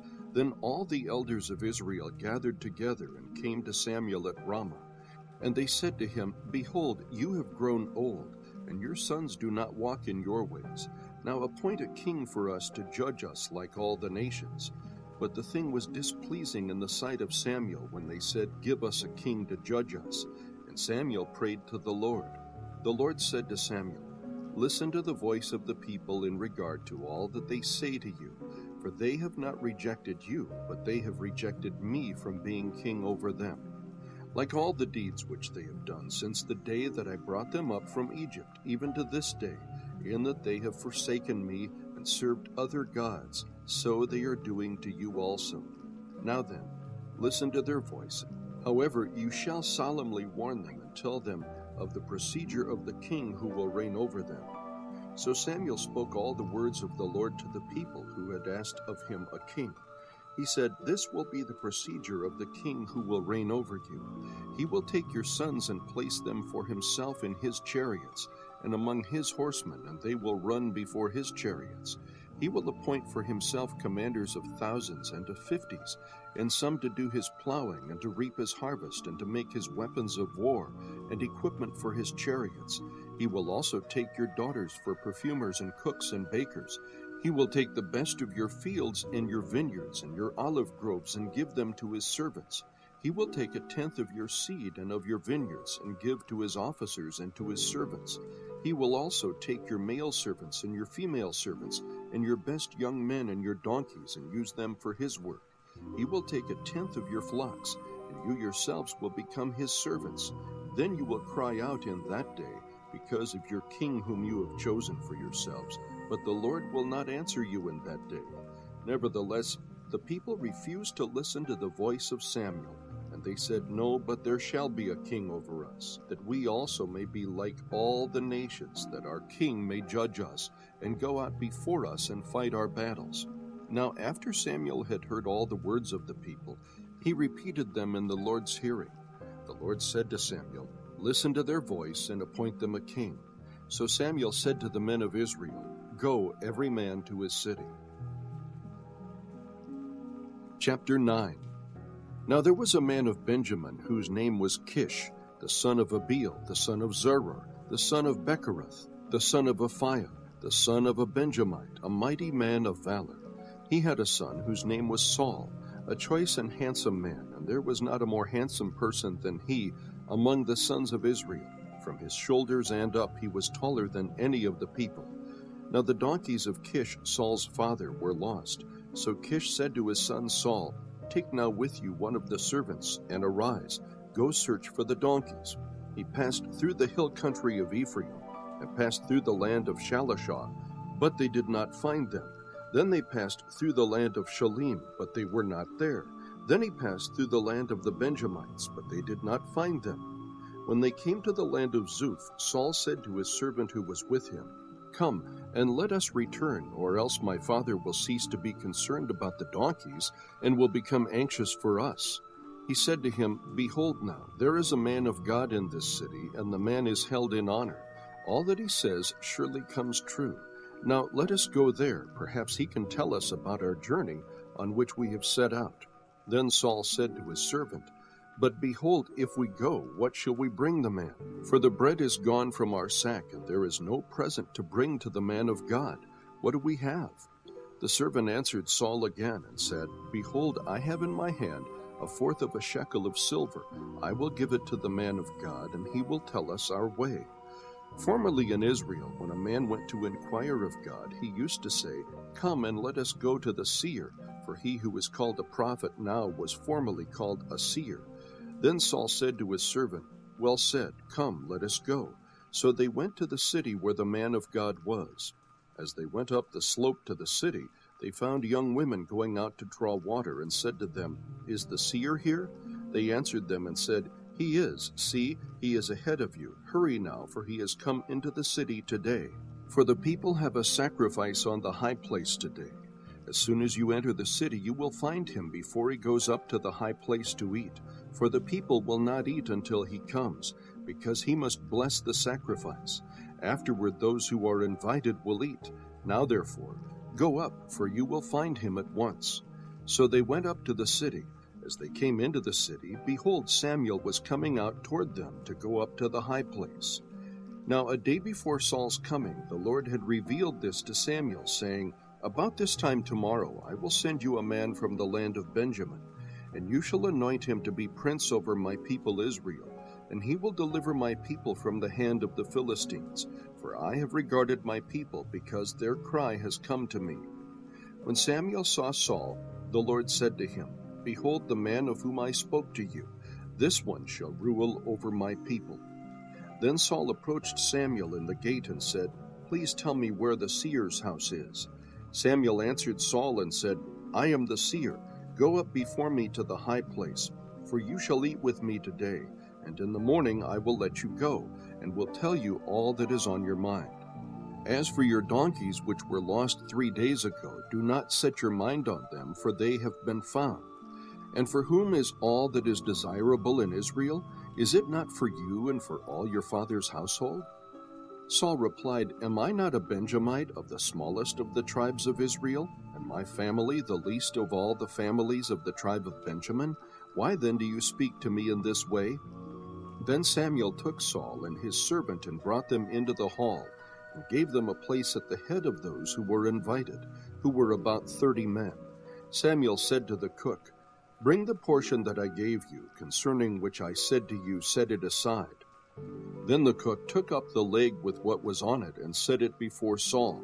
And Samuel said, Here is what has been reserved. Set it before you and eat, because it has been kept for you until the appointed time, since I said I have invited the people." So Saul ate with Samuel that day. When they came down from the high place into the city, Samuel spoke with Saul on the roof. And they arose early, and at daybreak Samuel called to Saul on the roof, saying, "Get up, that I may send you away." So Saul arose, and both he and Samuel went out into the street. As they were going down to the edge of the city, Samuel said to Saul, "Say to the servant that he might go ahead of us and pass on, but you remain standing now, that I may proclaim the word of God to you." Chapter 10. Then Samuel took the flask of oil, poured it on his head, kissed him, and said, "Has not the Lord anointed you a ruler over his inheritance? When you go from me today, then you will find 2 men close to Rachel's tomb in the territory of Benjamin at Zelzah, and they will say to you, 'The donkeys which you went to look for have been found. Now behold, your father has ceased to be concerned about the donkeys, and is anxious for you, saying, What shall I do about my son?' Then you will go on further from there, and you will come as far as the oak of Tabor, and there 3 men going up to God at Bethel will meet you, one carrying 3 young goats, another carrying 3 loaves of bread, and another carrying a jug of wine. And they will greet you and give you 2 loaves of bread, which you will accept from their hand. Afterward you will come to the hill of God where the Philistine garrison is. And it shall be, as soon as you have come there to the city, that you will meet a group of prophets coming down from the high place, with harp, tambourine, flute, and a lyre before them, and they will be prophesying. Then the Spirit of the Lord will come upon you mightily, and you shall prophesy with them and be changed into another man. It shall be, when these signs come to you, do for yourself what the occasion requires, for God is with you. And you shall go down before me to Gilgal, and behold, I will come down to you to offer burnt offerings and sacrifice peace offerings. You shall wait 7 days until I come to you and show you what you should do." Then it happened, when he turned his back to leave Samuel, God changed his heart, and all those signs came about on that day. When they came to the hill there, behold, a group of prophets met him, and the Spirit of God came upon him mightily, so that he prophesied among them. It came about, when all who knew him previously saw that he prophesied now with the prophets, that the people said to one another, "What has happened to the son of Kish? Is Saul also among the prophets?" A man there said, "Now, who is their father?" Therefore it became a proverb, "Is Saul also among the prophets?" When he had finished prophesying, he came to the high place. Now Saul's uncle said to him and his servant, "Where did you go?" And he said, "To look for the donkeys. When we saw that they could not be found, we went to Samuel." Saul's uncle said, "Please tell me what Samuel said to you." So Saul said to his uncle, "He told us plainly that the donkeys had been found, but he did not tell him about the matter of the kingdom which Samuel had mentioned." Therefore Samuel called the people together to the Lord at Mizpah, and said to the sons of Israel, "Thus says the Lord, the God of Israel, I brought Israel up from Egypt, and I delivered you from the hand of the Egyptians, and from the power of all the kingdoms that were oppressing you. But you have today rejected your God, who delivers you from all your calamities and your distresses. Yet you have said, 'No, but set a king over us.' Now therefore present yourselves before the Lord by your tribes and by your clans." Thus Samuel brought all the tribes of Israel near, and the tribe of Benjamin was taken by lot. Then he brought the tribe of Benjamin near by its families, and the Matrite family was taken, and Saul the son of Kish was taken. But when they looked for him, he could not be found. Therefore they inquired further of the Lord, "Has the man come here yet?" So the Lord said, "Behold, he is hiding himself by the baggage." So they ran and took him from there, and when he stood among the people, he was taller than any of the people from his shoulders upward. Samuel said to all the people, "Do you see him whom the Lord has chosen? Surely there is no one like him among all the people." So all the people shouted and said, "Long live the king." Then Samuel told the people the ordinances of the kingdom, and wrote them in the book, and placed it before the Lord. And Samuel sent all the people away, each one to his house. Saul also went to his house at Gibeah, and the valiant men whose hearts God had touched went with him. But certain worthless men said, "How can this one deliver us?" And they despised him, and did not bring him any present, but he kept silent. Chapter 11. Now Nahash the Ammonite came up and besieged Jabesh-Gilead, and all the men of Jabesh said to Nahash, "Make a covenant with us, and we will serve you." But Nahash the Ammonite said to them, "I will make it with you on this condition, that I will gouge out the right eye of every one of you. Thus I will make it a reproach on all Israel." The elders of Jabesh said to him, "Let us alone for 7 days, that we may send messengers throughout the territory of Israel. Then, if there is no one to deliver us, we will come out to you." Then the messengers came to Gibeah of Saul, and spoke these words in the hearing of the people, and all the people lifted up their voices and wept. Now behold, Saul was coming from the field behind the oxen, and he said, "What is the matter with the people that they weep?" So they related to him the words of the men of Jabesh. Then the Spirit of God came upon Saul mightily when he heard these words, and he became very angry.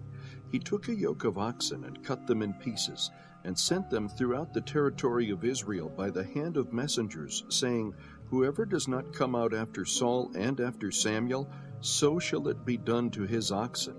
Then the dread of the Lord fell on the people, and they came out as one man. He numbered them in Bezek, and the sons of Israel were 300,000, and the men of Judah 30,000. They said to the messengers who had come, "Thus you shall say to the men of Jabesh-Gilead, Tomorrow by the time the sun is hot, you will have deliverance."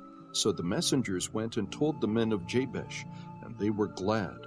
Then the men of Jabesh said, "Tomorrow we will come out to you, and you may do to us whatever seems good to you." The next morning Saul put the people in 3 companies, and they came into the midst of the camp at the morning watch, and struck down the Ammonites until the heat of the day. Those who survived were scattered, so that no 2 of them were left together. Then the people said to Samuel, "Who is he that said, 'Shall Saul reign over us?' Bring the men, that we may put them to death." But Saul said, "Not a man shall be put to death this day, for today the Lord has accomplished deliverance in Israel." Then Samuel said to the people, "Come and let us go to Gilgal and renew the kingdom there." So all the people went to Gilgal, and there they made Saul king before the Lord in Gilgal. There they also offered sacrifices of peace offerings before the Lord. And there Saul and all the men of Israel rejoiced greatly. Chapter 12. Then Samuel said to all Israel, "Behold, I have listened to your voice in all that you said to me, and I have appointed a king over you.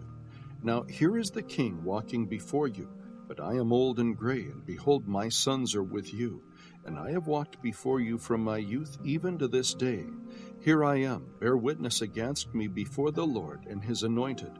Whose ox have I taken, or whose donkey have I taken? Or whom have I defrauded? Whom have I oppressed? Or from whose hand have I taken a bribe to blind my eyes with it? I will restore it to you." They said, "You have not defrauded us, or oppressed us, or taken anything from any man's hand." He said to them, "The Lord is witness against you, and his anointed is witness this day that you have found nothing in my hand." And they said, "He is witness." Then Samuel said to the people, "It is the Lord who appointed Moses and Aaron, and who brought your fathers up from the land of Egypt. So now take your stand, that I may plead with you before the Lord concerning all the righteous acts of the Lord, which he did for you and your fathers. When Jacob went into Egypt, and your fathers cried out to the Lord, then the Lord sent Moses and Aaron, who brought your fathers out of Egypt, and settled them in this place. But they forgot the Lord their God. So he sold them into the hand of Sisera, captain of the army of Hazor, and into the hand of the Philistines, and into the hand of the king of Moab, and they fought against them. They cried out to the Lord and said, "We have sinned because we have forsaken the Lord, and have served the Baals and the Ashtaroth. But now deliver us from the hands of our enemies, and we will serve you." Then the Lord sent Jerubbaal, and Bedin, and Jephthah, and Samuel, and delivered you from the hands of your enemies all around, so that you lived in security. When you saw that Nahash the king of the sons of Ammon came against you, you said to me, "No, but a king shall reign over us, although the Lord your God was your king." Now therefore, here is the king whom you have chosen, whom you have asked for, and behold, the Lord has set a king over you. If you will fear the Lord and serve him, and and listen to his voice and not rebel against the command of the Lord, then both you and also the king who reigns over you will follow the Lord your God. If you will not listen to the voice of the Lord, but rebel against the command of the Lord, then the hand of the Lord will be against you, as it was against your fathers. Even now take your stand and see this great thing which the Lord will do before your eyes. Is it not the wheat harvest today? I will call to the Lord that he may send thunder and rain. Then you will know and see that your wickedness is great, which you have done in the sight of the Lord, by asking for yourselves a king. So Samuel called to the Lord, and the Lord sent thunder and rain that day, and all the people greatly feared the Lord and Samuel. Then all the people said to Samuel, "Pray for your servants to the Lord your God, so that we may not die, for we have added to all our sins this evil by asking for ourselves a king." Samuel said to the people, "Do not fear, you have committed all this evil, yet do not turn aside from following the Lord, but serve the Lord with all your heart. You must not turn aside, for then you would go after futile things which cannot profit or deliver, because they are futile. For the Lord will not abandon his people on account of his great name, because the Lord has been pleased to make you a people for himself. Moreover, as for me, far be it from me that I should sin against the Lord by ceasing to pray for you, but I will instruct you in the good and right way. Only fear the Lord and serve him in truth with all your heart, for consider what great things he has done for you. But if you still do wickedly, both you and your king will be swept away." Chapter 13. Saul was 30 years old when he began to reign, and he reigned 42 years over Israel. Now Saul chose for himself 3,000 men of Israel, of which 2,000 were with Saul in Michmash and in the hill country of Bethel, while 1,000 were with Jonathan at Gibeah of Benjamin. But he sent away the rest of the people, each to his tent. Jonathan smote the garrison of the Philistines that was in Geba, and the Philistines heard of it. Then Saul blew the trumpet throughout the land, saying, "Let the Hebrews hear." All Israel heard the news that Saul had smitten the garrison of the Philistines, and also that Israel had become odious to the Philistines. The people were then summoned to Saul at Gilgal. Now the Philistines assembled to fight with Israel, 30,000 chariots and 6,000 horsemen, and people like the sand which is on the seashore in abundance. And they came up and camped in Michmash, east of Beth-haven. When the men of Israel saw that they were in a strait, for the people were hard-pressed, then the people hid themselves in caves, in thickets, in cliffs, in cellars, and in pits. Also some of the Hebrews crossed the Jordan into the land of Gad and Gilead. But as for Saul, he was still in Gilgal, and all the people followed him trembling. Now he waited 7 days according to the appointed time set by Samuel. But Samuel did not come to Gilgal, and the people were scattering from him. So Saul said, "Bring to me the burnt offering and the peace offerings." And he offered the burnt offering. As soon as he finished offering the burnt offering, behold, Samuel came. And Saul went out to meet him and to greet him. But Samuel said, "What have you done?" And Saul said, "Because I saw that the people were scattering from me, and that you did not come within the appointed days, and that the Philistines were assembling at Michmash. Therefore I said, Now the Philistines will come down against me at Gilgal, and I have not asked the favor of the Lord. So I forced myself and offered the burnt offering." Samuel said to Saul, "You have acted foolishly. You have not kept the commandment of the Lord your God, which he commanded you. For now the Lord would have established your kingdom over Israel forever. But now your kingdom shall not endure. The Lord has sought out for himself a man after his own heart, and the Lord has appointed him as ruler over his people, because you have not kept what the Lord commanded you."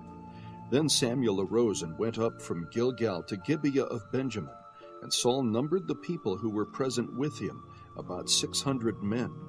Now Saul and his son Jonathan and the people who were present with him were staying in Gibeah of Benjamin, while the Philistines camped at Michmash.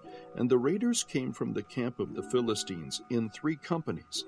One company turned toward Ophrah, to the land of Shual, and another company turned toward Beth-horon, and another company turned toward the border which overlooks the valley of Zeboim, toward the wilderness. Now no blacksmith could be found in all the land of Israel, for the Philistines said, "Otherwise the Hebrews will make swords or spears." So all Israel went down to the Philistines, each to sharpen his plowshare, his mattock, his axe, and his hoe. The charge was 2/3 of a shekel for the plowshares, the mattocks, the forks, and the axes, and to fix the hoes. So it came about on the day of battle that neither sword nor spear was found in the hands of any of the people who were with Saul and Jonathan, but they were found with Saul and his son Jonathan. And the garrison of the Philistines went out to the pass of Michmash. Chapter 14. Now the day came that Jonathan, the son of Saul, said to the young man who was carrying his armor, "Come and let us cross over to the Philistines' garrison that is on the other side." But he did not tell his father. Saul was staying in the outskirts of Gibeah under the pomegranate tree, which is in Migron, and the people who were with him were about 600 men. And Ahijah, the son of Ahitub, Ichabod's brother, the son of Phinehas, the son of Eli, the priest of the Lord at Shiloh, was wearing an ephod, and the people did not know that Jonathan had gone. Between the passes by which Jonathan sought to cross over to the Philistines' garrison, there was a sharp crag on the one side, and a sharp crag on the other side, and the name of the one was Bozez, and the name of the other Seneh. The one crag rose on the north opposite Michmash, and the other on the south opposite Geba. Then Jonathan said to the young man who was carrying his armor, "Come and let us cross over to the garrison of these uncircumcised. Perhaps the Lord will work for us, for the Lord is not restrained to save by many or by few." His armor-bearer said to him, "Do all that is in your heart. Turn yourself, and here I am with you according to your desire." Then Jonathan said, "Behold, we will cross over to the men and reveal ourselves to them. If they say to us, 'Wait until we come to you,' then we will stand in our place and not go up to them. But if they say, 'Come up to us,' then we will go up, for the Lord has given them into our hands. And this shall be the sign to us. When both of them revealed themselves to the garrison of the Philistines said, 'Behold, Hebrews are coming out of the holes where they have hidden themselves.' So the men of the garrison hailed Jonathan and his armor-bearer and said, 'Come up to us, and we will tell you something.' And Jonathan said to his armor-bearer, 'Come up after me, for the Lord has given them into the hands of Israel.' Then Jonathan climbed up on his hands and feet with his armor-bearer behind him, and they fell before Jonathan, and his armor-bearer put some to death after him. That first slaughter which Jonathan and his armor-bearer made was about 20 men, within about half a furrow in an acre of land. And there was a trembling in the camp, in the field, and among all the people. Even the garrison and the raiders trembled, and the earth quaked so that it became a great trembling. Now Saul's watchmen in Gibeah of Benjamin looked, and behold, the multitude melted away, and they went here and there. Saul said to the people who were with him, "Number now and see who is gone from us." And when they had numbered, behold, Jonathan and his armor-bearer were not there. Then Saul said to Ahijah, "Bring the ark of God here," for the ark of God was at that time with the sons of Israel. While Saul talked to the priest, the commotion in the camp of the Philistines continued and increased. So Saul said to the priest, "Withdraw your hand." Then Saul and all the people who were with him rallied and came to the battle. And behold, every man's sword was against his fellow, and there was very great confusion. Now the Hebrews who were with the Philistines previously, who went up with them all around in the camp, even they also turned to be with the Israelites who were with Saul and Jonathan. When all the men of Israel who had hidden themselves in the hill country of Ephraim heard that the Philistines had fled, even they also pursued them closely in the battle. So the Lord delivered Israel that day, and the battle spread beyond Bethaven. Now the men of Israel were hard-pressed on that day, for Saul had put the people under oath, saying, "Cursed be the man who eats food before evening, and until I have avenged myself on my enemies." So none of the people tasted food. All the people of the land entered the forest, and there was honey on the ground. When the people entered the forest, behold, there was a flow of honey, but no man put his hand to his mouth, for the people feared the oath. But Jonathan had not heard when his father put the people under oath. Therefore he put out the end of the staff that was in his hand, and dipped it in the honeycomb, and put his hand to his mouth, and his eyes brightened. Then one of the people said, "Your father strictly put the people under oath, saying, 'Cursed be the man who eats food today.' And the people were weary." Then Jonathan said, "My father has troubled the land. See now, how my eyes have brightened because I tasted a little of this honey? How much more, if only the people had eaten freely today of the spoil of their enemies which they found? For now the slaughter among the Philistines has not been great.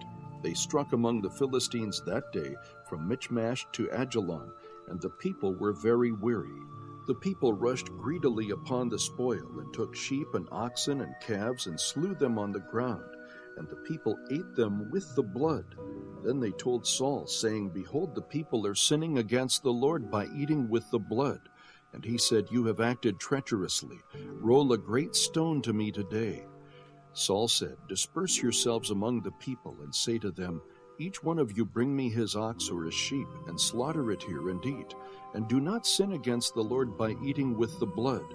So all the people that night brought each one his ox with him, and slaughtered it there. And Saul built an altar to the Lord. It was the first altar that he built to the Lord. Then Saul said, "Let us go down after the Philistines by night, and take spoil among them until the morning light, and let us not leave a man of them." And they said, "Do whatever seems good to you." So the priest said, "Let us draw near to God here." Saul inquired of God, "Shall I go down after the Philistines? Will you give them into the hand of Israel?" But he did not answer him on that day. Saul said, "Draw near here, all you chiefs of the people, and investigate and see how this sin has happened today. For as the Lord lives, who delivers Israel, though it is in Jonathan my son, he shall surely die." But not one of all the people answered him. Then he said to all Israel, "You shall be on one side, and I and Jonathan my son will be on the other side." And the people said to Saul, "Do what seems good to you." Therefore Saul said to the Lord, the God of Israel, "Give a perfect lot." And Jonathan and Saul were taken, but the people escaped. Saul said, "Cast lots between me and Jonathan my son." And Jonathan was taken. Then Saul said to Jonathan, "Tell me what you have done."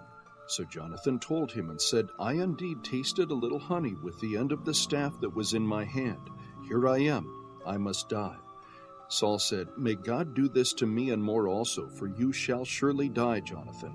But the people said to Saul, "Must Jonathan die, who has brought about this great deliverance in Israel? Far from it. As the Lord lives, not one hair of his head shall fall to the ground, for he has worked with God this day." So the people rescued Jonathan, and he did not die. Then Saul went up from pursuing the Philistines, and the Philistines went to their own place. Now when Saul had taken the kingdom over Israel, he fought against all his enemies on every side, against Moab, the sons of Ammon, Edom, the kings of Zobah, and the Philistines, and wherever he turned, he inflicted punishment. He acted valiantly and defeated the Amalekites, and delivered Israel from the hands of those who plundered them. Now the sons of Saul were Jonathan and Ishvi and Malchishua, and the names of his 2 daughters were these: the name of the firstborn Merab, and the name of the younger Michal. The name of Saul's wife was Ahinoam, the daughter of Ahimaaz, and the name of the captain of his army was Abner, the son of Ner, Saul's uncle. Kish was the father of Saul, and Ner, the father of Abner, was the son of Abiel. Now the war against the Philistines was severe all the days of Saul. When Saul saw any mighty man or any valiant man, he attached him to his staff. Chapter 15. Then Samuel said to Saul, "The Lord sent me to anoint you as king over his people, over Israel. Now therefore, listen to the words of the Lord. Thus says the Lord of hosts, I will punish Amalek for what he did to Israel, how he set himself against him on the way while he was coming up from Egypt. Now go and strike Amalek, and utterly destroy all that he has, and do not spare him, but put to death both man and woman, child and infant, ox and sheep, camel and donkey." Then Saul summoned the people and numbered them in Telaim, 200,000 foot soldiers, and 10,000 men of Judah. Saul came to the city of Amalek and set an ambush in the valley. Saul said to the Kenites, Go, depart, go down from among the Amalekites, so that I do not destroy you with them. For you showed kindness to all the sons of Israel when they came up from Egypt. So the Kenites departed from among the Amalekites. So Saul defeated the Amalekites from Havilah, as you go to Shur, which is east of Egypt. He captured Agag, the king of the Amalekites, alive, and utterly destroyed all the people with the edge of the sword. But Saul and the people spared Agag, and the best of the sheep, the oxen, the fatlings, the lambs, and all that was good, and were not willing to destroy them utterly, but everything despised and worthless, that they utterly destroyed.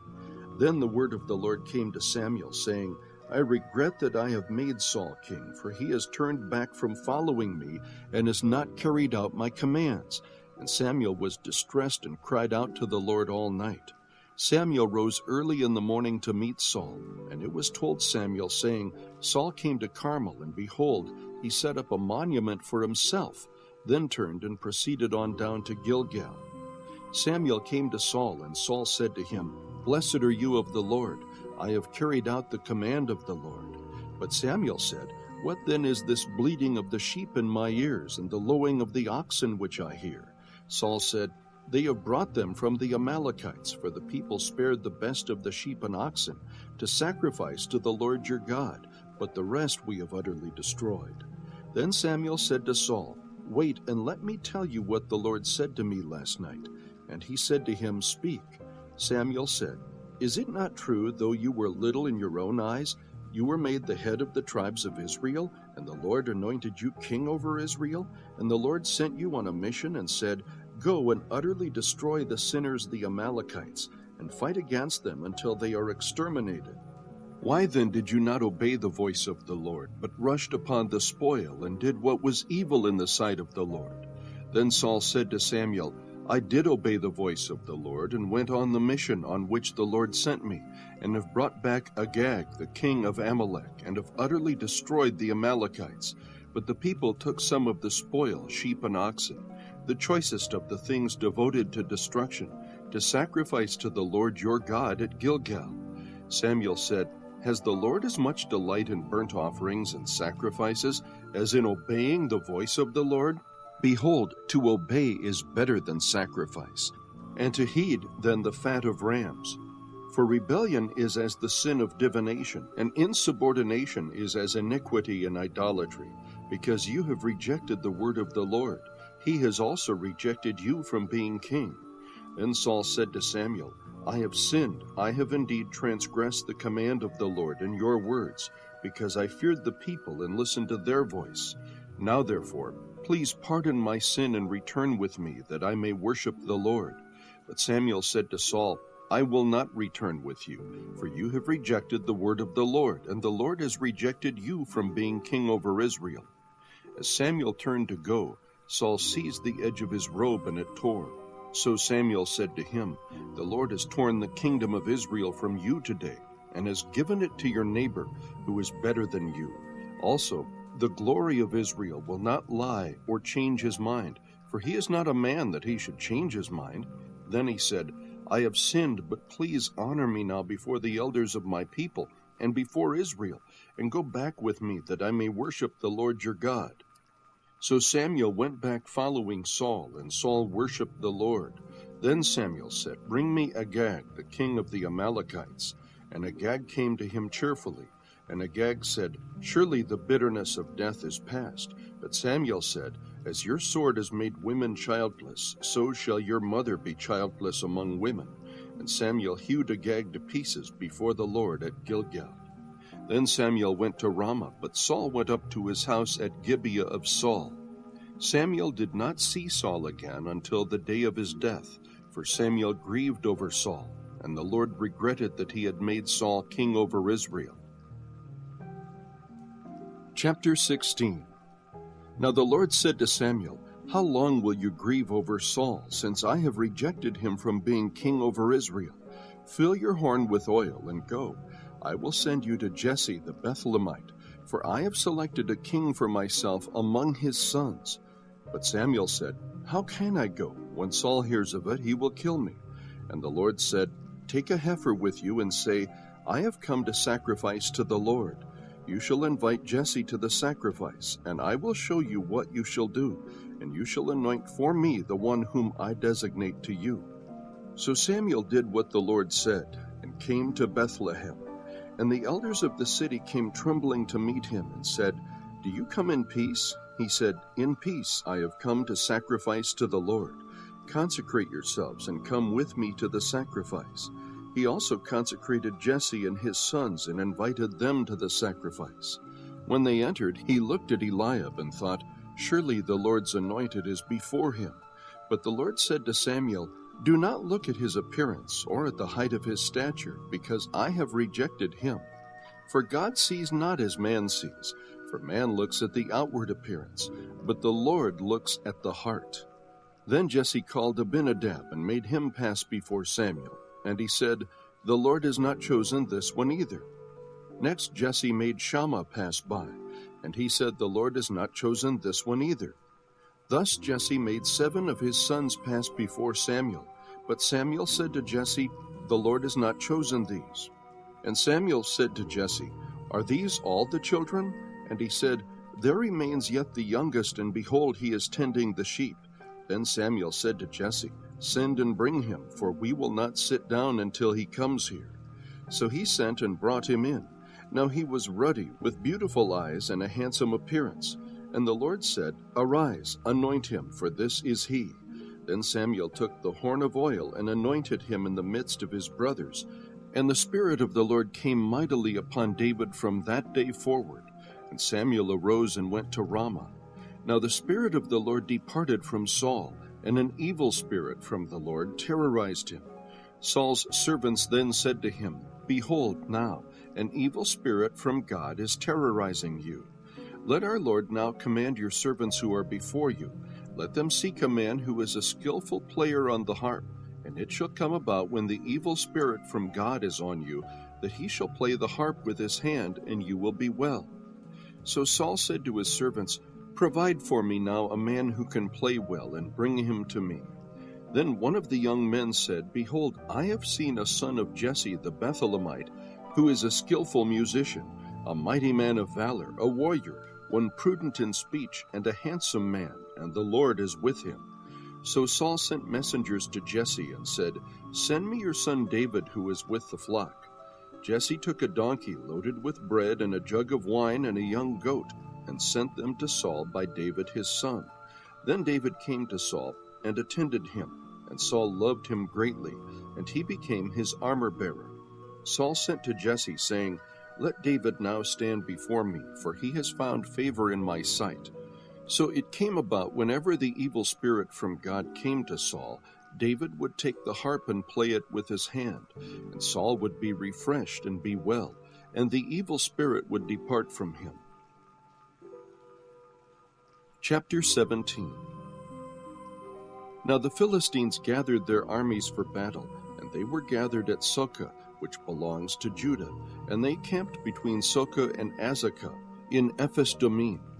Saul and the men of Israel were gathered and camped in the valley of Elah, and drew up in battle array to encounter the Philistines. The Philistines stood on the mountain on one side, while Israel stood on the mountain on the other side, with the valley between them.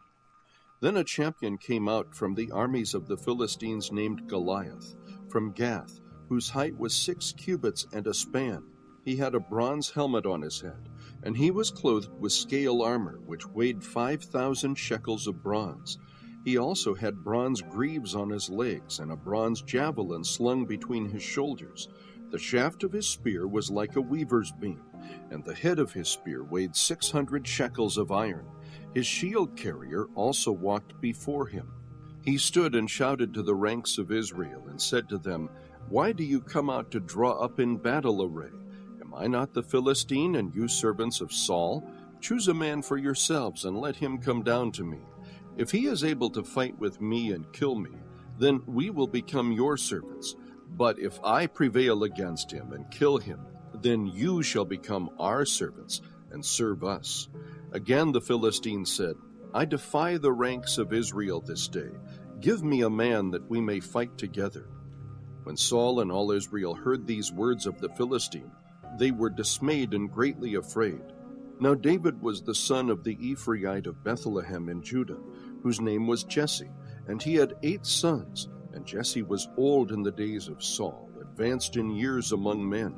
The 3 older sons of Jesse had gone after Saul to the battle, and the names of his 3 sons who went to the battle were Eliab the firstborn, and the second to him Abinadab, and the third Shammah. David was the youngest. Now the 3 oldest followed Saul, but David went back and forth from Saul to tend his father's flock at Bethlehem. The Philistine came forward morning and evening for 40 days and took his stand. Then Jesse said to David his son, "Take now for your brothers an ephah of this roasted grain, and these 10 loaves, and run to the camp to your brothers.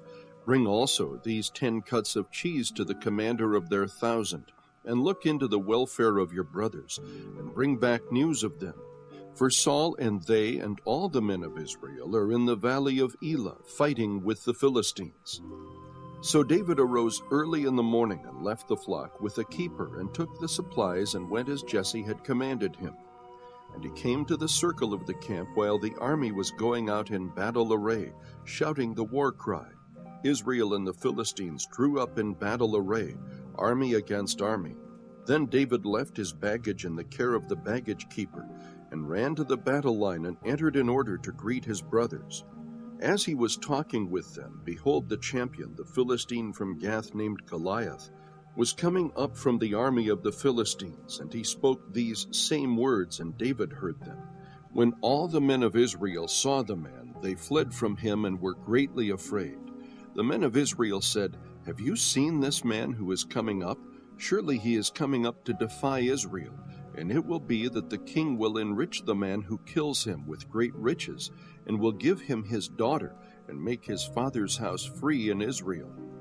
Then David spoke to the men who were standing by him, saying, "What will be done for the man who kills this Philistine, and takes away the reproach from Israel? For who is this uncircumcised Philistine, that he should taunt the armies of the living God?" The people answered him in accord with this word, saying, "Thus it will be done for the man who kills him."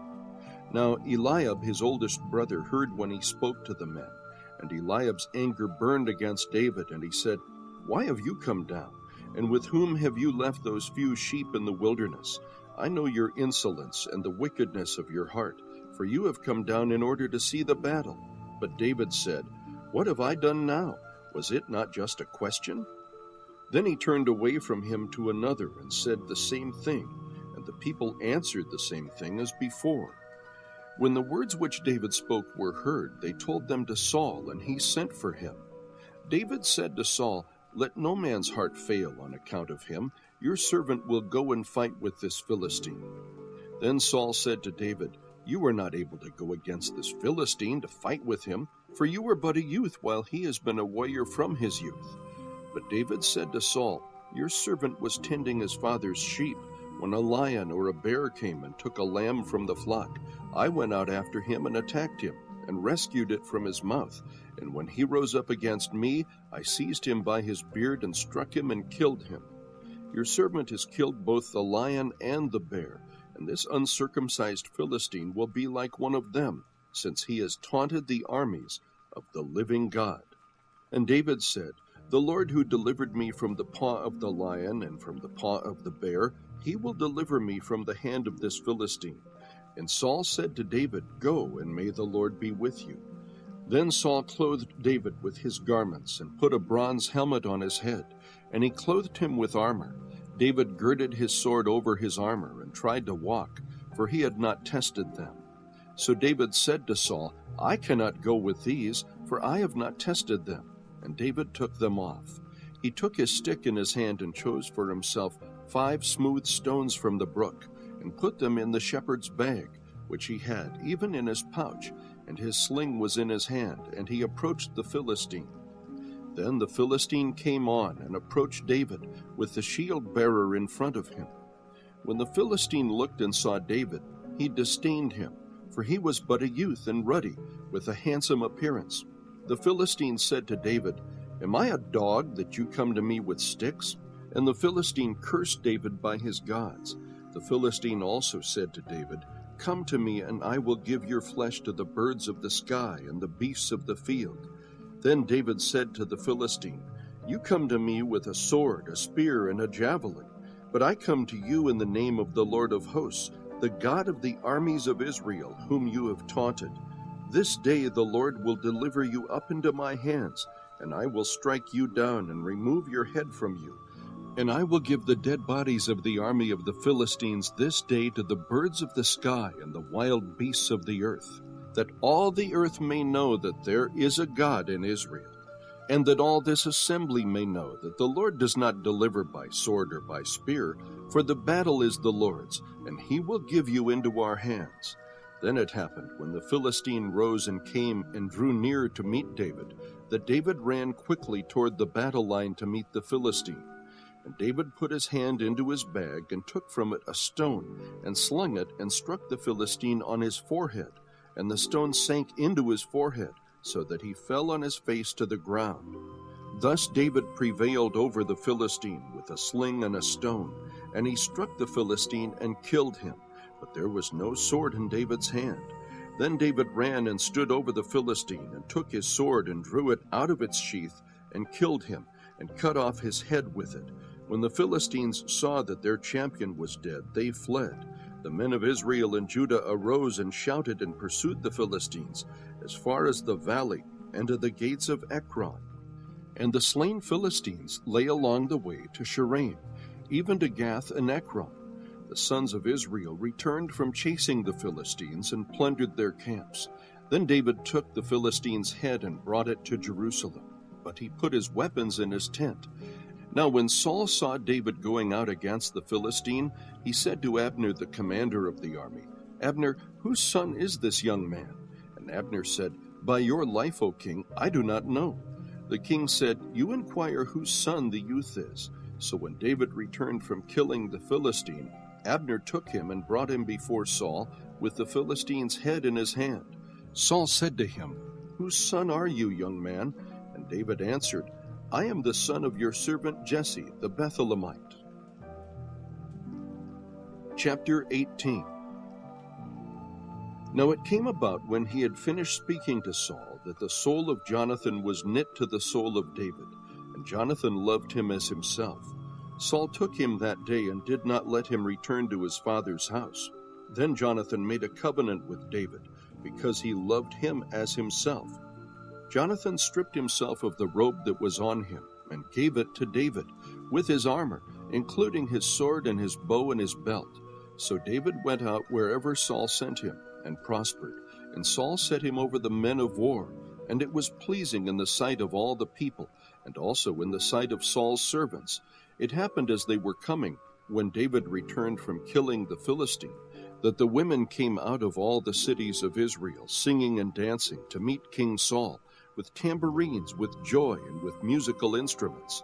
The women sang as they played and said, "Saul has slain his thousands, and David his 10,000s. Then Saul became very angry, for this saying displeased him, and he said, "They have ascribed to David 10,000s, but to me they have ascribed thousands. Now what more can he have but the kingdom?" Saul looked at David with suspicion from that day on. Now it came about on the next day that an evil spirit from God came mightily upon Saul, and he raved in the midst of the house, while David was playing the harp with his hand, as usual, and a spear was in Saul's hand. Saul hurled the spear, for he thought, "I will pin David to the wall." But David escaped from his presence twice. Now Saul was afraid of David, for the Lord was with him, but had departed from Saul. Therefore Saul removed him from his presence, and appointed him as his commander of 1,000, and he went out and came in before the people. David was prospering in all his ways, for the Lord was with him. When Saul saw that he was prospering greatly, he dreaded him. But all Israel and Judah loved David, and he went out and came in before them. Then Saul said to David, "Here is my older daughter Merab. I will give her to you as a wife. Only be a valiant man for me, and fight the Lord's battles." For Saul thought, "My hand shall not be against him, but let the hand of the Philistines be against him." But David said to Saul, "Who am I, and what is my life, or my father's family in Israel, that I should be the king's son-in-law. So it came about at the time when Merab, Saul's daughter, should have been given to David, that she was given to Adriel, the Maholathite, for a wife. Now Michal, Saul's daughter, loved David. When they told Saul, the thing was agreeable to him. Saul thought, I will give her to him, that she may become a snare to him, and that the hand of the Philistines may be against him. Therefore Saul said to David, For a second time you may be my son-in-law today. Then Saul commanded his servants, Speak to David secretly, saying, Behold, the king delights in you, and all his servants love you. Now therefore become the king's son-in-law. So Saul's servants spoke these words to David. But David said, Is it trivial in your sight to become the king's son-in-law, since I am a poor man and lightly esteemed? The servants of Saul reported to him according to these words which David spoke. Saul then said, Thus you shall say to David, The king does not desire any dowry except 100 foreskins of the Philistines, to take vengeance on the king's enemies. Now Saul planned to make David fall by the hand of the Philistines. When his servants told David these words, it pleased David to become the king's son-in-law before the days had expired. David rose up and went, he and his men, and struck down 200 men among the Philistines. Then David brought their foreskins, and they gave them in full number to the king, that he might become the king's son-in-law. So Saul gave him Michal his daughter for a wife. When Saul saw and knew that the Lord was with David, and that Michal, Saul's daughter, loved him, then Saul was even more afraid of David. Thus Saul was David's enemy continually. Then the commanders of the Philistines went out to battle, and it happened as often as they went out that David behaved himself more wisely than all the servants of Saul, so his name was highly esteemed. Chapter 19. Now Saul told Jonathan his son and all his servants to put David to death. But Jonathan, Saul's son, greatly delighted in David. So Jonathan told David, saying, Saul my father is seeking to put you to death. Now therefore, please be on guard in the morning, and stay in a secret place and hide yourself. I will go out and stand beside my father in the field where you are, and I will speak with my father about you. If I find out anything, then I will tell you.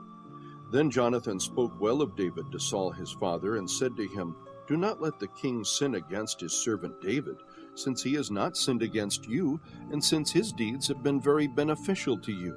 For he took his life in his hand and struck the Philistine, and the Lord brought about a great deliverance for all Israel. You saw it and rejoiced. Why then will you sin against innocent blood by putting David to death without a cause? Saul listened to the voice of Jonathan, and Saul vowed, As the Lord lives, he shall not be put to death. Then Jonathan called David, and Jonathan told him all these words. And Jonathan brought David to Saul, and he was in his presence as formerly. When there was war again, David went out and fought with the Philistines, and defeated them with great slaughter, so that they fled before him. Now there was an evil spirit from the Lord on Saul, as he was sitting in his house with his spear in his hand, and David was playing the harp with his hand. Saul tried to pin David to the wall with the spear, but he slipped away out of Saul's presence, so that he stuck the spear into the wall, and David fled and escaped that night. Then Saul sent messengers to David's house to watch him, in order to put him to death in the morning. But Michal, David's wife, told him, saying, If you do not save your life tonight, tomorrow you will be put to death. So Michal let David down through a window, and he went out and fled and escaped. Michal took the household idol and laid it on the bed, and put a quilt of goat's hair at its head, and covered it with clothes. When Saul sent messengers to take David, she said, He is sick. Then Saul sent messengers to see David, saying, Bring him up to me on his bed, that I may put him to death. When the messengers entered, behold, the household idol was on the bed, with the quilt of goat's hair at its head. So Saul said to Michal, Why have you deceived me like this, and let my enemy go, so that he has escaped? And Michal said to Saul, He said to me, Let me go. Why should I put you to death? Now David fled and escaped, and came to Samuel at Ramah, and told him all that Saul had done to him. And he and Samuel went and stayed in Naioth. It was told Saul, saying, Behold, David is at Naioth in Ramah. Then Saul sent messengers to take David, but when they saw the company of the prophets prophesying, with Samuel standing and presiding over them, the Spirit of God came upon the messengers of Saul, and they also prophesied. When it was told Saul, he sent other messengers, and they also prophesied. So Saul sent messengers again the third time, and they also prophesied. Then he himself went to Ramah, and came as far as the large well that is in Secu. And he asked and said, Where are Samuel and David? And someone said, Behold, they are at Naioth in Ramah. He proceeded there to Naioth in Ramah, and the Spirit of God came upon him also, so that he went along prophesying continually, until he came to Naioth in Ramah. He also stripped off his clothes, and he too prophesied before Samuel, and lay down naked all that day and all that night.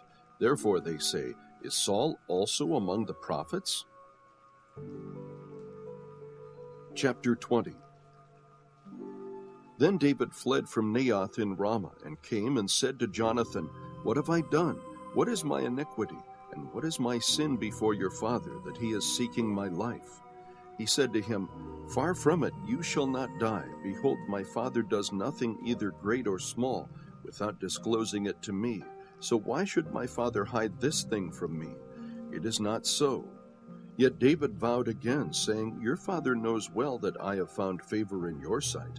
And he has said, Do not let Jonathan know this, or he will be grieved. But truly as the Lord lives, and as your soul lives, there is hardly a step between me and death. Then Jonathan said to David, Whatever you say, I will do for you. So David said to Jonathan, Behold, tomorrow is the new moon, and I ought to sit down to eat with the king. But let me go, that I may hide myself in the field until the third evening. If your father misses me at all, then say, David earnestly asked leave of me to run to Bethlehem, his city, because it is the yearly sacrifice there for the whole family. If he says, It is good, your servant will be safe. But if he is very angry, know that he has decided on evil. Therefore deal kindly with your servant, for you have brought your servant into a covenant of the Lord with you.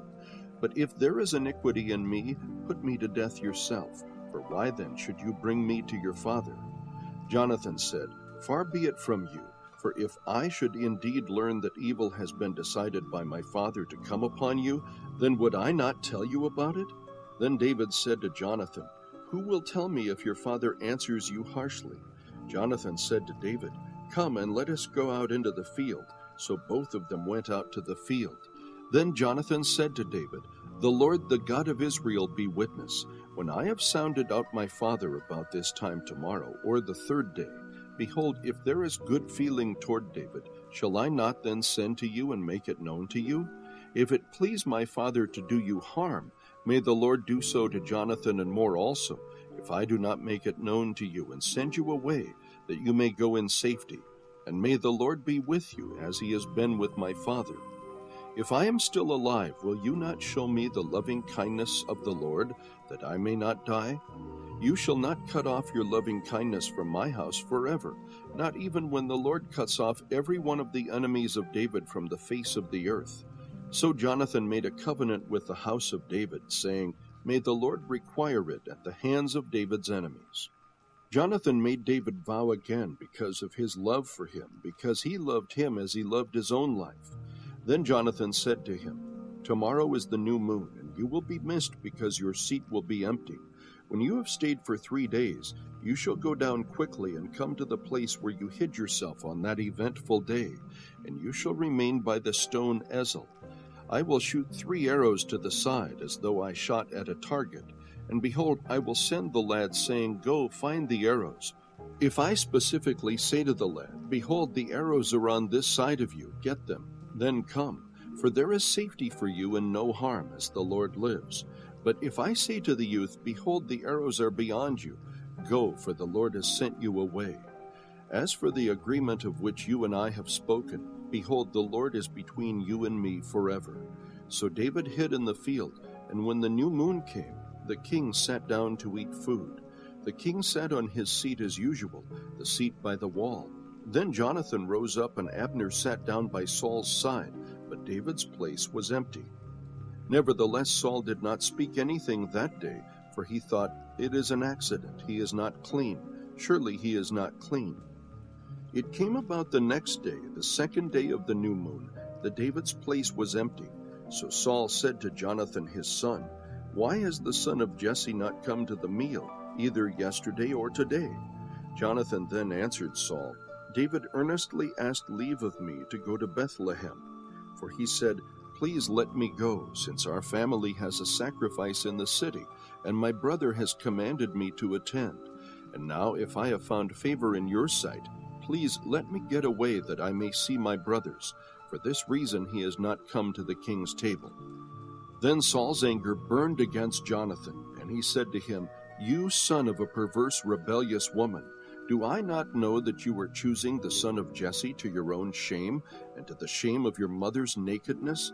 For as long as the son of Jesse lives on the earth, neither you nor your kingdom will be established.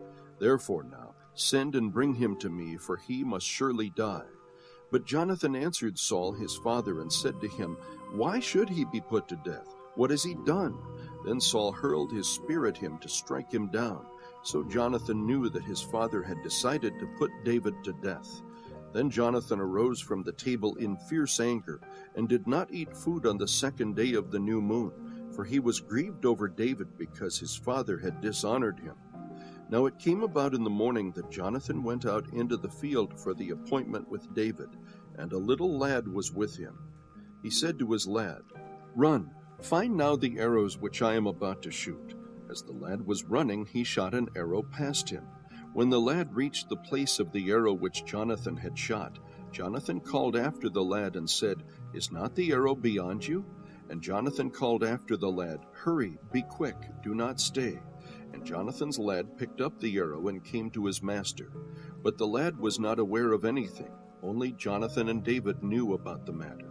Then Jonathan gave his weapons to his lad and said to him, "Go, bring them to the city." When the lad was gone, David rose from the south side and fell on his face to the ground and bowed 3 times, and they kissed each other and wept together. But David wept the more. Jonathan said to David, "Go in safety, inasmuch as we have sworn to each other in the name of the Lord, saying, 'The Lord will be between me and you, and between my descendants and your descendants forever.'"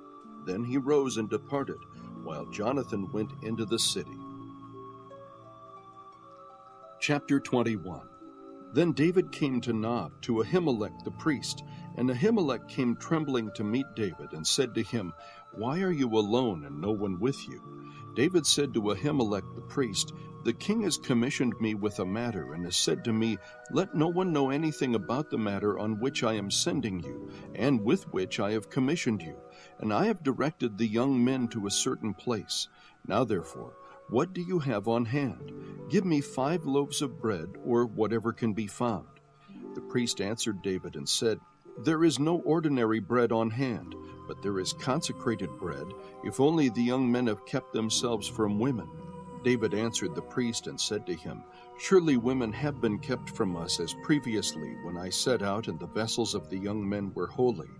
Though it was an ordinary journey, how much more then today will their vessels be holy?" So the priest gave him consecrated bread, for there was no bread there but the bread of the presence, which was removed from before the Lord, in order to put hot bread in its place when it was taken away. Now one of the servants of Saul was there that day, detained before the Lord, and his name was Doeg the Edomite, the chief of Saul's shepherds. David said to Ahimelech, "Now is there not a spear or a sword on hand? For I brought neither my sword nor my weapons with me, because the king's matter was urgent." Then the priest said, "The sword of Goliath the Philistine, whom you killed in the valley of Elah, behold, it is wrapped in a cloth behind the ephod. If you would take it for yourself, take it, for there is no other except it here." And David said, "There is none like it. Give it to me." Then David arose and fled that day from Saul, and went to Achish, king of Gath. But the servants of Achish said to him, "Is this not David, the king of the land? Did they not sing of this one as they danced, saying, 'Saul has slain his thousands, and David his 10,000s?'" David took these words to heart, and greatly feared Achish, king of Gath. So he disguised his sanity before them, and acted insanely in their hands, and and scribbled on the doors of the gate, and let his saliva run down into his beard. Then Achish said to his servants, Behold, you see the man behaving as a madman. Why do you bring him to me? Do I lack madmen, that you have brought this one to act the madman in my presence? Shall this one come into my house? Chapter 22. So David departed from there and escaped to the cave of Adullam. And when his brothers and all his father's household heard of it, they went down there to him. Everyone who was in distress, and everyone who was in debt, and everyone who was discontented gathered to him, and he became captain over them. Now there were about 400 men with him. And David went from there to Mizpah of Moab. And he said to the king of Moab, Please let my father and my mother come and stay with you until I know what God will do for me. Then he left them with the king of Moab, and they stayed with him all the time that David was in the stronghold. The prophet Gad said to David, Do not stay in the stronghold. Depart and go into the land of Judah. So David departed and went into the forest of Hereth. Then Saul heard that David and the men who were with him had been discovered. Now Saul was sitting in Gibeah under the tamarisk tree on the height with his spear in his hand, and all his servants were standing around him. Saul said to his servants who stood around him, Hear now, O Benjamites, will the son of Jesse also give to all of you fields and vineyards? Will he make you all commanders of thousands and commanders of hundreds? For all of you have conspired against me, so that there is no one who discloses to me when my son makes a covenant with the son of Jesse. And there is none of you who is sorry for me or discloses to me that my son has stirred up my servant against me, to lie in ambush, as it is this day. Then Doeg the Edomite, who was standing by the servants of Saul, said, I saw the son of Jesse coming to Nob, to Ahimelech the son of Ahitub. He inquired of the Lord for him, gave him provisions, and gave him the sword of Goliath the Philistine. Then the king sent someone to summon Ahimelech the priest, the son of Ahitub, and all his father's household. The priests who were in Nob and all of them came to the king. Saul said, Listen now, son of Ahitub. And he answered, Here I am, my lord. Saul then said to him, Why have you and the son of Jesse conspired against me, in that you have given him bread and a sword, and have inquired of God for him, so that he would rise up against me by lying in ambush, as it is this day? Then Ahimelech answered the king and said, And who among all your servants is as faithful as David, even the king's son-in-law, who is captain over your guard and is honored in your house? Did I just begin to inquire of God for him today? Far be it from me. Do not let the king impute anything to his servant or to any of the household of my father, for your servant knows nothing at all of this whole affair. But the king said, You shall surely die, Ahimelech, you and all your father's household. And the king said to the guards who were attending him, Turn around and put the priests of the Lord to death, because their hand also is with David, and because they knew that he was fleeing and did not reveal it to me. But the servants of the king were not willing to put forth their hands to attack the priests of the Lord. Then the king said to Doeg, You turn around and attack the priests. And Doeg the Edomite turned around and attacked the priests, and he killed that day 85 men who wore the linen ephod. And he struck Nob, the city of the priests, with the edge of the sword, both men and women, children and infants. Also oxen, donkeys, and sheep he struck with the edge of the sword. But one son of Ahimelech, the son of Ahitub, named Abiathar, escaped and fled after David. Abiathar told David that Saul had killed the priests of the Lord. Then David said to Abiathar, I knew on that day when Doeg the Edomite was there that he would surely tell Saul, I have brought about the death of every person in your father's household. Stay with me, do not be afraid, for he who seeks my life seeks your life, for you are safe with me. Chapter 23. Then they told David, saying, Behold, the Philistines are fighting against Keilah, and are plundering the threshing floors. So David inquired of the Lord, saying, Shall I go and attack these Philistines? And the Lord said to David, Go and attack the Philistines, and deliver Keilah. But David's men said to him, Behold, we are afraid here in Judah. How much more then if we go to Keilah against the ranks of the Philistines? Then David inquired of the Lord once more, and the Lord answered him and said, "Arise, go down to Keilah, for I will give the Philistines into your hand."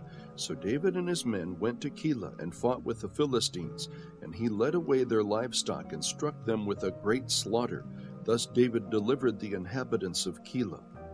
Now it came about when Abiathar the son of Ahimelech fled to David at Keilah, that he came down with an ephod in his hand.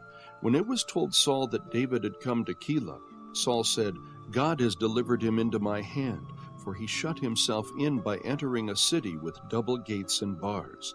So Saul summoned all the people for war to go down to Keilah to besiege David and his men. Now David knew that Saul was plotting evil against him, so he said to Abiathar the priest, "Bring the ephod here."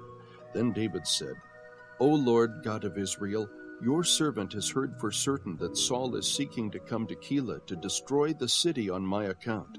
Will the men of Keilah surrender me into his hand? Will Saul come down just as your servant has heard? O Lord God of Israel, I pray, tell your servant." And the Lord said, "He will come down." Then David said, "Will the men of Keilah surrender me and my men into the hand of Saul?" And the Lord said, "They will surrender you." Then David and his men, about 600, arose and departed from Keilah, and they went wherever they could go. When it was told Saul that David had escaped from Keilah, he gave up the pursuit. David stayed in the wilderness, in the strongholds, and remained in the hill country in the wilderness of Ziph. And Saul sought him every day, but God did not deliver him into his hand. Now David became aware that Saul had come out to seek his life while David was in the wilderness of Ziph at Horesh. And Jonathan, Saul's son, arose and went to David at Horesh and encouraged him in God. Thus he said to him, "Do not be afraid, because the hand of Saul my father will not find you, and you will be king over Israel, and I will be next to you. And Saul my father knows that also." So the two of them made a covenant before the Lord, and David stayed at Horesh while Jonathan went to his house. Then Ziphites came up to Saul at Gibeah, saying, "Is David not hiding with us in the strongholds at Horesh, on the hill of Hachilah, which is on the south of Jeshimon? Now then, O king, come down according to all the desire of your soul to do, and our part shall be to surrender him into the king's hand." Saul said, "May you be blessed of the Lord, for you have had compassion on me. Go now, make more sure and investigate, and see his place where his haunt is, and who has seen him there, for I am told that he is very cunning. So look and learn about all the hiding places where he hides himself, and return to me with certainty, and I will go with you. And if he is in the land, I will search him out among all the thousands of Judah." Then they arose and went to Ziph before Saul. Now David and his men were in the wilderness of Maon, in the Arabah to the south of Jeshimon. When Saul and his men went to seek him, they told David, and he came down to the rock and stayed in the wilderness of Maon. And when Saul heard it, he pursued David in the wilderness of Maon. Saul went on one side of the mountain, and David and his men on the other side of the mountain. And David was hurrying to get away from Saul, for Saul and his men were surrounding David and his men to seize them. But a messenger came to Saul, saying, "Hurry and come, for the Philistines have made a raid on the land." So Saul returned from pursuing David and went to meet the Philistines. Therefore they called that place the Rock of Escape. David went up from there and stayed in the strongholds of En-Gedi. Chapter 24. Now when Saul returned from pursuing the Philistines, he was told, saying, "Behold, David is in the wilderness of En-Gedi." Then Saul took 3,000 chosen men from all Israel and went to seek David and his men in front of the rocks of the wild goats. He came to the sheepfolds on the way, where there was a cave, and Saul went in to relieve himself. Now David and his men were sitting in the inner recesses of the cave. The men of David said to him, "Behold, this is the day of which the Lord said to you, Behold, I am about to give your enemy into your hand, and you shall do to him as it seems good to you." Then David arose and cut off the edge of Saul's robe secretly. It came about afterward that David's conscience bothered him because he had cut off the edge of Saul's robe. So he said to his men, "Far be it from me because of the Lord that I should do this thing to my Lord, the Lord's anointed, to stretch out my hand against him, since he is the Lord's anointed." David persuaded his men with these words and did not allow them to rise up against Saul. And Saul arose, left the cave, and went on his way. Now afterward David arose and went out of the cave and called after Saul, saying, My lord the king? When Saul looked behind him, David bowed with his face to the ground and prostrated himself. David said to Saul, Why do you listen to the words of men, saying, Behold, David seeks to harm you? Behold, this day your eyes have seen that the Lord had given you today into my hand in the cave, and some said to kill you. But my eye had pity on you, and I said, I will not stretch out my hand against my Lord, for he is the Lord's anointed. Now, my father, see, indeed, see the edge of your robe in my hand. For in that I cut off the edge of your robe and did not kill you, no one perceived that there is no evil or rebellion in my hands. And I have not sinned against you, though you were lying in wait for my life to take it. May the Lord judge between you and me, and may the Lord avenge me on you, but my hand shall not be against you. As the proverb of the ancients says, Out of the wicked comes forth wickedness, but my hand shall not be against you. After whom has the king of Israel come out? Whom are you pursuing? A dead dog? A single flea? The Lord therefore be judge and decide between you and me. And may he see and plead my cause and deliver me from your hand. When David had finished speaking these words to Saul, Saul said, Is this your voice, my son David? Then Saul lifted up his voice and wept. He said to David, You are more righteous than I, for you have dealt well with me, while I have dealt wickedly with you. You have declared today that you have done good to me, that the Lord delivered me into your hand, and yet you did not kill me. For if a man finds his enemy, will he let him go away safely? May the Lord therefore reward you with good in return for what you have done to me this day. Now, behold, I know that you will surely be king, and that the kingdom of Israel will be established in your hand. So now, swear to me by the Lord that you will not cut off my descendants after me, and that you will not destroy my name from my father's household. David swore to Saul, and Saul went to his home. But David and his men went up to the stronghold. Chapter 25. Then Samuel died, and all Israel gathered together and mourned for him, and buried him at his house in Ramah. And David arose and went down to the wilderness of Paran. Now there was a man in Maon whose business was in Carmel, and the man was very rich, and he had 3,000 sheep and 1,000 goats. And it came about while he was shearing his sheep in Carmel. Now the man's name was Nabal, and his wife's name was Abigail. And the woman was intelligent and beautiful in appearance, but the man was harsh and evil in his dealings, and he was a Calebite. That David heard in the wilderness that Nabal was shearing his sheep. So David sent 10 young men, and David said to the young men, Go up to Carmel, visit Nabal, and greet him in my name. And thus you shall say, Have a long life, peace be to you, and peace be to your house, and peace be to all that you have. Now I have heard that you have shearers. Now your shepherds have been with us, and we have not insulted them, nor have they missed anything all the days they were in Carmel. Ask your young men, and they will tell you. Therefore, let my young men find favor in your eyes, for we have come on a festive day. Please give whatever you find at hand to your servants and to your son David. When David's young men came, they spoke to Nabal according to all these words in David's name. Then they waited. But Nabal answered David's servants and said, Who is David, and who is the son of Jesse? There are many servants today who are each breaking away from his master. Shall I then take my bread and my water and my meat that I have slaughtered for my shearers, and give it to men whose origin I do not know? So David's young men retraced their way and went back, and they came and told him according to all these words. David said to his men, Each of you gird on his sword. So each man girded on his sword. And David also girded on his sword. And about 400 men went up behind David, while 200 stayed with the baggage.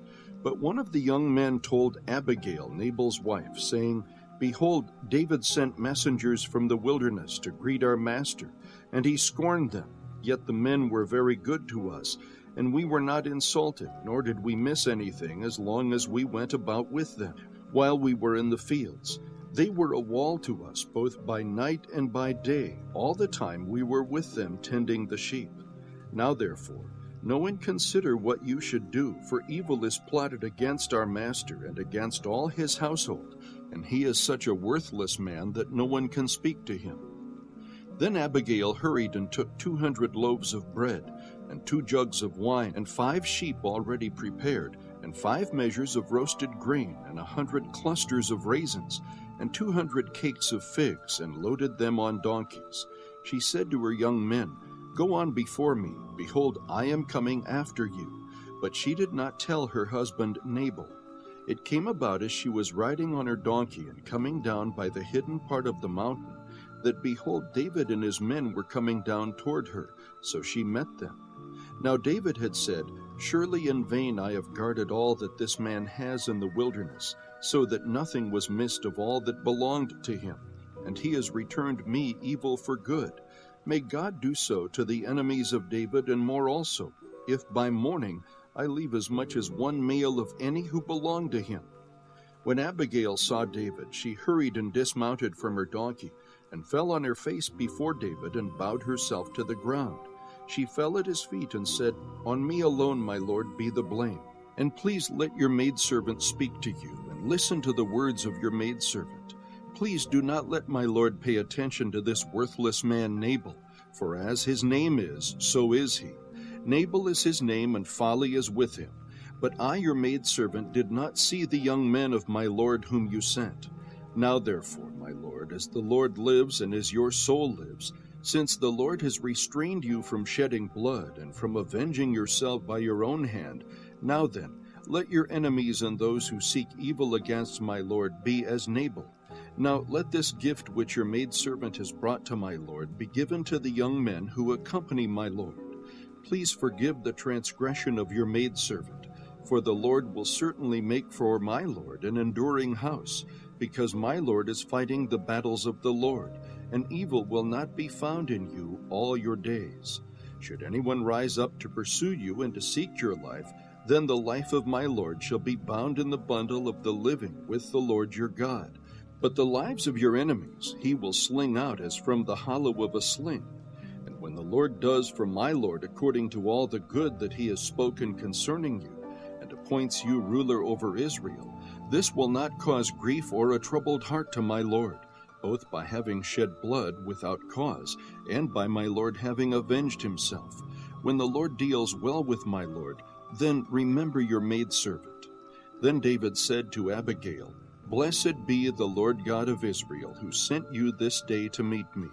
And blessed be your discernment, and blessed be you, who have kept me this day from bloodshed, and from avenging myself by my own hand.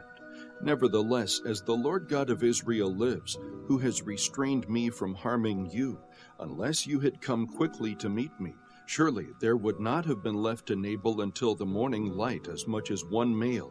So David received from her hand what she had brought him, and said to her, "Go up to your house in peace. See, I have listened to you and granted your request." Then Abigail came to Nabal, and behold, he was holding a feast in his house, like the feast of a king. And Nabal's heart was merry within him, for he was very drunk. So she did not tell him anything at all until the morning light. But in the morning, when the wine had gone out of Nabal, his wife told him these things, and his heart died within him, so that he became as a stone. About 10 days later, the Lord struck Nabal, and he died. When David heard that Nabal was dead, he said, "Blessed be the Lord who has pleaded the cause of my reproach from the hand of Nabal, and has kept back his servant from evil. The Lord has also returned the evil doing of Nabal on his own head." Then David sent a proposal to Abigail to take her as his wife. When the servants of David came to Abigail at Carmel, they spoke to her, saying, "David has sent us to you to take you as his wife." She arose and bowed with her face to the ground and said, "Behold, your maidservant is a maid to wash the feet of my lord's servants." Then Abigail quickly arose and rode on a donkey with her 5 maidens who attended her, and she followed the messengers of David and became his wife. David had also taken Ahinoam of Jezreel, and they both became his wives. Now Saul had given Michal his daughter, David's wife, to Palti the son of Laish, who was from Galim. Chapter 26. Then the Ziphites came to Saul at Gibeah, saying, Is not David hiding on the hill of Hachilah, which is before Jeshimon? So Saul arose and went down to the wilderness of Ziph, having with him 3,000 chosen men of Israel, to search for David in the wilderness of Ziph. Saul camped in the hill of Hachilah, which is before Jeshimon, beside the road, and David was staying in the wilderness. When he saw that Saul came after him into the wilderness, David sent out spies, and he knew that Saul was definitely coming. David then arose and came to the place where Saul had camped, and David saw the place where Saul lay, and Abner the son of Ner, the commander of his army. And Saul was lying in the circle of the camp, and the people were camped around him. Then David said to Ahimelech the Hittite, and to Abishai the son of Zeruiah, Joab's brother, saying, Who will go down with me to Saul in the camp? And Abishai said, I will go down with you. So David and Abishai came to the people by night, and behold, Saul lay sleeping inside the circle of the camp, with his spear stuck in the ground at his head, and Abner and the people were lying around him. Then Abishai said to David, Today God has delivered your enemy into your hand. Now therefore, please let me strike him with the spear to the ground with one stroke, and I will not strike him the second time. But David said to Abishai, Do not destroy him, for who can stretch out his hand against the Lord's anointed and be without guilt? David also said, As the Lord lives, surely the Lord will strike him, or his day will come that he dies, or he will go down into battle and perish. The Lord forbid that I should stretch out my hand against the Lord's anointed.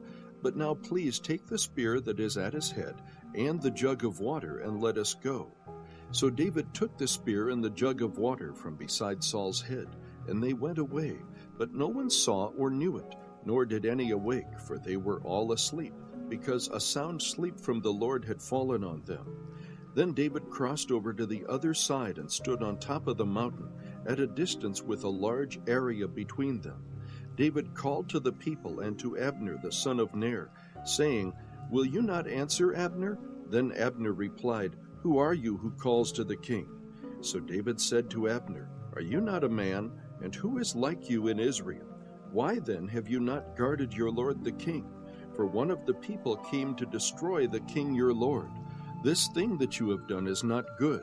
As the Lord lives, all of you must surely die, because you did not guard your Lord, the Lord's anointed. And now see where the king's spear is and the jug of water that was at his head? Then Saul recognized David's voice and said, Is this your voice, my son David? And David said, It is my voice, my lord the king. He also said, Why then is my lord pursuing his servant? For what have I done, or what evil is in my hand? Now therefore, please let my lord the king listen to the words of his servant. If the Lord has stirred you up against me, let him accept an offering. But if it is men, cursed are they before the Lord. For they have driven me out today, so that I would have no attachment with the inheritance of the Lord, saying, Go serve other gods. Now then, do not let my blood fall to the ground away from the presence of the Lord. For the king of Israel has come out to search for a single flea, just as one hunts a partridge in the mountains. Then Saul said, I have sinned. Return, my son David, for I will not harm you again, because my life was precious in your sight this day. Behold, I have played the fool and have committed a serious error. David replied, Behold the spear of the king. Now let one of the young men come over and take it. The Lord will repay each man for his righteousness and his faithfulness. For the Lord delivered you into my hand today, but I refused to stretch out my hand against the Lord's anointed. Now behold, as your life was highly valued in my sight this day, so may my life be highly valued in the sight of the Lord, and may he deliver me from all distress. Then Saul said to David, Blessed are you, my son David. You will both accomplish much and surely prevail. So David went on his way, and Saul returned to his place. Chapter 27. Then David said to himself, Now I will perish one day by the hand of Saul. There is nothing better for me than to escape into the land of the Philistines. Saul then will despair of searching for me any more in all the territory of Israel, and I will escape from his hand. So David arose and crossed over, he and the 600 men who were with him, to Achish the son of Maoch, king of Gath. And David lived with Achish at Gath, he and his men, each with his household, even David with his 2 wives, Ahinoam the Jezreelitess, and Abigail the Carmelitess, Nabal's widow. Now it was told Saul that David had fled to Gath, so he no longer searched for him. Then David said to Achish, "If now I have found favor in your sight, let them give me a place in one of the cities in the country, that I may live there. For why should your servant live in the royal city with you?" So Achish gave him Ziklag that day. Therefore Ziklag has belonged to the kings of Judah to this day. The number of days that David lived in the country of the Philistines was 1 year and 4 months.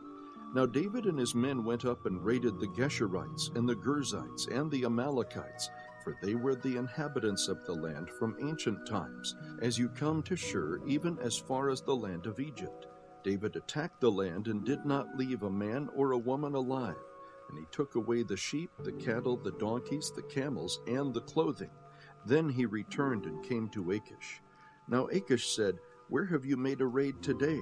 And David said, "Against the Negev of Judah, and against the Negev of the Jerahmeelites, and against the Negev of the Kenites." David did not leave a man or a woman alive to bring to Gath, saying, "Otherwise they will tell about us, saying, 'So has David done, and so has been his practice all the time he has lived in the country of the Philistines.'" So Achish believed David, saying, "He has surely made himself odious among his people Israel. Therefore he will become my servant forever." Chapter 28. Now it came about in those days that the Philistines gathered their armed camps for war to fight against Israel. And Achish said to David, "Know assuredly that you will go out with me in the camp, you and your men." David said to Achish, "Very well, you shall know what your servant can do." So Achish said to David, "Very well, I will make you my bodyguard for life." Now Samuel was dead, and all Israel had lamented him, and buried him in Ramah, his own city. And Saul had removed from the land those who were mediums and spiritists. So the Philistines gathered together and came and camped in Shunem. And Saul gathered all Israel together, and they camped in Gilboa. When Saul saw the camp of the Philistines, he was afraid, and his heart trembled greatly. When Saul inquired of the Lord did not answer him, either by dreams or by Urim or by prophets. Then Saul said to his servants, "Seek for me a woman who is a medium, that I may go to her and inquire of her." And his servants said to him, "Behold, there is a woman who is a medium at Endor." Then Saul disguised himself by putting on other clothes, and went, he and 2 men with him, and they came to the woman by night.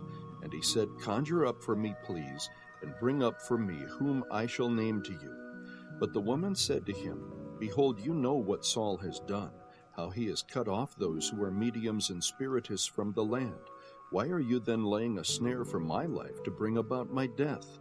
Saul vowed to her by the Lord, saying, "As the Lord lives, no punishment shall come upon you for this thing." Then the woman said, "Whom shall I bring up for you?" And he said, "Bring up Samuel for me." When the woman saw Samuel, she cried out with a loud voice. And the woman spoke to Saul, saying, "Why have you deceived me? For you were Saul." The king said to her, "Do not be afraid, but what do you see?" And the woman said to Saul, "I see a divine being coming up out of the earth." He said to her, "What is his form?" And she said, "An old man is coming up, and he is wrapped with a robe." And Saul knew that it was Samuel, and he bowed with his face to the ground and did homage. Then Samuel said to Saul, "Why have you disturbed me by bringing me up?" And Saul answered, "I am greatly distressed, for the Philistines are waging war against me, and God has departed from me and no longer answers me, either through prophets or by dreams. Therefore I have called you, that you may make known to me what I should do." Samuel said, "Why then do you ask me, since the Lord has departed from you and has become your adversary? The Lord has done accordingly as he spoke through me, for the Lord has torn the kingdom out of your hand and given it to your neighbor, to David. As you did not obey the Lord and did not execute his fierce wrath on Amalek, so the Lord has done this thing to you this day.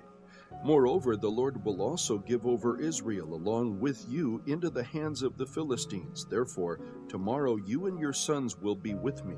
Indeed, the Lord will give over the army of Israel into the hands of the Philistines." Then Saul immediately fell full length upon the ground and was very afraid because of the words of Samuel. Also, there was no strength in him, for he had eaten no food all day and all night.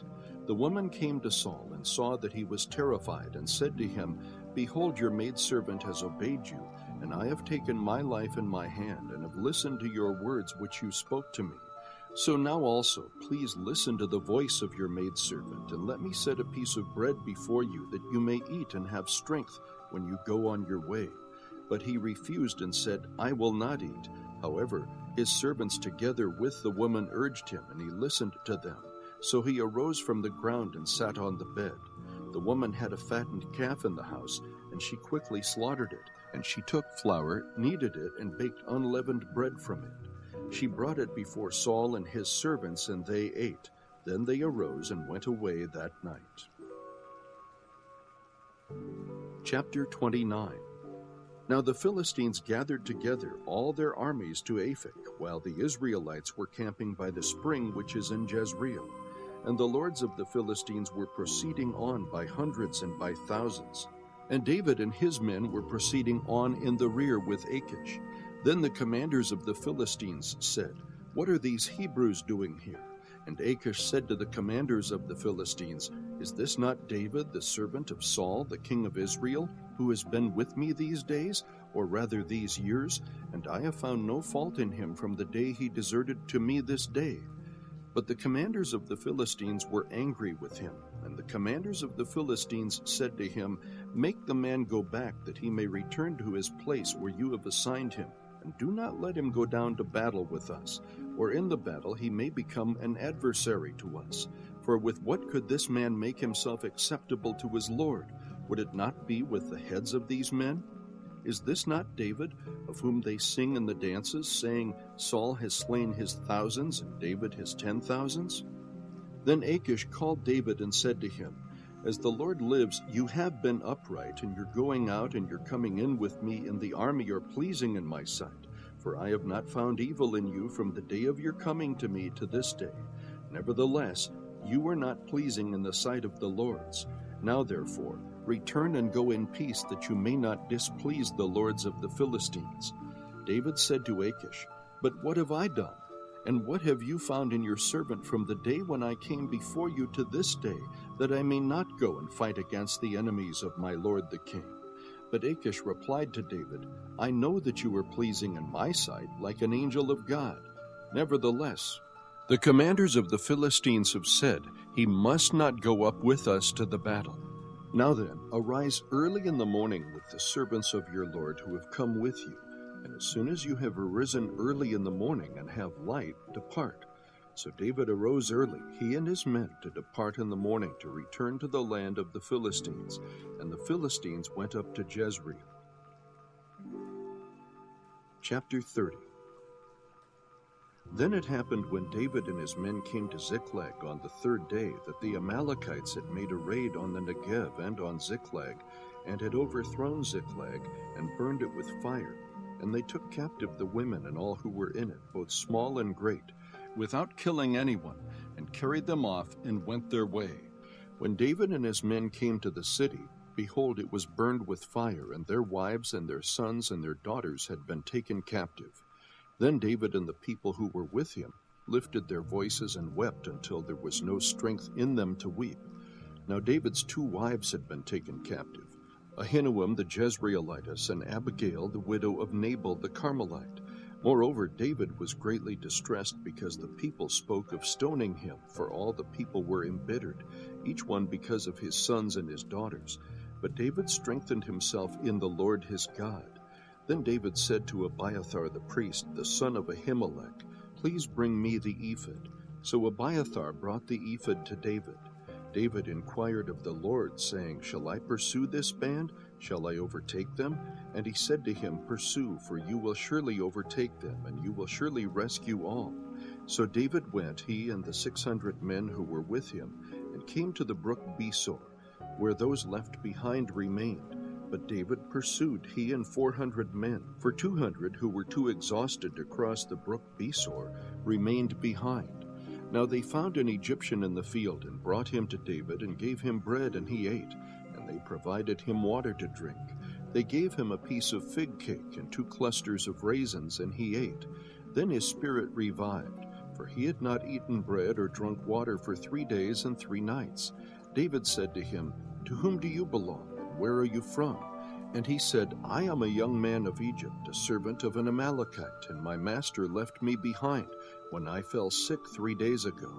We made a raid on the Negev of the Cherethites, and on that which belongs to Judah, and on the Negev of Caleb, and we burned Ziklag with fire." Then David said to him, "Will you bring me down to this band?" And he said, "Swear to me by God that you will not kill me or deliver me into the hands of my master, and I will bring you down to this band."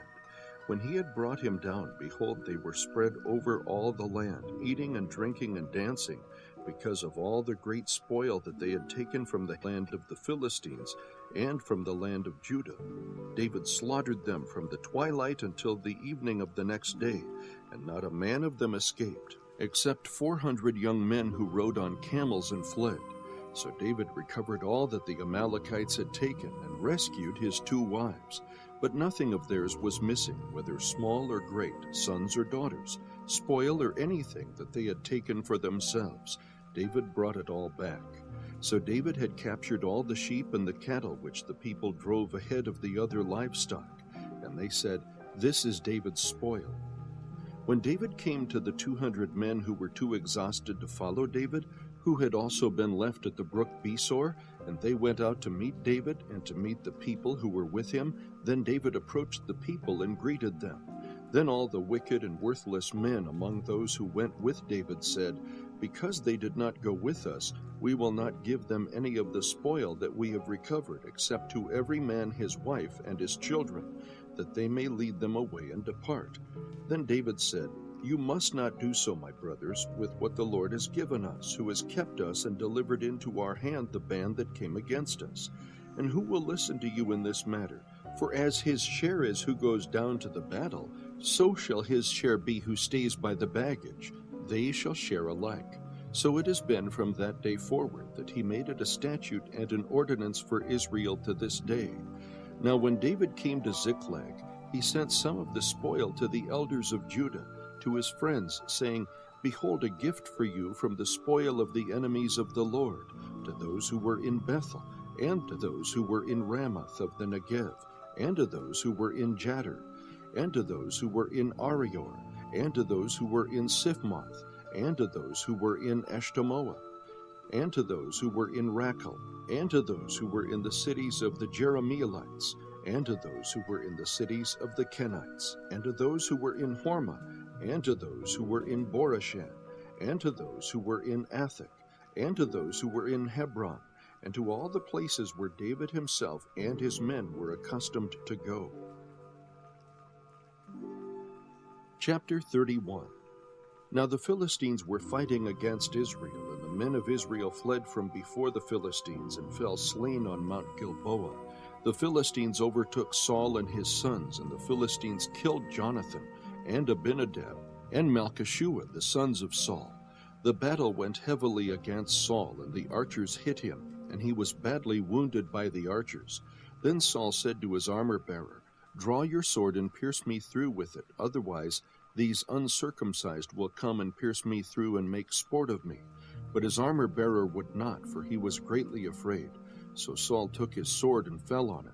When his armor-bearer saw that Saul was dead, he also fell on his sword and died with him. Thus Saul died with his 3 sons, his armor-bearer, and all his men on that day together. When the men of Israel who were on the other side of the valley, with those who were beyond the Jordan, saw that the men of Israel had fled and that Saul and his sons were dead, they abandoned the cities and fled. Then the Philistines came and lived in them. It came about on the next day, when the Philistines came to strip the slain, that they found Saul and his 3 sons fallen on Mount Gilboa.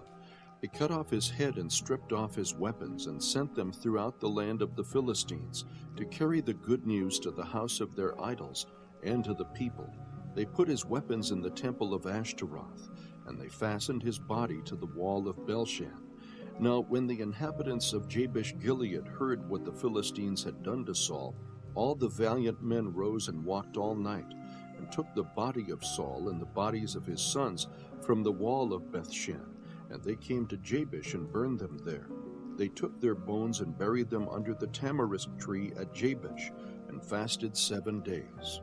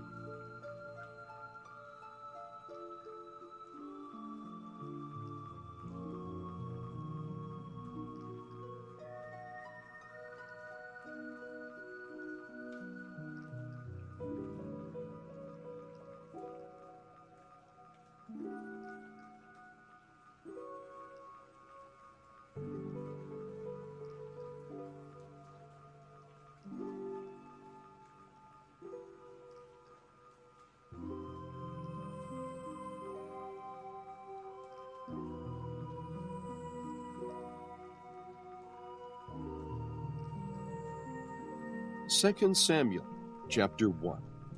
Now it came about after the death of Saul, when David had returned from the slaughter of the Amalekites, that David remained 2 days in Ziklag.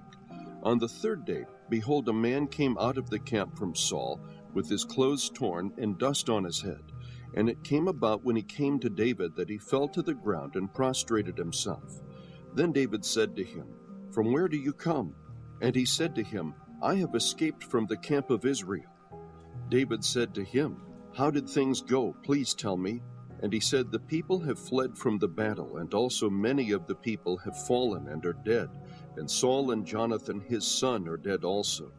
So David said to the young man who told him, How do you know that Saul and his son Jonathan are dead? The young man who told him said, By chance I happened to be on Mount Gilboa, and behold, Saul was leaning on his spear, and behold, the chariots and the horsemen pursued him closely. When he looked behind him, he saw me and called to me, and I said, Here I am. He said to me, Who are you? And I answered him, I am an Amalekite.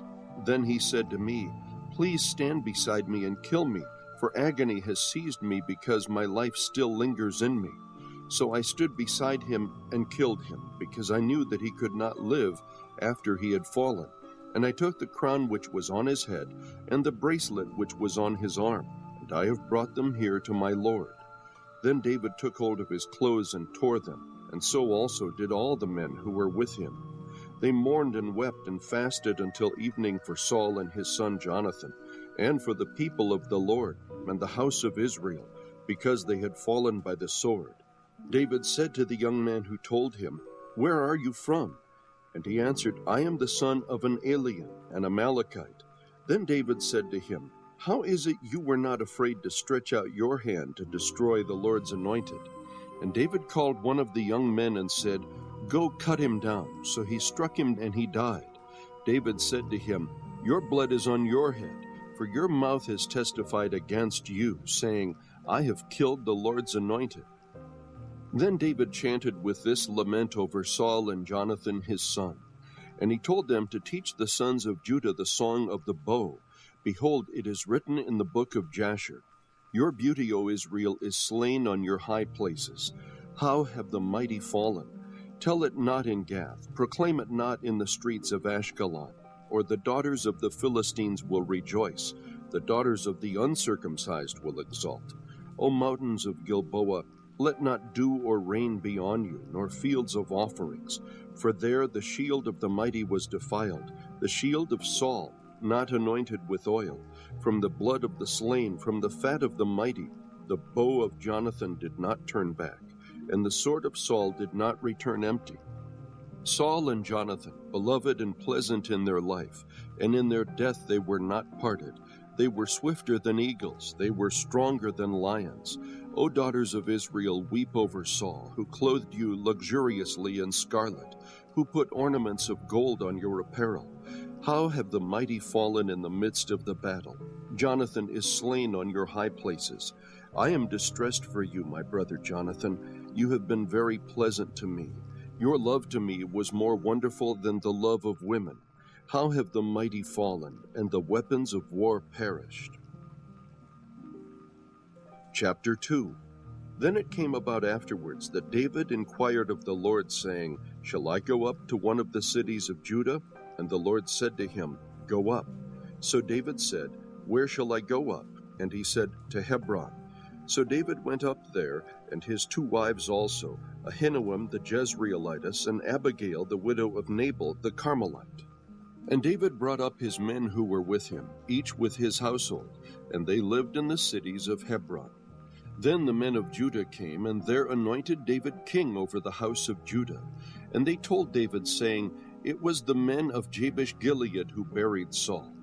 David sent messengers to the men of Jabesh-Gilead, and said to them, May you be blessed of the Lord, because you have shown this kindness to Saul your lord, and have buried him. Now may the Lord show loving kindness and truth to you, and I also will show this goodness to you, because you have done this thing. Now therefore, let your hands be strong and be valiant, for Saul your lord is dead, and also the house of Judah has anointed me king over them. But Abner the son of Ner, commander of Saul's army, had taken Ishbosheth the son of Saul, and brought him over to Mahanaim.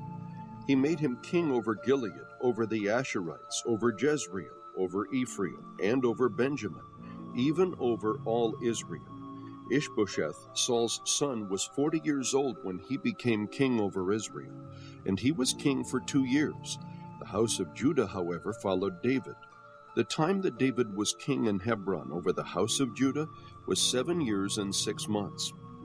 Now Abner the son of Ner went out from Mahanaim to Gibeon with the servants of Ishbosheth the son of Saul. And Joab the son of Zeruiah and the servants of David went out and met them by the pool of Gibeon. And they sat down, one on the one side of the pool, and the other on the other side of the pool. Then Abner said to Joab, Now let the young men arise and hold a contest before us. And Joab said, Let them arise. So they arose and went over by count, 12 for Benjamin and Ishbosheth the son of Saul, and 12 for the servants of David. Each one of them seized his opponent by the head, and thrust his sword in his opponent's side. So they fell down together. Therefore that place was called Helkath Hazarim, which is in Gibeon. That day the battle was very severe, and Abner and the men of Israel were beaten before the servants of David. Now the 3 sons of Zeruiah were there, Joab, and Abishai, and Asahel.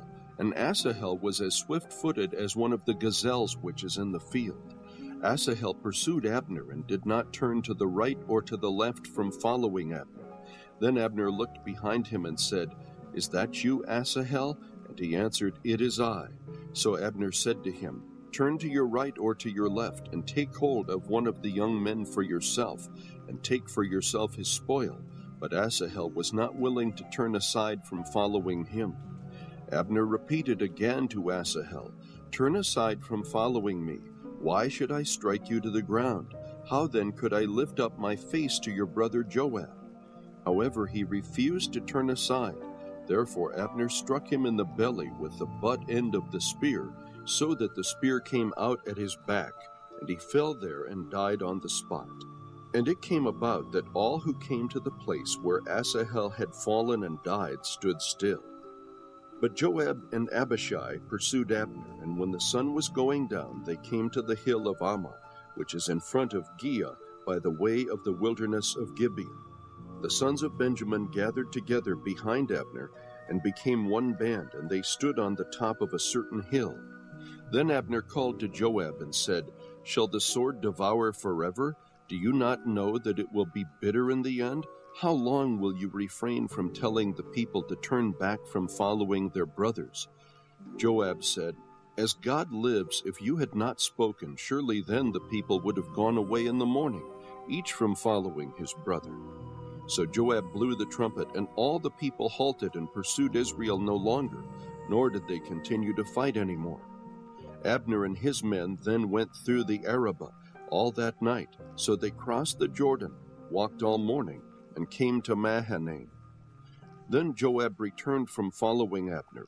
When he had gathered all the people together, 19 of David's servants, besides Asahel, were missing.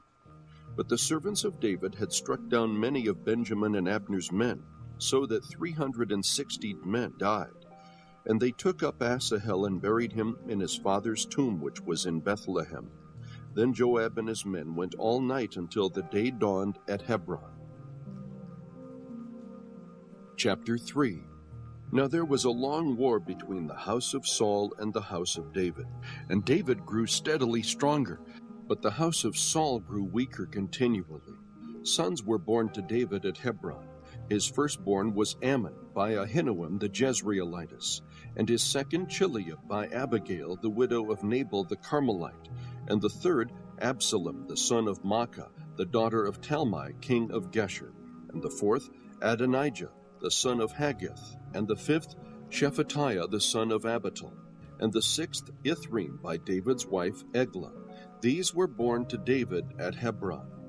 It came about while there was war between the house of Saul and the house of David, that Abner was making himself strong in the house of Saul. Now Saul had a concubine whose name was Rizpah, the daughter of Aiah, and Ishbosheth said to Abner, "Why have you gone into my father's concubine?" Then Abner was very angry over the words of Ishbosheth and said, "Am I a dog's head that belongs to Judah? Today I show kindness to the house of Saul your father, to his brothers and to his friends, and have not delivered you into the hands of David, and yet today you charge me with a guilt concerning the woman? May God do so to Abner, and more also, if as the Lord has sworn to David I do not accomplish this for him, to transfer the kingdom from the house of Saul, and to establish the throne of David over Israel and over Judah, from Dan even to Beersheba." And he could no longer answer Abner a word, because he was afraid of him. Then Abner sent messengers to David in his place, saying, "Whose is the land? Make your covenant with me, and behold, my hand shall be with you, to bring all Israel over to you." He said, "Good, I will make a covenant with you, but I demand one thing of you, namely, you shall not see my face unless you first bring Michal, Saul's daughter, when you come to see me." So David sent messengers to Ishbosheth, Saul's son, saying, "Give me my wife Michal, to whom I was betrothed for 100 foreskins of the Philistines." Ishbosheth sent and took her from her husband, from Paltiel the son of Laish. But her husband went with her, weeping as he went, and followed her as far as Bahurim. Then Abner said to him, "Go, return." So he returned. Now Abner had consultation with the elders of Israel, saying, "In times past you were seeking for David to be king over you. Now then, do it, for the Lord has spoken of David, saying, 'By the hand of my servant David I will save my people Israel from the hand of the Philistines and from the hand of all their enemies.'" Abner also spoke in the hearing of Benjamin, and in addition Abner went to speak in the hearing of David in Hebron all that seemed good to Israel and to the whole house of Benjamin. Then Abner and 20 men with him came to David at Hebron, and David made a feast for Abner and the men who were with him. Abner said to David, "Let me arise and go and gather all Israel to my lord the king, that they may make a covenant with you, and that you may be king over all that your soul desires." So David sent Abner away, and he went in peace. And behold, the servants of David and Joab came from a raid and brought much spoil with them. But Abner was not with David in Hebron, for he had sent him away, and he had gone in peace. When Joab and all the army that was with him arrived, they told Joab, saying, "Abner the son of Ner came to the king, and he has sent him away, and he has gone in peace." Then Joab came to the king and said, "What have you done? Behold, Abner came to you. Why then have you sent him away, and he is already gone? You know Abner the son of Ner, that he came to deceive you and to learn of your going out and coming in, and to find out all that you were doing." When Joab came out from David, he sent messengers after Abner, and they brought him back from the well of Sirah, but David did not know it. So when Abner returned to Hebron, Joab took him aside into the middle of the gate to speak with him privately, and there he struck him in the belly, so that he died on account of the blood of Asahel his brother. Afterward, when David heard it, he said, "I and my kingdom are innocent before the Lord forever of the blood of Abner, the son of Ner." May it fall on the head of Joab and on all his father's house, and may there not fail from the house of Joab one who has a discharge, or who is a leper, or who takes hold of a distaff, or who falls by the sword, or who lacks bread. So Joab and Abishai his brother killed Abner, because he had put their brother Asahel to death in the battle at Gibeon. Then David said to Joab and to all the people who were with him, Tear your clothes and gird on sackcloth, and lament before Abner. And King David walked behind the bier. Thus they buried Abner in Hebron. And the king lifted up his voice and wept at the grave of Abner, and all the people wept. The king chanted a lament for Abner and said, Should Abner die as a fool dies? Your hands were not bound, nor your feet put in fetters. As one falls before the wicked, you have fallen. And all the people wept again over him. Then all the people came to persuade David to eat bread while it was still day. But David vowed, saying, May God do so to me and more also, if I taste bread or anything else before the sun goes down. Now all the people took note of it, and it pleased them, just as everything the king did pleased all the people. So all the people and all Israel understood that day that it had not been the will of the king to put Abner the son of Ner to death. Then the king said to his servants, Do you not know that a prince and a great man has fallen this day in Israel? I am weak today, though anointed king, and these men, the sons of Zeruiah, are too difficult for me. May the Lord repay the evildoer according to his evil. Chapter 4. Now when Ishbosheth, Saul's son, heard that Abner had died in Hebron, he lost courage, and all Israel was disturbed.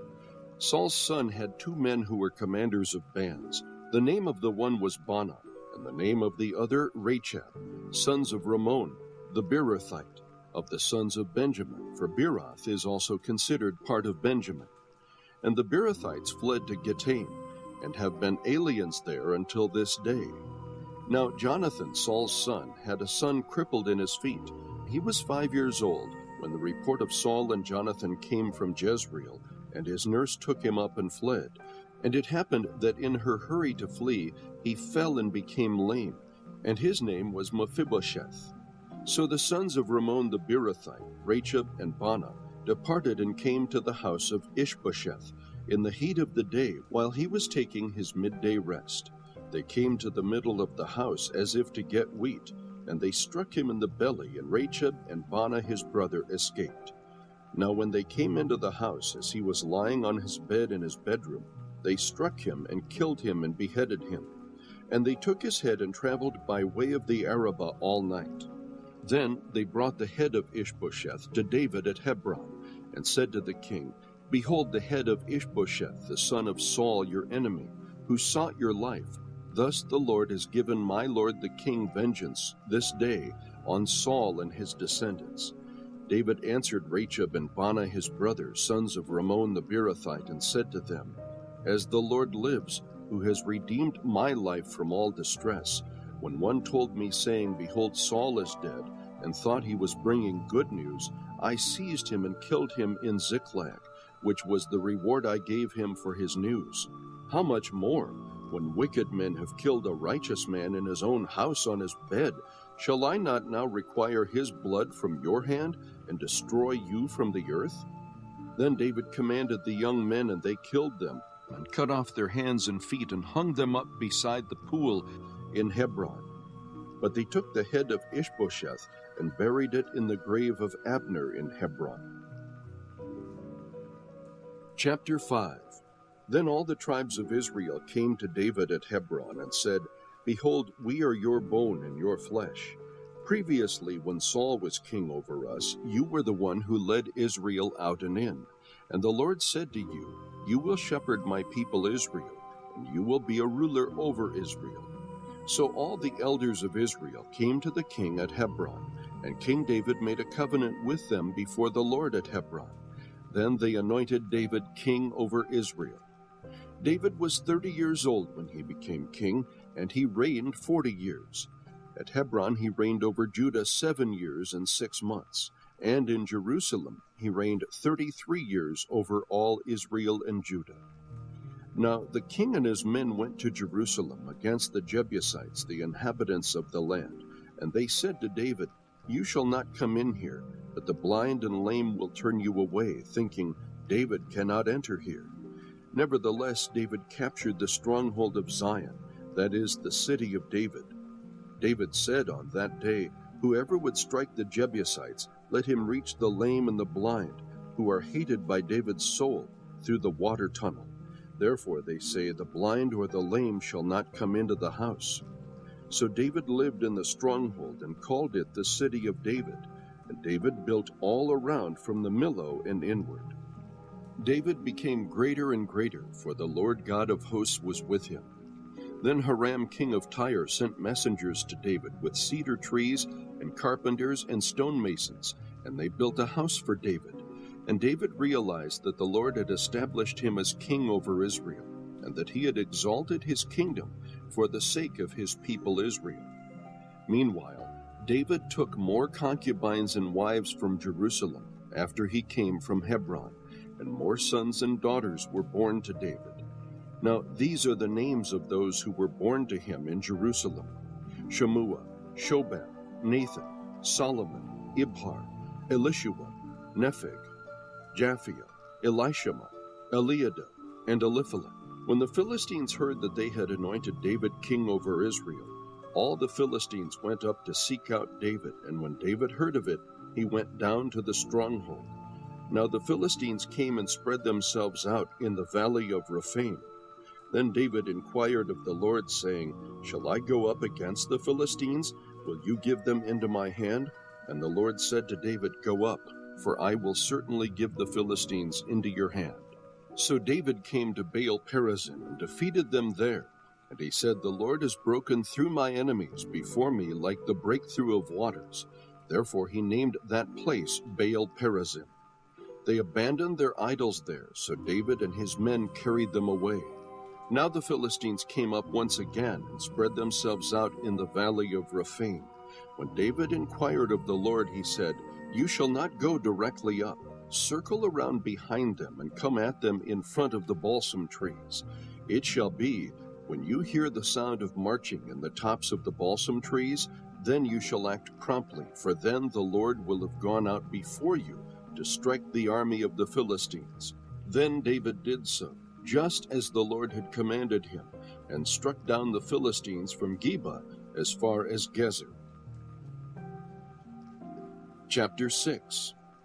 Now David again gathered all the chosen men of Israel, 30,000, and David arose and went with all the people who were with him to Baalah Judah, to bring up from there the ark of God, which is called by the very name of the Lord of hosts, who is enthroned above the cherubim. They placed the ark of God on a new cart, that they might bring it from the house of Abinadab, which was on the hill. And Uzzah and Ahio, the sons of Abinadab, were leading the new cart. So they brought it with the ark of God from the house of Abinadab, which was on the hill, and Ahio was walking ahead of the ark. Meanwhile, David and all the house of Israel were celebrating before the Lord with all kinds of instruments made of fir wood, and with lyres, harps, tambourines, castanets, and cymbals. But when they came to the threshing floor of Nacon, Uzzah reached out toward the ark of God and took hold of it, for the oxen nearly upset it. And the anger of the Lord burned against Uzzah, and God struck him down there for his irreverence, and he died there by the ark of God. David became angry because of the Lord's outburst against Uzzah, and that place is called Perez Uzzah to this day. So David was afraid of the Lord that day, and he said, "How can the ark of the Lord come to me?" And David was unwilling to move the ark of the Lord into the city of David with him, but David took it aside to the house of Obed-Edom the Gittite. Thus the ark of the Lord remained in the house of Obed-Edom the Gittite 3 months, and the Lord blessed Obed-Edom and all his household. Now it was told King David, saying, "The Lord has blessed the house of Obed-Edom and all that belongs to him on account of the ark of God." David went and brought up the ark of God from the house of Obed-Edom into the city of David with gladness. And so it was that when the bearers of the ark of the Lord had gone 6 paces, He sacrificed an ox and a fatling. And David was dancing before the Lord with all his might, and David was wearing a linen ephod. So David and all the house of Israel were bringing up the ark of the Lord with shouting and the sound of the trumpet. Then it happened as the ark of the Lord came into the city of David, that Michal, the daughter of Saul, looked out of the window and saw King David leaping and dancing before the Lord, and she despised him in her heart. So they brought in the ark of the Lord and set it in its place inside the tent which David had pitched for it. And David offered burnt offerings and peace offerings before the Lord. When David had finished offering the burnt offering and the peace offering, he blessed the people in the name of the Lord of hosts. Further, he distributed to all the people, to all the multitude of Israel, both to men and women, a cake of bread and one of dates and one of raisins to each one. Then all the people departed, each to his house. But when David returned to bless his household, Michal, the daughter of Saul, came out to meet David and said, "How the king of Israel distinguished himself today! He uncovered himself today in the eyes of his servants' maids, as one of the foolish ones shamelessly uncovers himself." So David said to Michal, "It was before the Lord who chose me above your father and above all his house, to appoint me ruler over the people of the Lord, over Israel. Therefore I will celebrate before the Lord. I will be more lightly esteemed than this, and will be humble in my own eyes. But with the maids of whom you have spoken, with them I will be distinguished." Michal, the daughter of Saul, had no child to the day of her death. Chapter 7. Now it came about when the king lived in his house, and the Lord had given him rest on every side from all his enemies, that the king said to Nathan the prophet, "See now, I dwell in a house of cedar, but the ark of God dwells within tent curtains." Nathan said to the king, "Go, do all that is in your mind, for the Lord is with you." But in the same night the word of the Lord came to Nathan, saying, "Go and say to my servant David, Thus says the Lord, Are you the one who should build me a house to dwell in? For I have not dwelt in a house since the day I brought up the sons of Israel from Egypt, even to this day, but I have been moving about in a tent, even in a tabernacle. Wherever I have gone with all the sons of Israel, did I speak a word with one of the tribes of Israel, which I commanded to shepherd my people Israel, saying, Why have you not built me a house of cedar? Now therefore, thus you shall say to my servant David, Thus says the Lord of hosts, I took you from the pasture, from following the sheep, to be ruler over my people Israel. I have been with you wherever you have gone, and have cut off all your enemies from before you, and I will make you a great name, like the names of the great men who are on the earth. I will also appoint a place for my people Israel, and will plant them, that they may live in their own place, and not be disturbed again, nor will the wicked afflict them any more as formerly, even from the day that I commanded judges to be over my people Israel, and I will give you rest from all your enemies. The Lord also declares to you that the Lord will make a house for you. When your days are complete and you lie down with your fathers, I will raise up your descendant after you, who will come forth from you, and I will establish his kingdom. He shall build a house for my name, and I will establish the throne of his kingdom forever. I will be a father to him, and he will be a son to me. When he commits iniquity, I will correct him with the rod of men and the strokes of the sons of men. But my loving kindness shall not depart from him, as I took it away from Saul, whom I removed from before you. Your house and your kingdom shall endure before me forever. Your throne shall be established forever. In accordance with all these words and all this vision, so Nathan spoke to David. Then David the king went in and sat before the Lord, and he said, Who am I, O Lord God, and what is my house that you have brought me this far? And yet this was insignificant in your eyes, O Lord God, for you have spoken also of the house of your servant concerning the distant future. And this is the custom of man, O Lord God. Again, what more can David say to you? For you know your servant, O Lord God. For the sake of your word and according to your own heart, you have done all this greatness to let your servant know. For this reason you are great, O Lord God, for there is none like you, and there is no God besides you, according to all that we have heard with our ears. And what one nation on the earth is like your people Israel, whom God went to redeem for himself as a people, and to make a name for himself, and to do a great thing for you, and awesome things for your land before your people, whom you have redeemed for yourself from Egypt, from nations and their gods. For you have established for yourself your people Israel as your own people forever, and you, O Lord, have become their God. Now therefore, O Lord God, the word that you have spoken concerning your servant and his house, confirm it forever, and do as you have spoken, that your name may be magnified forever, by saying, The Lord of hosts is God over Israel, and may the house of your servant David be established before you. For you, O Lord of hosts, the God of Israel, have made a revelation to your servant, saying, I will build you a house. Therefore your servant has found courage to pray this prayer to you. Now, O Lord God, you are God, and your words are truth, and you have promised this good thing to your servant. Now therefore, may it please you to bless the house of your servant, that it may continue forever before you. For you, O Lord God, have spoken, and with your blessing may the house of your servant be blessed forever. Chapter 8. Now after this it came about that David defeated the Philistines and subdued them, and David took control of the chief city from the hand of the Philistines. He defeated Moab and measured them with the line, making them lie down on the ground, and he measured 2 lions to put to death, and 1 full line to keep alive. And the Moabites became servants to David, bringing tribute. Then David defeated Hadadezer, the son of Rahab, king of Zobah, as he went to restore his rule at the river.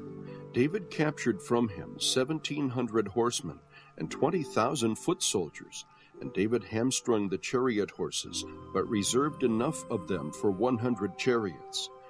When the Arameans of Damascus came to help Hadadezer, king of Zobah, David killed 22,000 Arameans. Then David put garrisons among the Arameans of Damascus, and the Arameans became servants to David, bringing tribute, and the Lord helped David wherever he went. David took the shields of gold which were carried by the servants of Hadadezer, and brought them to Jerusalem. From Beta and from Berothai, cities of Hadadezer, King David took a very large amount of bronze. Now when Toi, king of Hamath, heard that David had defeated all the army of Hadadezer, Toi sent Joram his son to King David to greet him and bless him, because he had fought against Hadadezer and defeated him, for Hadadezer had been at war with Toi, and Joram brought with him articles of silver, of gold, and of bronze. King David also dedicated these to the Lord, with the silver and gold that he had dedicated from all the nations which he had subdued, from Aram and Moab and the sons of Ammon and the Philistines and Amalek, and from the spoil of Hadadezer, son of Rahab, king of Zobah. So David made a name for himself when he returned from killing 18,000 Arameans in the valley of Salt. He put garrisons in Edom. In all Edom he put garrisons, and all the Edomites became servants to David, and the Lord helped David wherever he went. So David reigned over all Israel, and David administered justice and righteousness for all his people. Joab the son of Zeruiah was over the army, and Jehoshaphat the son of Ahilud was recorder. Zadok the son of Ahitub and Ahimelech the son of Abiathar were priests, and Seraiah was secretary. Benaiah the son of Jehoiada was over the Cherethites and the Pelethites, and David's sons were chief ministers. Chapter 9. Then David said, Is there yet anyone left to the house of Saul, that I may show him kindness for Jonathan's sake? Now there was a servant of the house of Saul, whose name was Ziba, and they called him to David. And the king said to him, Are you Ziba? And he said, I am your servant. The king said, Is there not yet anyone of the house of Saul, to whom I may show the kindness of God? And Ziba said to the king, There is still a son of Jonathan, who is crippled in both feet. So the king said to him, Where is he? And Ziba said to the king, Behold, he is in the house of Machir, the son of Amiel, in Lodabar. Then King David sent and brought him from the house of Machir, the son of Amiel, from Lodabar.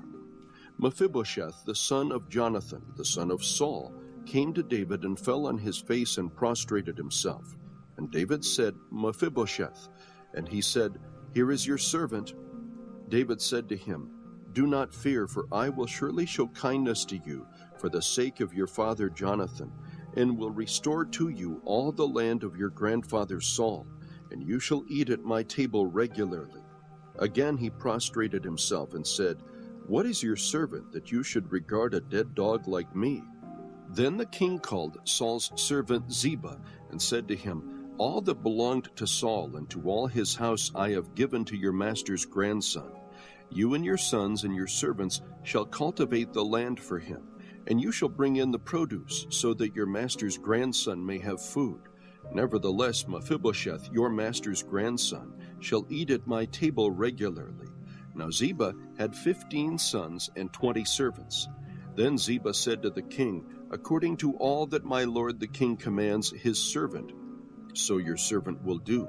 So Mephibosheth ate at David's table as one of the king's sons. Mephibosheth had a young son whose name was Micah, and all who lived in the house of Ziba were servants to Mephibosheth. So Mephibosheth lived in Jerusalem, for he ate at the king's table regularly. Now he was lame in both feet. Chapter 10. Now it happened afterwards that the king of the Ammonites died, and Hanun his son became king in his place. Then David said, I will show kindness to Hanun the son of Nahash, just as his father showed kindness to me. So David sent some of his servants to console him concerning his father.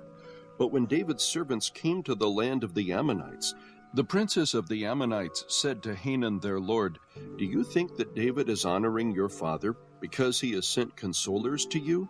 Has David not sent his servants to you in order to search the city, to spy it out and overthrow it? So Hanun took David's servants and shaved off half of their beards and cut off their garments in the middle as far as their hips and sent them away. When they told it to David, he sent to meet them, for the men were greatly humiliated. And the king said, Stay at Jericho until your beards grow, and then return. Now when the sons of Ammon saw that they had become odious to David, the sons of Ammon sent and hired the Arameans of Beth-rahab and the Arameans of Zobah, 20,000 foot soldiers, and the king of Makkah with 1,000 men, and the men of Tob with 12,000 men. When David heard of it, he sent Joab and all the army, the mighty men. The sons of Ammon came out and drew up in battle array at the entrance of the city, while the Arameans of Zobah and of Rahab and the men of Tob and Makkah were by themselves in the field. Now when Joab saw that the battle was set against him in front and in the rear, he selected from all the choice men of Israel and arrayed them against the Arameans. But the remainder of the people he placed in the hand of Abishai his brother, and he arrayed them against the sons of Ammon. He said, If the Arameans are too strong for me, then you shall help me. But if the sons of Ammon are too strong for you, then I will come to help you. Be strong, and let us show ourselves courageous for the sake of our people and for the cities of our God, and may the Lord do what is good in his sight. So Joab and the people who were with him drew near to the battle against the Arameans, and they fled before him. When the sons of Ammon saw that the Arameans fled, they also fled before Abishai and entered the city. Then Joab returned from fighting against the sons of Ammon and came to Jerusalem.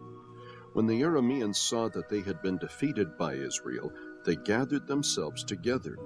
And Hadadezer sent and brought out the Arameans who were beyond the river, and they came to Helam, and Shobach, the commander of the army of Hadadezer, led them.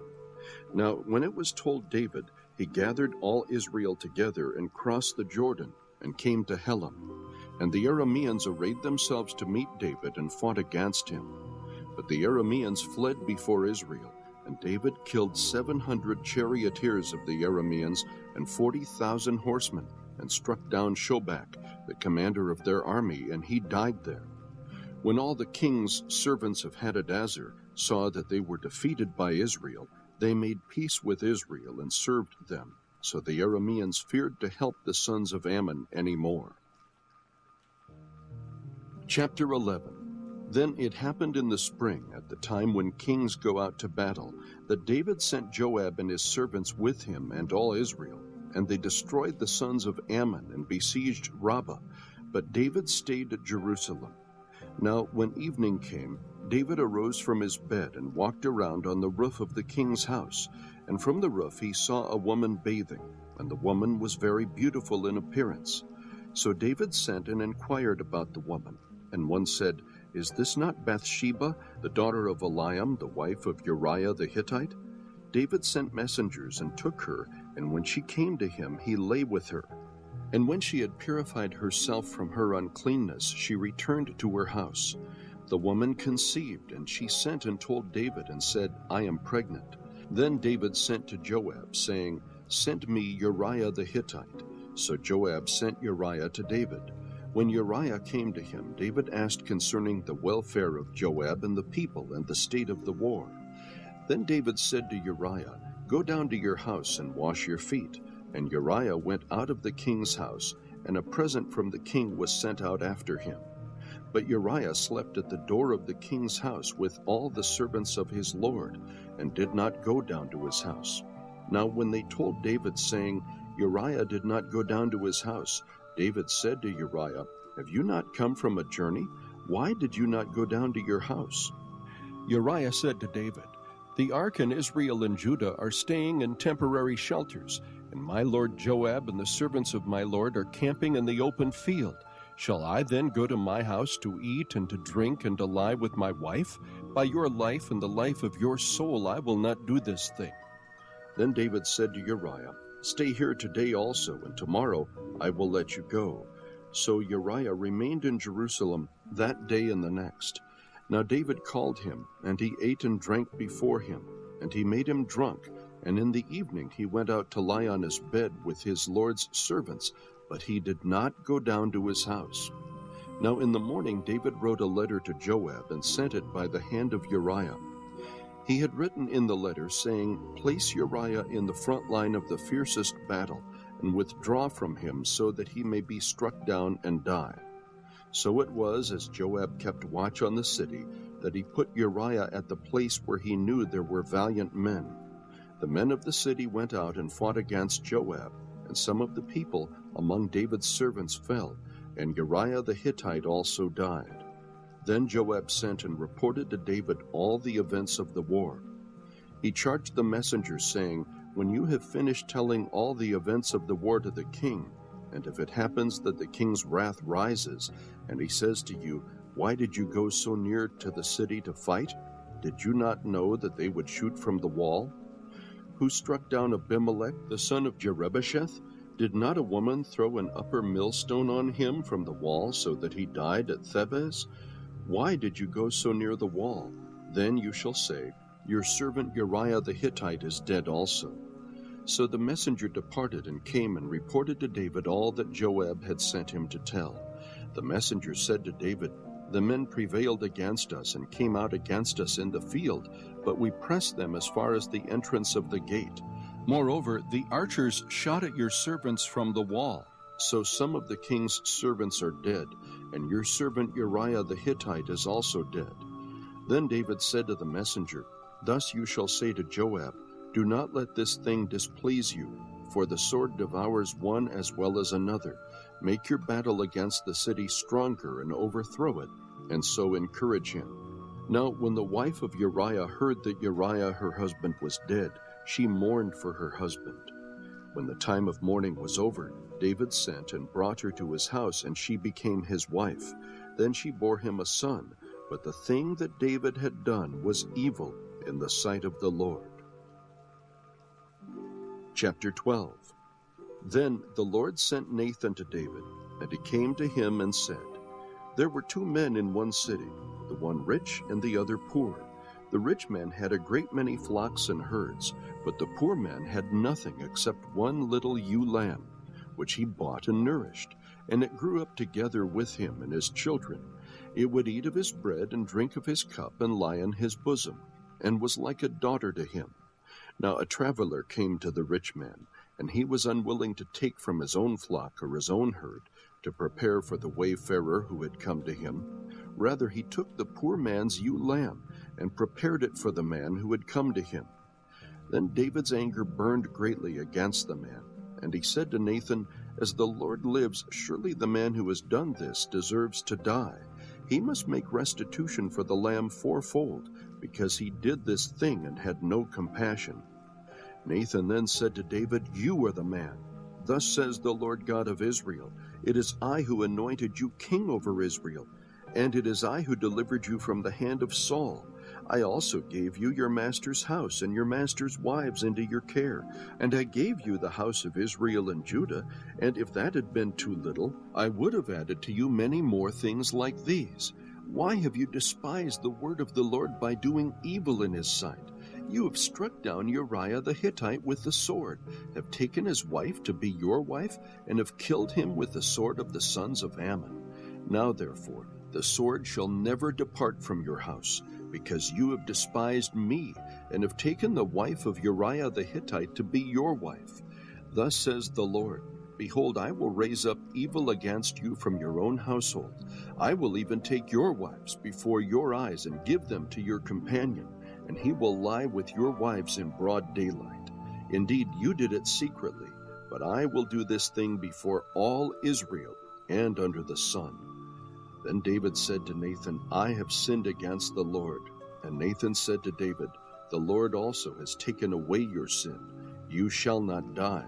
However, because by this deed you have given occasion to the enemies of the Lord to blaspheme, the child also that is born to you shall surely die." So Nathan went to his house. Then the Lord struck the child that Uriah's widow bore to David, so that he was very sick. David therefore inquired of God for the child, and David fasted and went and lay all night on the ground.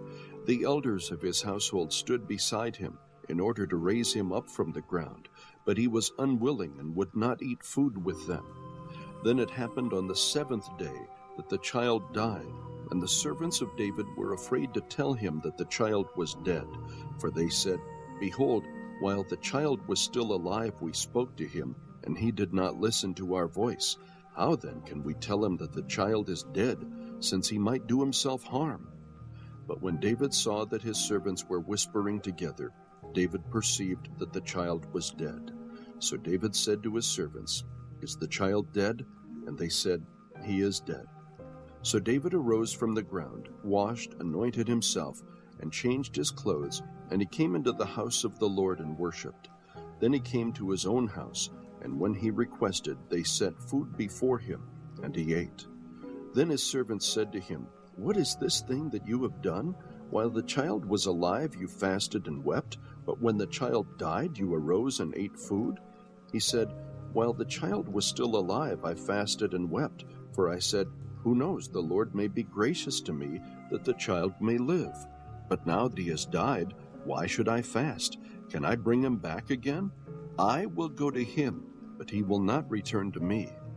Then David comforted his wife Bathsheba, and went into her and lay with her, and she gave birth to a son, and he named him Solomon. Now the Lord loved him, and sent word through Nathan the prophet, and he named him Jedediah for the Lord's sake. Now Joab fought against Rabbah of the sons of Ammon, and captured the royal city. Joab sent messengers to David and said, "I have fought against Rabbah, I have even captured the city of waters. Now therefore gather the rest of the people together and camp against the city and capture it, or I will capture the city myself, and it will be named after me." So David gathered all the people and went to Rabbah, fought against it, and captured it. Then he took the crown of their king from his head, and its weight was a talent of gold, and in it was a precious stone, and it was placed on David's head, and he brought out the spoil of the city in great amounts. He also brought out the people who were in it, and set them under saws, sharp iron instruments, and iron axes, and made them pass through the brick kiln. And thus he did to all the cities of the sons of Ammon. Then David and all the people returned to Jerusalem. Chapter 13. Now it was after this that Absalom, the son of David, had a beautiful sister, whose name was Tamar. and Amnon the son of David loved her. Amnon was so frustrated because of his sister Tamar that he made himself ill, for she was a virgin, and it seemed hard to Amnon to do anything to her. But Amnon had a friend whose name was Jonadab, the son of Shimeah, David's brother, and Jonadab was a very shrewd man. He said to him, "O son of the king, why are you so depressed morning after morning? Will you not tell me?" Then Amnon said to him, "I am in love with Tamar, the sister of my brother Absalom." Jonadab then said to him, "Lie down on your bed and pretend to be ill. When your father comes to see you, say to him, 'Please let my sister Tamar come and give me some food to eat, and let her prepare the food in my sight, that I may see it and eat from her hand.'" So Amnon lay down and pretended to be ill. When the king came to see him, Amnon said to the king, "Please let my sister Tamar come and make me a couple of cakes in my sight, that I may eat from her hand." Then David sent to the house for Tamar, saying, "Go now to your brother Amnon's house and prepare food for him." So Tamar went to her brother Amnon's house, and he was lying down. And she took dough, kneaded it, made cakes in his sight, and baked the cakes. She took the pan and dished them out before him, but he refused to eat. And Amnon said, "Have everyone go out from me." So everyone went out from him. Then Amnon said to Tamar, "Bring the food into the bedroom, that I may eat from your hand." So Tamar took the cakes which she had made, and brought them into the bedroom to her brother Amnon. When she brought them to him to eat, he took hold of her and said to her, "Come, lie with me, my sister." But she answered him, "No, my brother, do not violate me, for such a thing is not done in Israel. Do not do this disgraceful thing.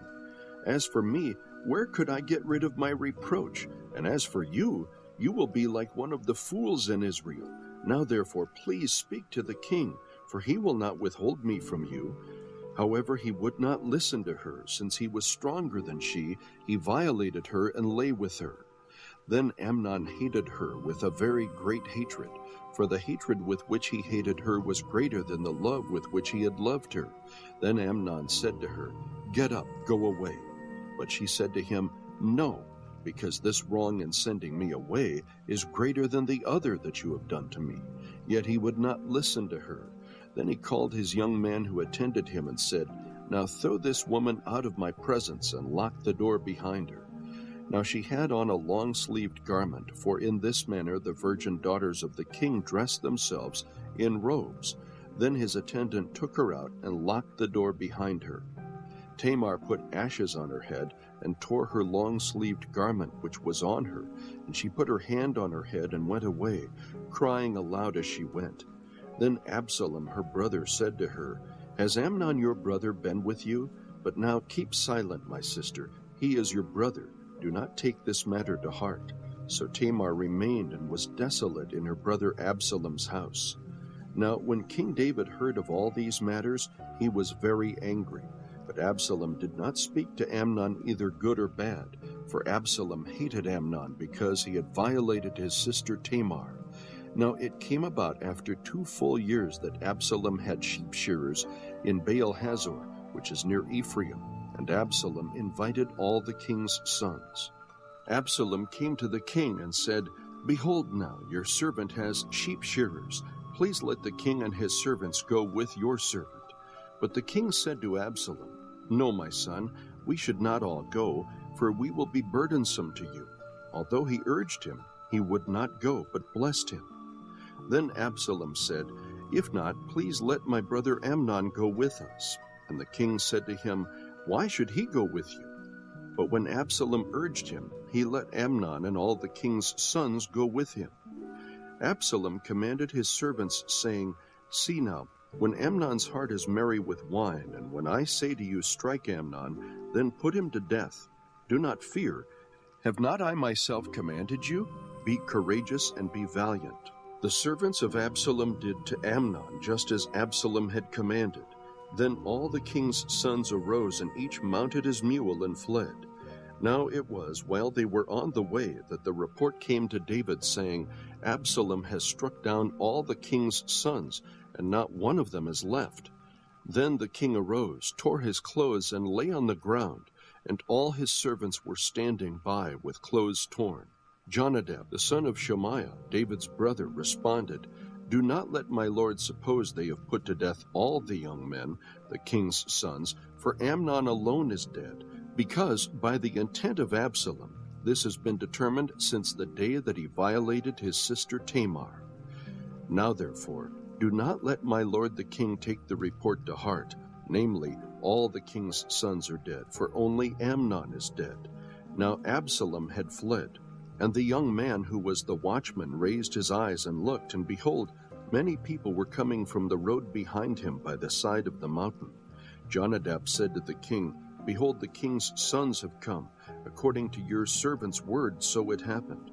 As soon as he had finished speaking, behold, the king's sons came, and lifted their voices and wept, and also the king and all his servants wept very bitterly. Now Absalom fled, and went to Talmai, the son of Ammihud, the king of Geshur, and David mourned for his son every day. So Absalom had fled and gone to Geshur, and was there 3 years. The heart of King David longed to go out to Absalom, for he was comforted concerning Amnon since he was dead. Chapter 14. Now Joab the son of Zeruiah perceived that the king's heart was inclined toward Absalom. So Joab sent to Tekoa, and brought a wise woman from there, and said to her, "Please pretend to be a mourner, and put on mourning garments now, and do not anoint yourself with oil, but be like a woman who has been mourning for the dead many days. Then go to the king, and speak to him in this manner." So Joab put the words in her mouth. Now when the woman of Tekoa spoke to the king, she fell on her face to the ground, and prostrated herself, and said, "Help, O king." The king said to her, "What is your trouble?" And she answered, "Truly I am a widow, for my husband is dead. Your maidservant had 2 sons, but the 2 of them struggled together in the field, and there was no one to separate them. So one struck the other and killed him. Now behold, the whole family has risen against your maidservant, and they say, 'Hand over the one who struck his brother, that we may put him to death for the life of his brother whom he killed, and destroy the heir also.' Thus they will extinguish my coal which is left, so as to leave my husband neither name nor remnant on the face of the earth." Then the king said to the woman, "Go to your house, and I will give orders concerning you." The woman of Tekoa said to the king, "O my lord the king, the iniquity is on me and my father's house, but the king and his throne are guiltless." So the king said, "Whoever speaks to you, bring him to me, and he will not touch you any more." Then she said, "Please let the king remember the Lord your God, so that the avenger of blood will not continue to destroy, otherwise they will destroy my son."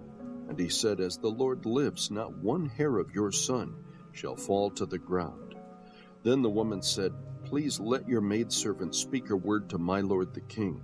And he said, "Speak." The woman said, "Why then have you planned such a thing against the people of God? For in speaking this word, the king is as one who is guilty, in that the king does not bring back his banished one. For we will surely die, and are like water spilled on the ground, which cannot be gathered up again.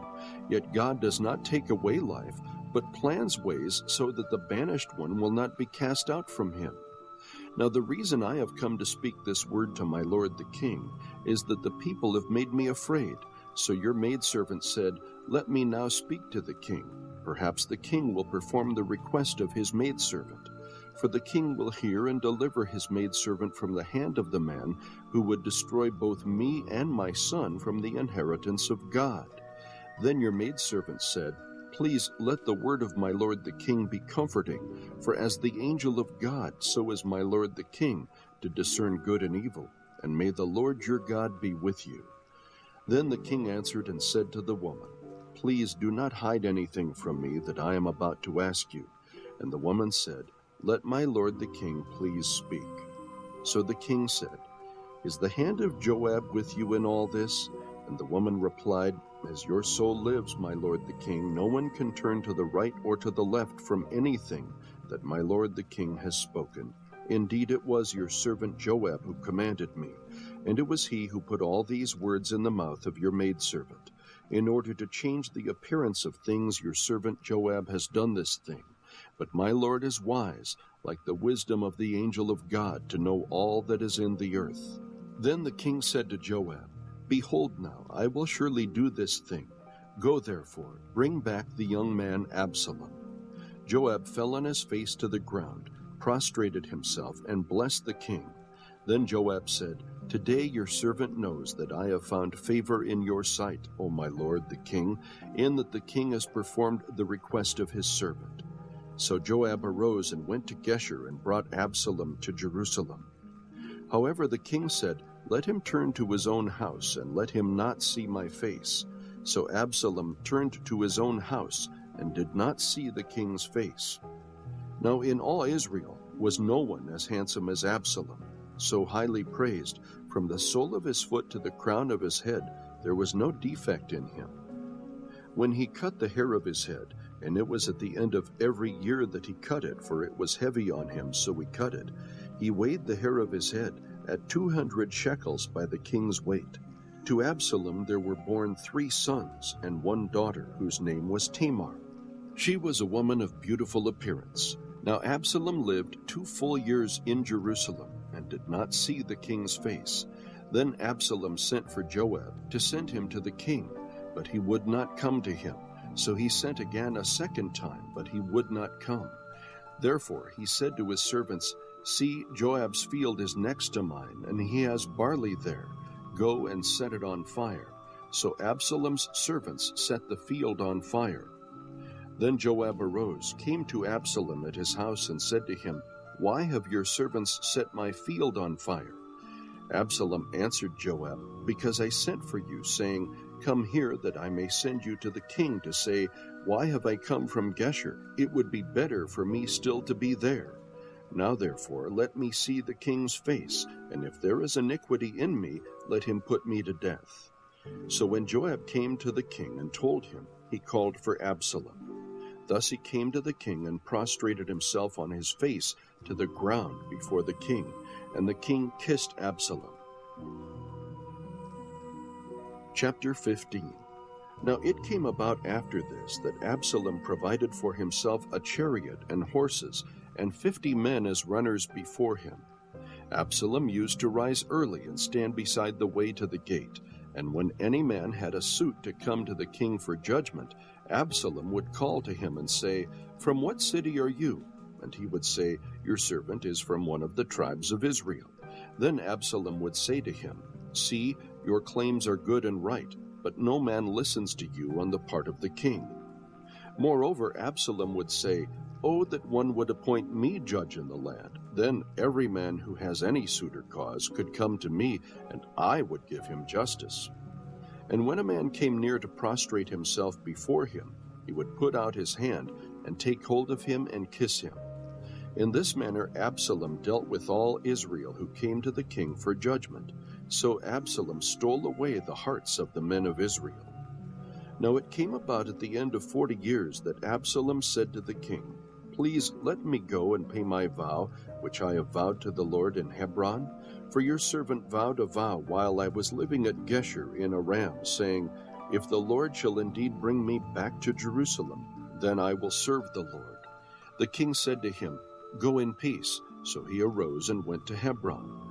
But Absalom sent spies throughout all the tribes of Israel, saying, As soon as you hear the sound of the trumpet, then you shall say, Absalom is king in Hebron. Then 200 men went with Absalom from Jerusalem, who were invited and went innocently, and they did not know anything. And Absalom sent for Ahithophel, the Gileonite, David's counselor, from his city Gilo, while he was offering the sacrifices. And the conspiracy was strong, for the people increased continually with Absalom. Then a messenger came to David, saying, The hearts of the men of Israel are with Absalom. David said to all his servants who were with him at Jerusalem, Arise and let us flee, for otherwise none of us will escape from Absalom.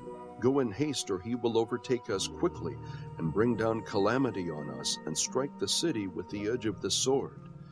Then the king's servants said to the king, Behold, your servants are ready to do whatever my lord the king chooses. So the king went out and all his household with him, but the king left 10 concubines to keep the house. The king went out, and all the people with him, and they stopped at the last house. Now all his servants passed on beside him, all the Cherethites, all the Pelethites, and all the Gittites, 600 men who had come with him from Gath, passed on before the king. Then the king said to Ittai the Gittite, "Why will you also go with us? Return and remain with the king, for you are a foreigner, and also an exile. Return to your own place. You came only yesterday, and shall I today make you wander with us, while I go where I will? Return and take back your brothers. Mercy and truth be with you." But Ittai answered the king and said, "As the Lord lives, and as my lord the king lives, surely wherever my lord the king may be, whether for death or for life, there also your servant will be." Therefore David said to Ittai, "Go and pass over." So Ittai the Gittite passed over with all his men and all the little ones who were with him. While all the country was weeping with a loud voice, all the people passed over. The king also passed over the brook Kidron, and all the people passed over toward the way of the wilderness. Now behold, Zadok also came, and all the Levites with him, carrying the ark of the covenant of God. And they set down the ark of God, and Abiathar came up until all the people had finished passing from the city. The king said to Zadok, "Return the ark of God to the city. If I find favor in the sight of the Lord, then he will bring me back again and show me both it and his habitation. But if he should say thus, 'I have no delight in you, behold, here I am,' let him do to me as seems good to him." The king also said to Zadok the priest, "Are you not a seer? Return to the city in peace, and your 2 sons with you, your son Ahimaaz and Jonathan, the son of Abiathar. See, I am going to wait at the fords of the wilderness until word comes from you to inform me." Therefore Zadok and Abiathar returned the ark of God to Jerusalem and remained there. And David went up the ascent to the Mount of Olives, and wept as he went, and his head was covered, and he walked barefoot. Then all the people who were with him each covered his head, and went up weeping as they went. Now someone told David, saying, "Ahithophel is among the conspirators with Absalom." And David said, "O Lord, I pray, make the counsel of Ahithophel foolishness." It happened as David was coming to the summit where God was worshipped, that behold, Hushai the Archite met him with his coat torn and dust on his head. David said to him, "If you pass over with me, then you will be a burden to me. But if you return to the city and say to Absalom, 'I will be your servant, O king, as I have been your father's servant in time past, so I will now be your servant,' then you can thwart the counsel of Ahithophel for me. Are not Zadok and Abiathar the priests with you there? So it shall be that whatever you hear from the king's house, you shall report to Zadok and Abiathar the priests. Behold, their 2 sons are with them there, Ahimaaz, Zadok's son, and Jonathan, Abiathar's son, and by them you shall send me everything that you hear." So Hushai, David's friend, came into the city, and Absalom came into Jerusalem. Chapter 16. Now when David had passed a little beyond the summit, behold, Ziba the servant of Mephibosheth met him with a couple of saddled donkeys, and on them were 200 loaves of bread, 100 clusters of raisins, 100 summer fruits, and a jug of wine. The king said to Ziba, "Why do you have these?" And Ziba said, "The donkeys are for the king's household to ride, and the bread and summer fruit for the young men to eat, and the wine for whoever is faint in the wilderness to drink." Then the king said, "And where is your master's son?" And Ziba said to the king, "Behold, he is staying in Jerusalem. For he said, 'Today the house of Israel will restore the kingdom of my father to me.'" So the king said to Ziba, "Behold, all that belongs to Mephibosheth is yours." And Ziba said, "I prostrate myself. Let me find favor in your sight, O my lord the king." When King David came to Bahurim, behold, there came out from there a man of the family of the house of Saul, whose name was Shimei, the son of Gera. He came out cursing continually as he came. He threw stones at David and at all the servants of King David, and all the people and all the mighty men were at his right hand and at his left. Thus Shimei said when he cursed, get out, you man of bloodshed and worthless fellow. The Lord has returned upon you all the bloodshed of the house of Saul, in whose place you have reigned, and the Lord has given the kingdom into the hand of your son Absalom. And behold, you were taken in your own evil, for you were a man of bloodshed. Then Abishai, the son of Zeruiah, said to the king, Why should this dead dog curse my lord the king? Let me go over now and cut off his head. But the king said, What have I to do with you, O sons of Zeruiah? If he curses, and if the Lord has told him, Curse David, then who shall say, Why have you done so? Then David said to Abishai and to all his servants, Behold, my son who came out from me seeks my life. How much more now this Benjamite? Let him alone and let him curse, for the Lord has told him.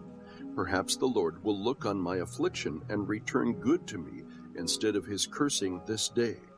So David and his men went on the way, and Shimei went along on the hillside parallel with him. And as he went, he cursed and cast stones and threw dust at him. The king and all the people who were with him arrived weary, and he refreshed himself there.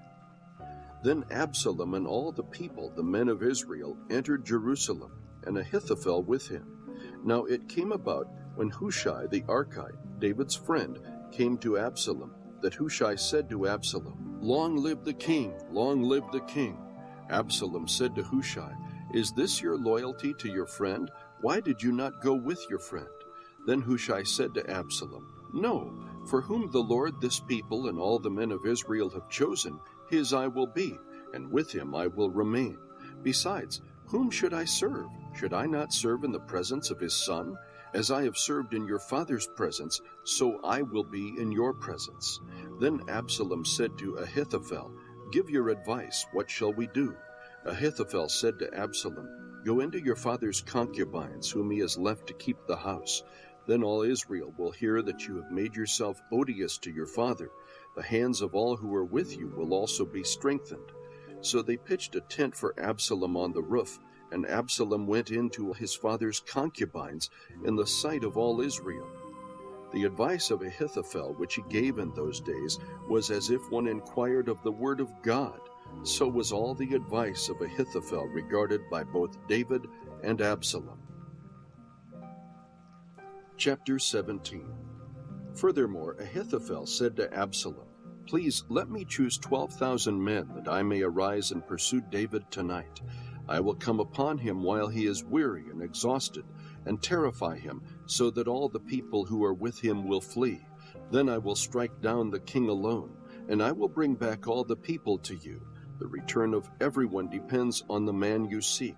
Then all the people will be at peace. So the plan pleased Absalom and all the elders of Israel. Then Absalom said, Now call Hushai the Archite also, and let us hear what he has to say. When Hushai had come to Absalom, Absalom said to him, Ahithophel has spoken thus. Shall we carry out his plan? If not, you speak. So Hushai said to Absalom, This time the advice that Ahithophel has given is not good. Moreover, Hushai said, You know your father and his men, that they are mighty men, and they are fierce, like a bear robbed of her cubs in the field. And your father is an expert in warfare, and will not spend the night with the people. Behold, he has now hidden himself in one of the caves or in another place. And it will be when he falls on them at the first attack, that whoever hears it will say, There has been a slaughter among the people who follow Absalom. And even the one who is valiant, whose heart is like the heart of a lion, will completely lose heart. For all Israel knows that your father is a mighty man, and those who are with him are valiant men. But I counsel that all Israel be surely gathered to you, from Dan even to Beersheba, as the sand that is by the sea in abundance, and that you personally go into battle. So we shall come to him in one of the places where he can be found, and we will fall on him, as the dew falls on the ground. And of him and of all the men who are with him, not even one will be left. If he withdraws into the city, then all Israel shall bring ropes to that city, and we will drag it into the valley until not even a small stone is found there. Then Absalom and all the men of Israel said, The counsel of Hushai the Archite is better than the counsel of Ahithophel, for the Lord had ordained to thwart the good counsel of Ahithophel, so that the Lord might bring calamity on Absalom. Then Hushai said to Zadok and to Abiathar the priests, This is what Ahithophel counseled Absalom and the elders of Israel, and this is what I have counseled. Now therefore, send quickly and tell David, saying, Do not spend the night at the fords of the wilderness, but by all means cross over, or else the king and all the people who are with him will be destroyed. Now Jonathan and Ahimaaz were staying at Enrogel, and a maidservant would go and tell them, and they would go and tell King David, for they could not be seen entering the city. But a lad did see them and told Absalom. So the two of them departed quickly and came to the house of a man in Bahurim, who had a well in his courtyard, and they went down into it. And the woman took a covering and spread it over the well's mouth and scattered grain on it, so that nothing was known. Then Absalom's servants came to the woman at the house and said, Where are Ahimaaz and Jonathan? And the woman said to them, They have crossed the brook of water. And when they searched and could not find them, they returned to Jerusalem. It came about after they had departed that they came up out of the well and went and told King David. And they said to David, Arise and cross over the water quickly, for thus Ahithophel has counseled against you. Then David and all the people who were with him arose and crossed the Jordan. And by dawn not even one remained who had not crossed the Jordan. Now when Ahithophel saw that his counsel was not followed, he saddled his donkey and arose and went to his home, to his city, and set his house in order, and strangled himself. Thus he died and was buried in the grave of his father. Then David came to Mahanaim, and Absalom crossed the Jordan, he and all the men of Israel with him. Absalom sent Amasa over the army in place of Joab. Now Amasa was the son of a man whose name was Ithra the Israelite, who went in to Abigail, the daughter of Nahash, sister of Zeruiah, Joab's mother. And Israel and Absalom camped in the land of Gilead.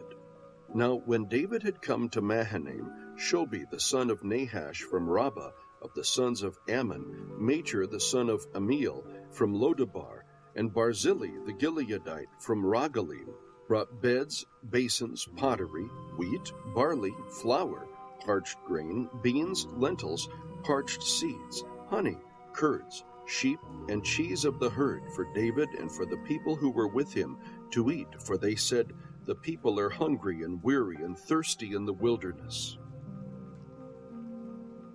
Chapter 18. Then David numbered the people who were with him, and set over them commanders of thousands and commanders of hundreds. David sent the people out, 1/3 under the command of Joab, 1/3 under the command of Abishai, the son of Zeruiah, Joab's brother, and 1/3 under the command of Ittai the Gittite. And the king said to the people, I myself will surely go out with you also. But the people said, You should not go out, for if we indeed flee, they will not care about us. Even if half of us die, they will not care about us. But you are worth 10,000 of us. Therefore, now it is better that you be ready to help us from the city. Then the king said to them, Whatever seems best to you, I will do. So the king stood beside the gate, and all the people went out by hundreds and thousands. The king charged Joab and Abishai and Ittai, saying, Deal gently for my sake with the young man Absalom. And all the people heard when the king charged all the commanders concerning Absalom. Then the people went out into the field against Israel, and the battle took place in the forest of Ephraim. The people of Israel were defeated there before the servants of David, and the slaughter there that day was great, 20,000 men. For the battle there was spread over the whole countryside, and the forest devoured more people that day than the sword devoured. Now Absalom happened to meet the servants of David, for Absalom was riding on his mule, and the mule went under the thick branches of a great oak, and his head caught fast in the oak, so he was left hanging between heaven and earth, while the mule that was under him kept going. When a certain man saw it, he told Joab and said, Behold, I saw Absalom hanging in an oak. Then Joab said to the man who had told him, Now behold, you saw him? Why then did you not strike him there to the ground?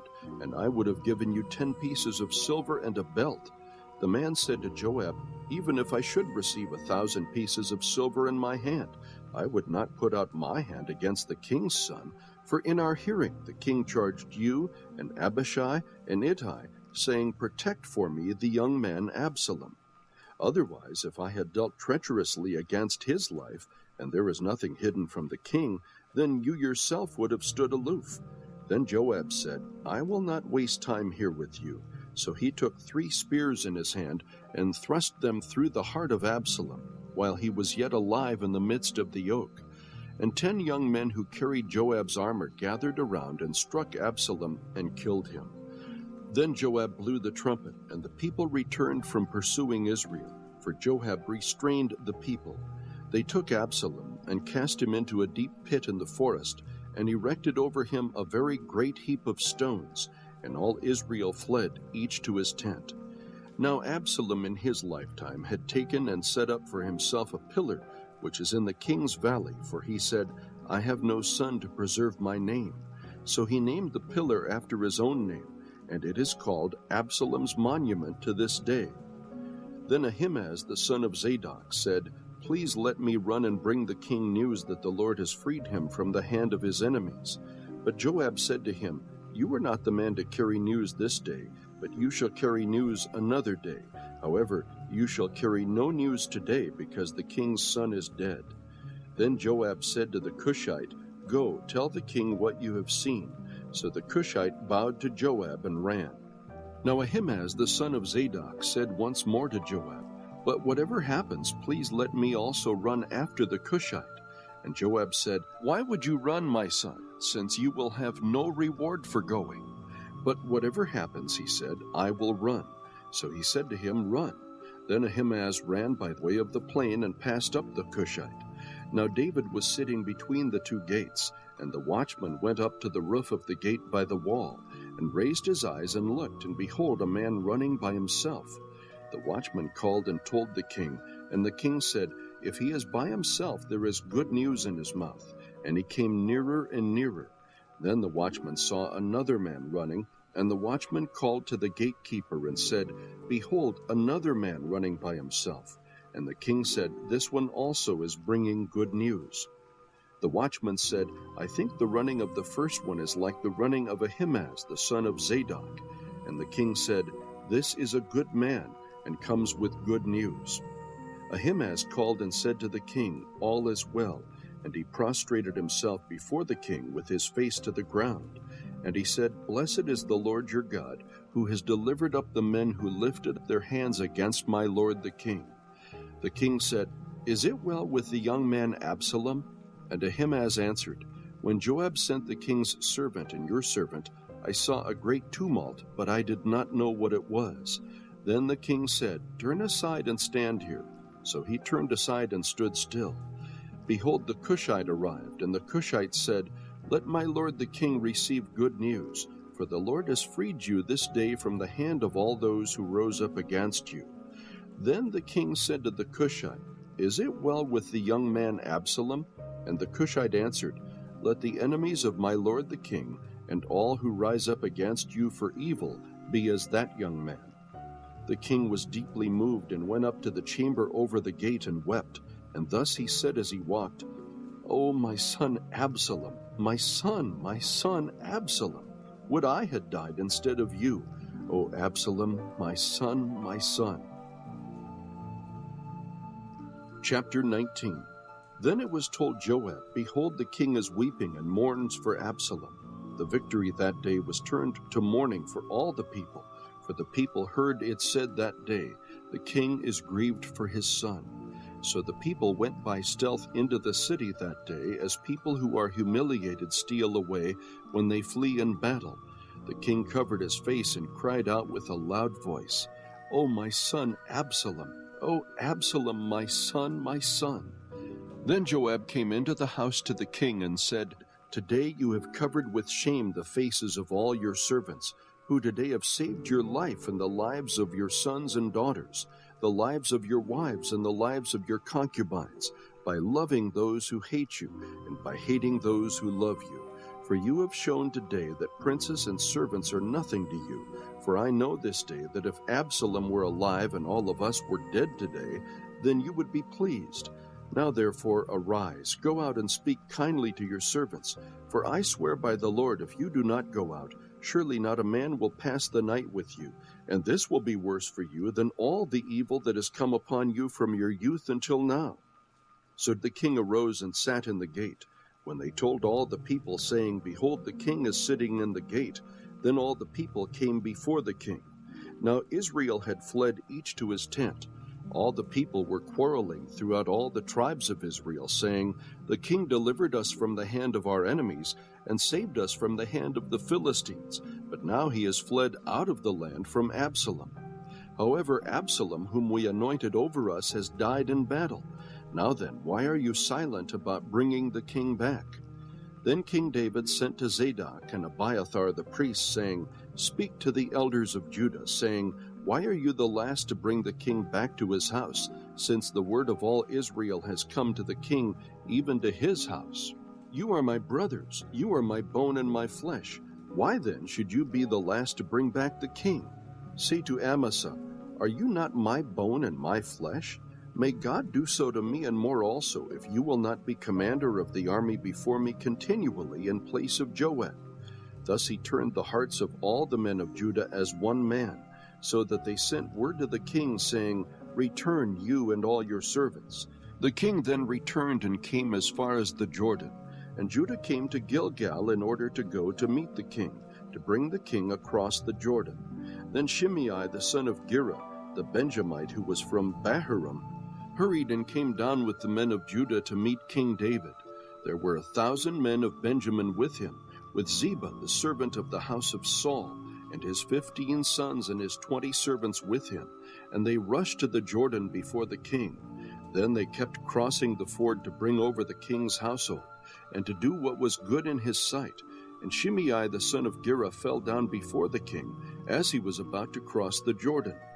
So he said to the king, Let not my lord consider me guilty, nor remember what your servant did wrong on the day when my lord the king came out from Jerusalem, so that the king would take it to heart. For your servant knows that I have sinned. Therefore, behold, I have come today, the first of all the house of Joseph, to go down to meet my lord the king. But Abishai the son of Zeruiah said, Should not Shimei be put to death for this, because he cursed the Lord's anointed? David then said, What have I to do with you, O sons of Zeruiah, that you should this day be an adversary to me?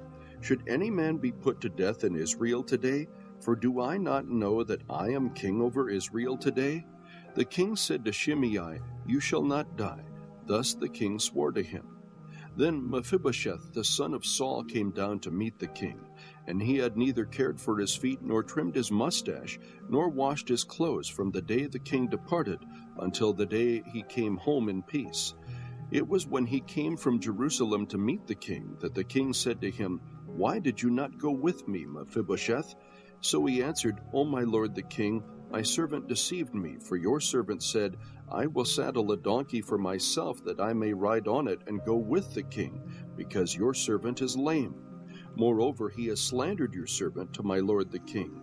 But my lord the king is like the angel of God. Therefore do what is good in your sight. For all my father's household was nothing but dead men before my lord the king. Yet you set your servant among those who ate at your own table. What right do I have yet that I should complain any more to the king? So the king said to him, Why do you still speak of your affairs? I have decided, you and Ziba shall divide the land. Mephibosheth said to the king, Let him even take it all, since my lord the king has come safely to his own house. Now Barzillai the Gileadite had come down from Rogelim, and he went on to the Jordan with the king to escort him over the Jordan. Now Barzillai was very old, being 80 years old, and he had sustained the king while he stayed at Mahanaim, for he was a very great man. The king said to Barzillai, You cross over with me, and I will sustain you in Jerusalem with me. But Barzillai said to the king, How long have I yet to live, that I should go up with the king to Jerusalem? I am now 80 years old. Can I distinguish between good and bad? Or can your servant taste what I eat or what I drink? Or can I hear any more the voice of singing men and women? Why then should your servant be an added burden to my lord the king? Your servant would merely cross over the Jordan with the king. Why should the king compensate me with this reward? Please let your servant return, that I may die in my own city near the grave of my father and my mother. However, here is your servant Chimham. Let him cross over with my lord the king, and do for him what is good in your sight. The king answered, Chimham shall cross over with me, and I will do for him what is good in your sight, and whatever you require of me, I will do for you. All the people crossed over the Jordan, and the king crossed too. The king then kissed Barzillai and blessed him, and he returned to his place. Now the king went on to Gilgal, and Chimham went on with him, and all the people of Judah, and also half the people of Israel accompanied the king. And behold, all the men of Israel came to the king and said to the king, Why had our brothers, the men of Judah, stolen you away, and brought the king and his household and all David's men with him over the Jordan? Then all the men of Judah answered the men of Israel, Because the king is a close relative to us. Why then are you angry about this matter? Have we eaten at all at the king's expense, or has anything been taken for us? But the men of Israel answered the men of Judah and said, We have 10 parts in the king, therefore we also have more claim on David than you. Why then did you treat us with contempt? Was it not our advice first to bring back our king? Yet the words of the men of Judah were harsher than the words of the men of Israel. Chapter 20. Now a worthless fellow happened to be there, whose name was Sheba, the son of Bichri, a Benjamite. And he blew the trumpet and said, We have no portion in David, nor do we have inheritance in the son of Jesse. Every man to his tents, O Israel. So all the men of Israel withdrew from following David, and followed Sheba, the son of Bichri. But the men of Judah remained steadfast to their king, from the Jordan even to Jerusalem. Then David came to his house at Jerusalem, and the king took the 10 women, the concubines whom he had left to keep the house, and placed them under guard, and provided them with sustenance, but did not go into them. So they were shut up until the day of their death, living as widows. Then the king said to Amasa, Call out the men of Judah for me within 3 days, and be present here yourself. So Amasa went to call out the men of Judah, but he delayed longer than the set time which he had appointed him. And David said to Abishai, Now Sheba the son of Bichri will do us more harm than Absalom. Take your lord's servants and pursue him, so that he does not find for himself fortified cities, and escape from our sight. So Joab's men went out after him, along with the Cherethites and the Pelites and all the mighty men, and they went out from Jerusalem to pursue Sheba the son of Bichri. When they were at the large stone which is in Gibeon, Amasa came to meet them. Now Joab was dressed in his military attire, and over it was a belt with a sword in its sheath fastened at his waist, and as he went forward it fell out. Joab said to Amasa, Is it well with you, my brother? And Joab took Amasa by the beard with his right hand to kiss him. But Amasa was not on guard against the sword which was in Joab's hand, so he struck him in the belly with it, and poured out his inward parts on the ground, and did not strike him again, and he died. Then Joab and Abishai his brother pursued Sheba the son of Bichri. Now there stood by him one of Joab's young men, and said, Whoever favors Joab, and whoever is for David, let him follow Joab. But Amasa lay wallowing in his blood in the middle of the highway. And when the man saw that all the people stood still, he removed Amasa from the highway into the field, and threw a garment over him, when he saw that everyone who came by him stood still. As soon as he was removed from the highway, all the men passed on after Joab to pursue Sheba the son of Bichri. Now he went through all the tribes of Israel to Abel, even Beth-Maachah, and all the Berites, and they were gathered together and also went after him. They came and besieged him in Abel-Beth-Maachah, and they cast up a siege ramp against the city, and it stood by the rampart, and all the people who were with Joab were wreaking destruction in order to topple the wall. Then a wise woman called from the city, Hear, hear, please tell Joab, Come here that I may speak with you. So he approached her, and the woman said, Are you Joab? And he answered, I am. Then she said to him, Listen to the words of your maidservant. And he answered, I am listening. Then she spoke, saying, Formerly they used to say, They will surely ask advice at Abel, and thus they ended the dispute. I am of those who are peaceable and faithful in Israel. You were seeking to destroy a city, even a mother in Israel. Why would you swallow up the inheritance of the Lord? Joab replied, far be it from me that I should swallow up or destroy. Such is not the case, but a man from the hill country of Ephraim, Sheba the son of Bichri by name, has lifted up his hand against King David. Only hand him over, and I will depart from the city." And the woman said to Joab, "Behold, his head will be thrown to you over the wall." Then the woman wisely came to all the people, and they cut off the head of Sheba the son of Bichri, and threw it to Joab. So he blew the trumpet, and they were dispersed from the city, each to his tent. Joab also returned to the king at Jerusalem. Now Joab was over the whole army of Israel, and Benaiah the son of Jehoiada was over the Cherethites and the Pelethites. And Adoram was over the forced labor, and Jehoshaphat the son of Ahilud was the recorder, and Sheva was scribe, and Zadok and Abiathar were priests, and Ira the Jerite was also a priest to David. Chapter 21. Now there was a famine in the days of David for 3 years, year after year, and David sought the presence of the Lord. And the Lord said, "It is for Saul and his bloody house, because he put the Gibeonites to death." So the king called the Gibeonites and spoke to them. Now the Gibeonites were not of the sons of Israel, but of the remnant of the Amorites, and the sons of Israel made a covenant with them. But Saul had sought to kill them in his zeal for the sons of Israel and Judah. Thus David said to the Gibeonites, "What should I do for you, and how can I make atonement that you may bless the inheritance of the Lord?"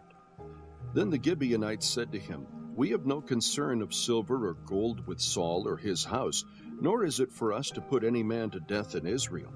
And he said, "I will do for you whatever you say." So they said to the king, "The man who consumed us and who planned to exterminate us from remaining within any border of Israel, let 7 men from his sons be given to us, and we will hang them before the Lord in Gibeah of Saul, the chosen of the Lord." And the king said, "I will give them."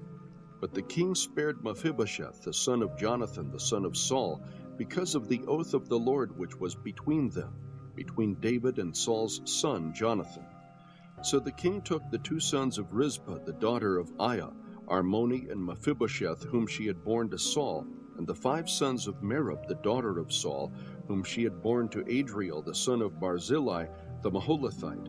Then he gave them into the hands of the Gibeonites, and they hanged them in the mountain before the Lord, so that the 7 of them fell together, and they were put to death in the first days of harvest, at the beginning of barley harvest.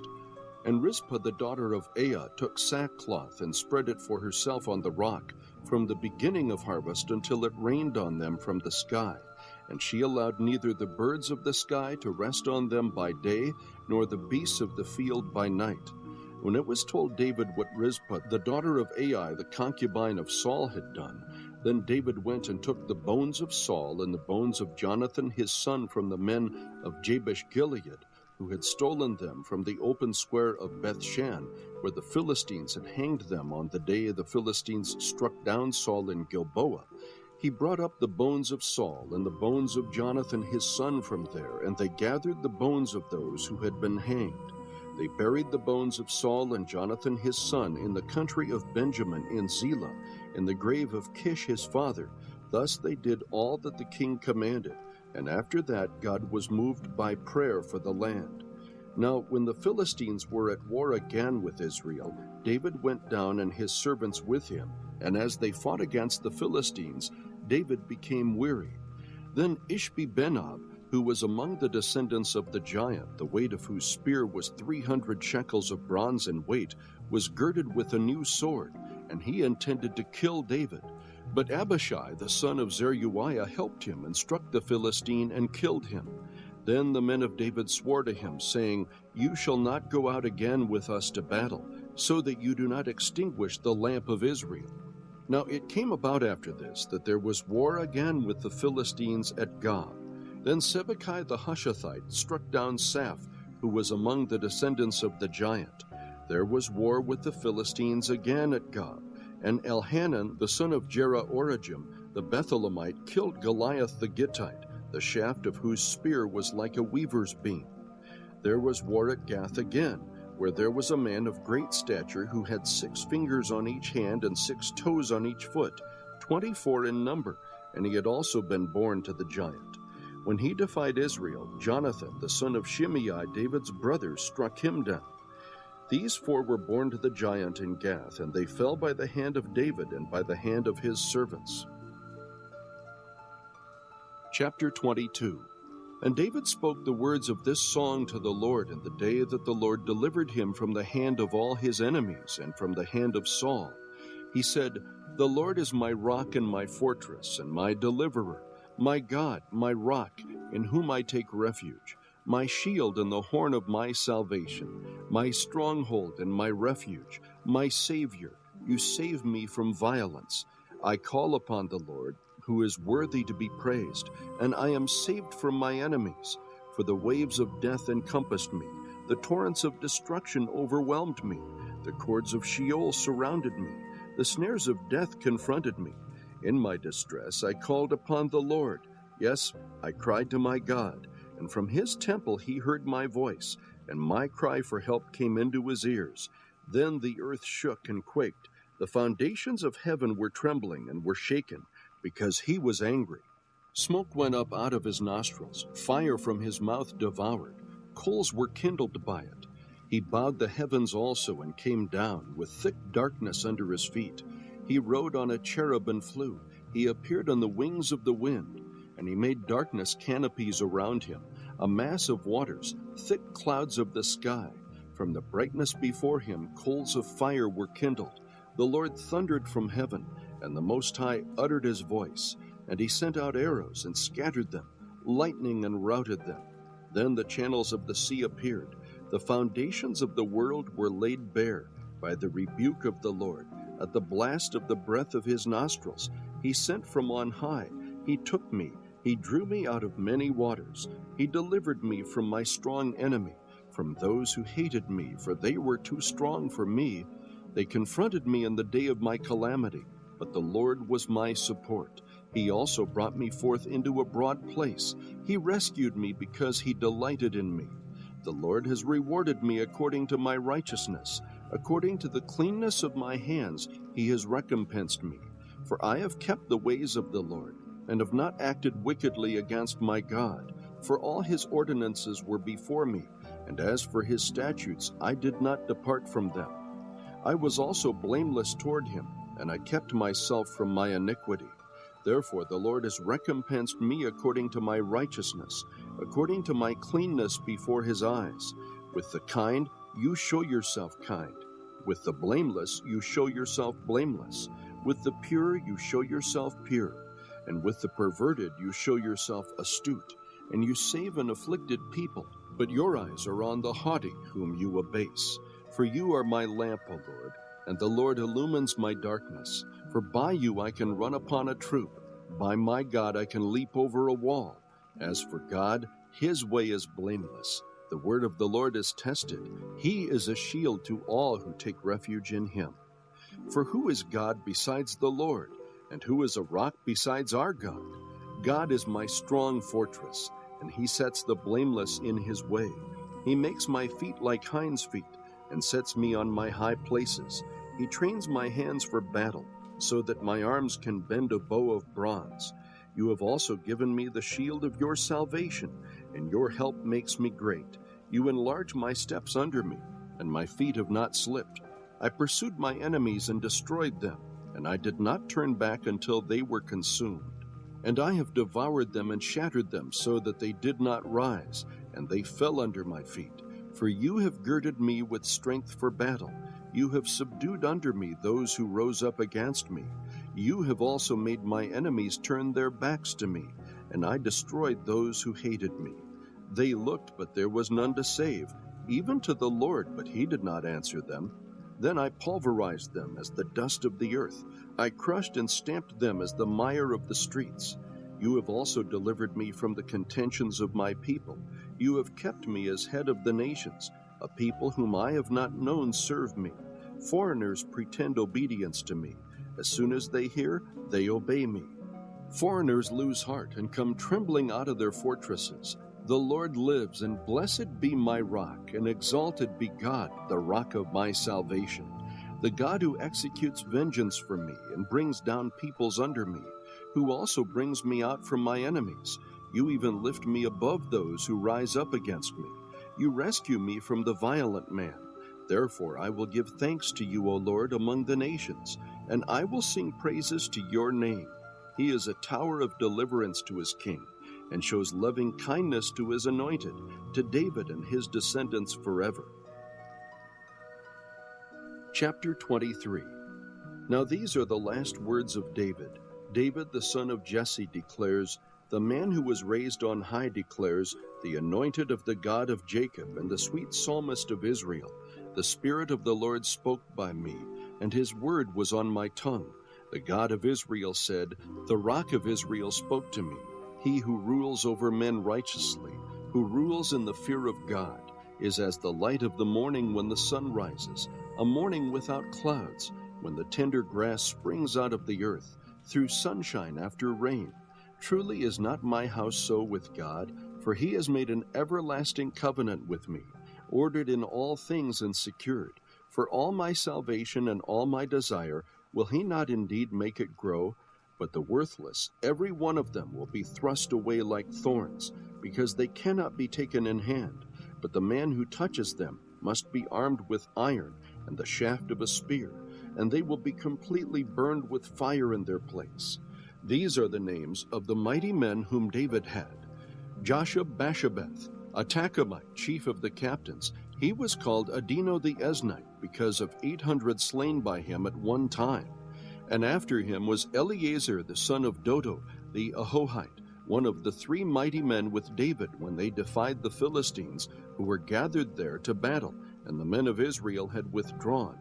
He arose and struck the Philistines until his hand was weary and clung to the sword. And the Lord brought about a great victory that day, and the people returned after him only to strip the slain. Now after him was Shammah the son of Agi, a Hararite. And the Philistines were gathered into a troop where there was a plot of ground full of lentils, and the people fled from the Philistines. But he took his stand in the midst of the plot, defended it, and struck the Philistines, and the Lord brought about a great victory. Then 3 of the 30 chief men went down and came to David in the harvest time, to the cave of Adullam, while the troop of the Philistines was camping in the valley of Rephaim. David was then in the stronghold, while the garrison of the Philistines was then in Bethlehem. David had a craving and said, "Oh, that someone would give me water to drink from the well of Bethlehem, which is by the gate." So the 3 mighty men broke through the camp of the Philistines and drew water from the well of Bethlehem, which was by the gate, and took it and brought it to David. Nevertheless he would not drink it, but poured it out to the Lord. And he said, "Be it far from me, O Lord, that I should do this. Shall I drink the blood of the men who went in jeopardy of their lives?" Therefore he would not drink it. These things the 3 mighty men did. Abishai, the brother of Joab, the son of Zeruiah, was chief of the 30, and he swung his spear against 300 and killed them, and had a name as well as the 3. He was most honored of the 30, therefore he became their commander. However, he did not attain to the 3. Then Benaiah, the son of Jehoiada, the son of a valiant man of Kabzeel, who had done mighty deeds, killed the 2 sons of Ariel of Moab. He also went down and killed a lion in the middle of a pit on a snowy day. He killed an Egyptian, an impressive man. Now the Egyptian had a spear in his hand, but he went down to him with a club and snatched the spear from the Egyptian's hand and killed him with his own spear. These things Benaiah the son of Jehoiada did, and had a name as well as the 3 mighty men. He was honored among the 30, but he did not attain to the 3, and David appointed him over his guard. Asahel the brother of Joab was among the 30, Elhanan the son of Dodo of Bethlehem, Shammah the Harodite, Elika the Harodite, Helez the Paltite, Ira the son of Ikish the Tekoite, Abiezr the Anatholite, Mebunai the Hushathite, Zalman the Ahohite, Merari the Netophahite, Heleb the son of Bana the Netophathite, Ittai the son of Ribai of Gibeah of the sons of Benjamin, Benaiah a Pirathonite, Hiddai of the brooks of Gosh, Abi-Alban the Arbathite, Asmaveth the Bahumite, Eliabah the Shalbanite, the sons of Jashan, Jonathan, Shammah the Herahite, Ahiam the son of Sharar the Ararite, Eliphalet the son of Abishai, the son of the Maacathite, Eliam, the son of Ahithophel the Gileonite, Hezro the Carmelite, Perai the Arbite, Egal, the son of Nathan of Zobah, Bani the Gadite, Zelek the Ammonite, Naharai the Beerothite, armor-bearers of Joab the son of Zeruiah, Ira the Ithrite, Gareb the Ithrite, Uriah the Hittite, 37 in all. Chapter 24. Now again the anger of the Lord burned against Israel, and it incited David against them to say, Go, number Israel and Judah. The king said to Joab, the commander of the army who was with him, Go about now through all the tribes of Israel, from Dan to Beersheba, and register the people, that I may know the number of the people.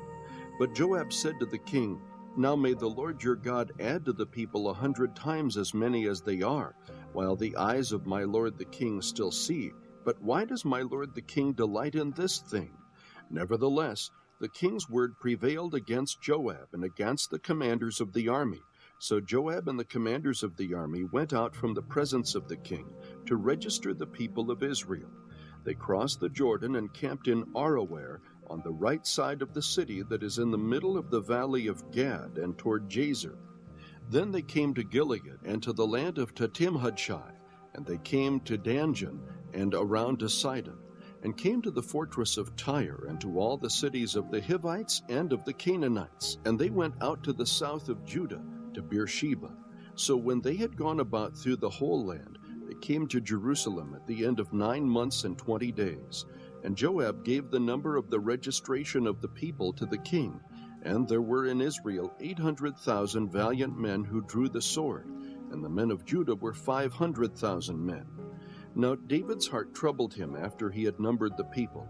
So David said to the Lord, I have sinned greatly in what I have done. But now, O Lord, please take away the iniquity of your servant, for I have acted very foolishly. When David arose in the morning, the word of the Lord came to the prophet Gad, David's seer, saying, Go and speak to David. Thus the Lord says, I am offering you 3 things. Choose for yourself one of them, which I will do to you. So Gad came to David and told him and said to him, Shall 7 years of famine come to you in your land? Or will you flee 3 months before your foes while they pursue you? Or shall there be 3 days pestilence in your land? Now consider, and see what answer I shall return to him who sent me. Then David said to Gad, I am in great distress. Let us now fall into the hand of the Lord, for his mercies are great, but do not let me fall into the hand of man.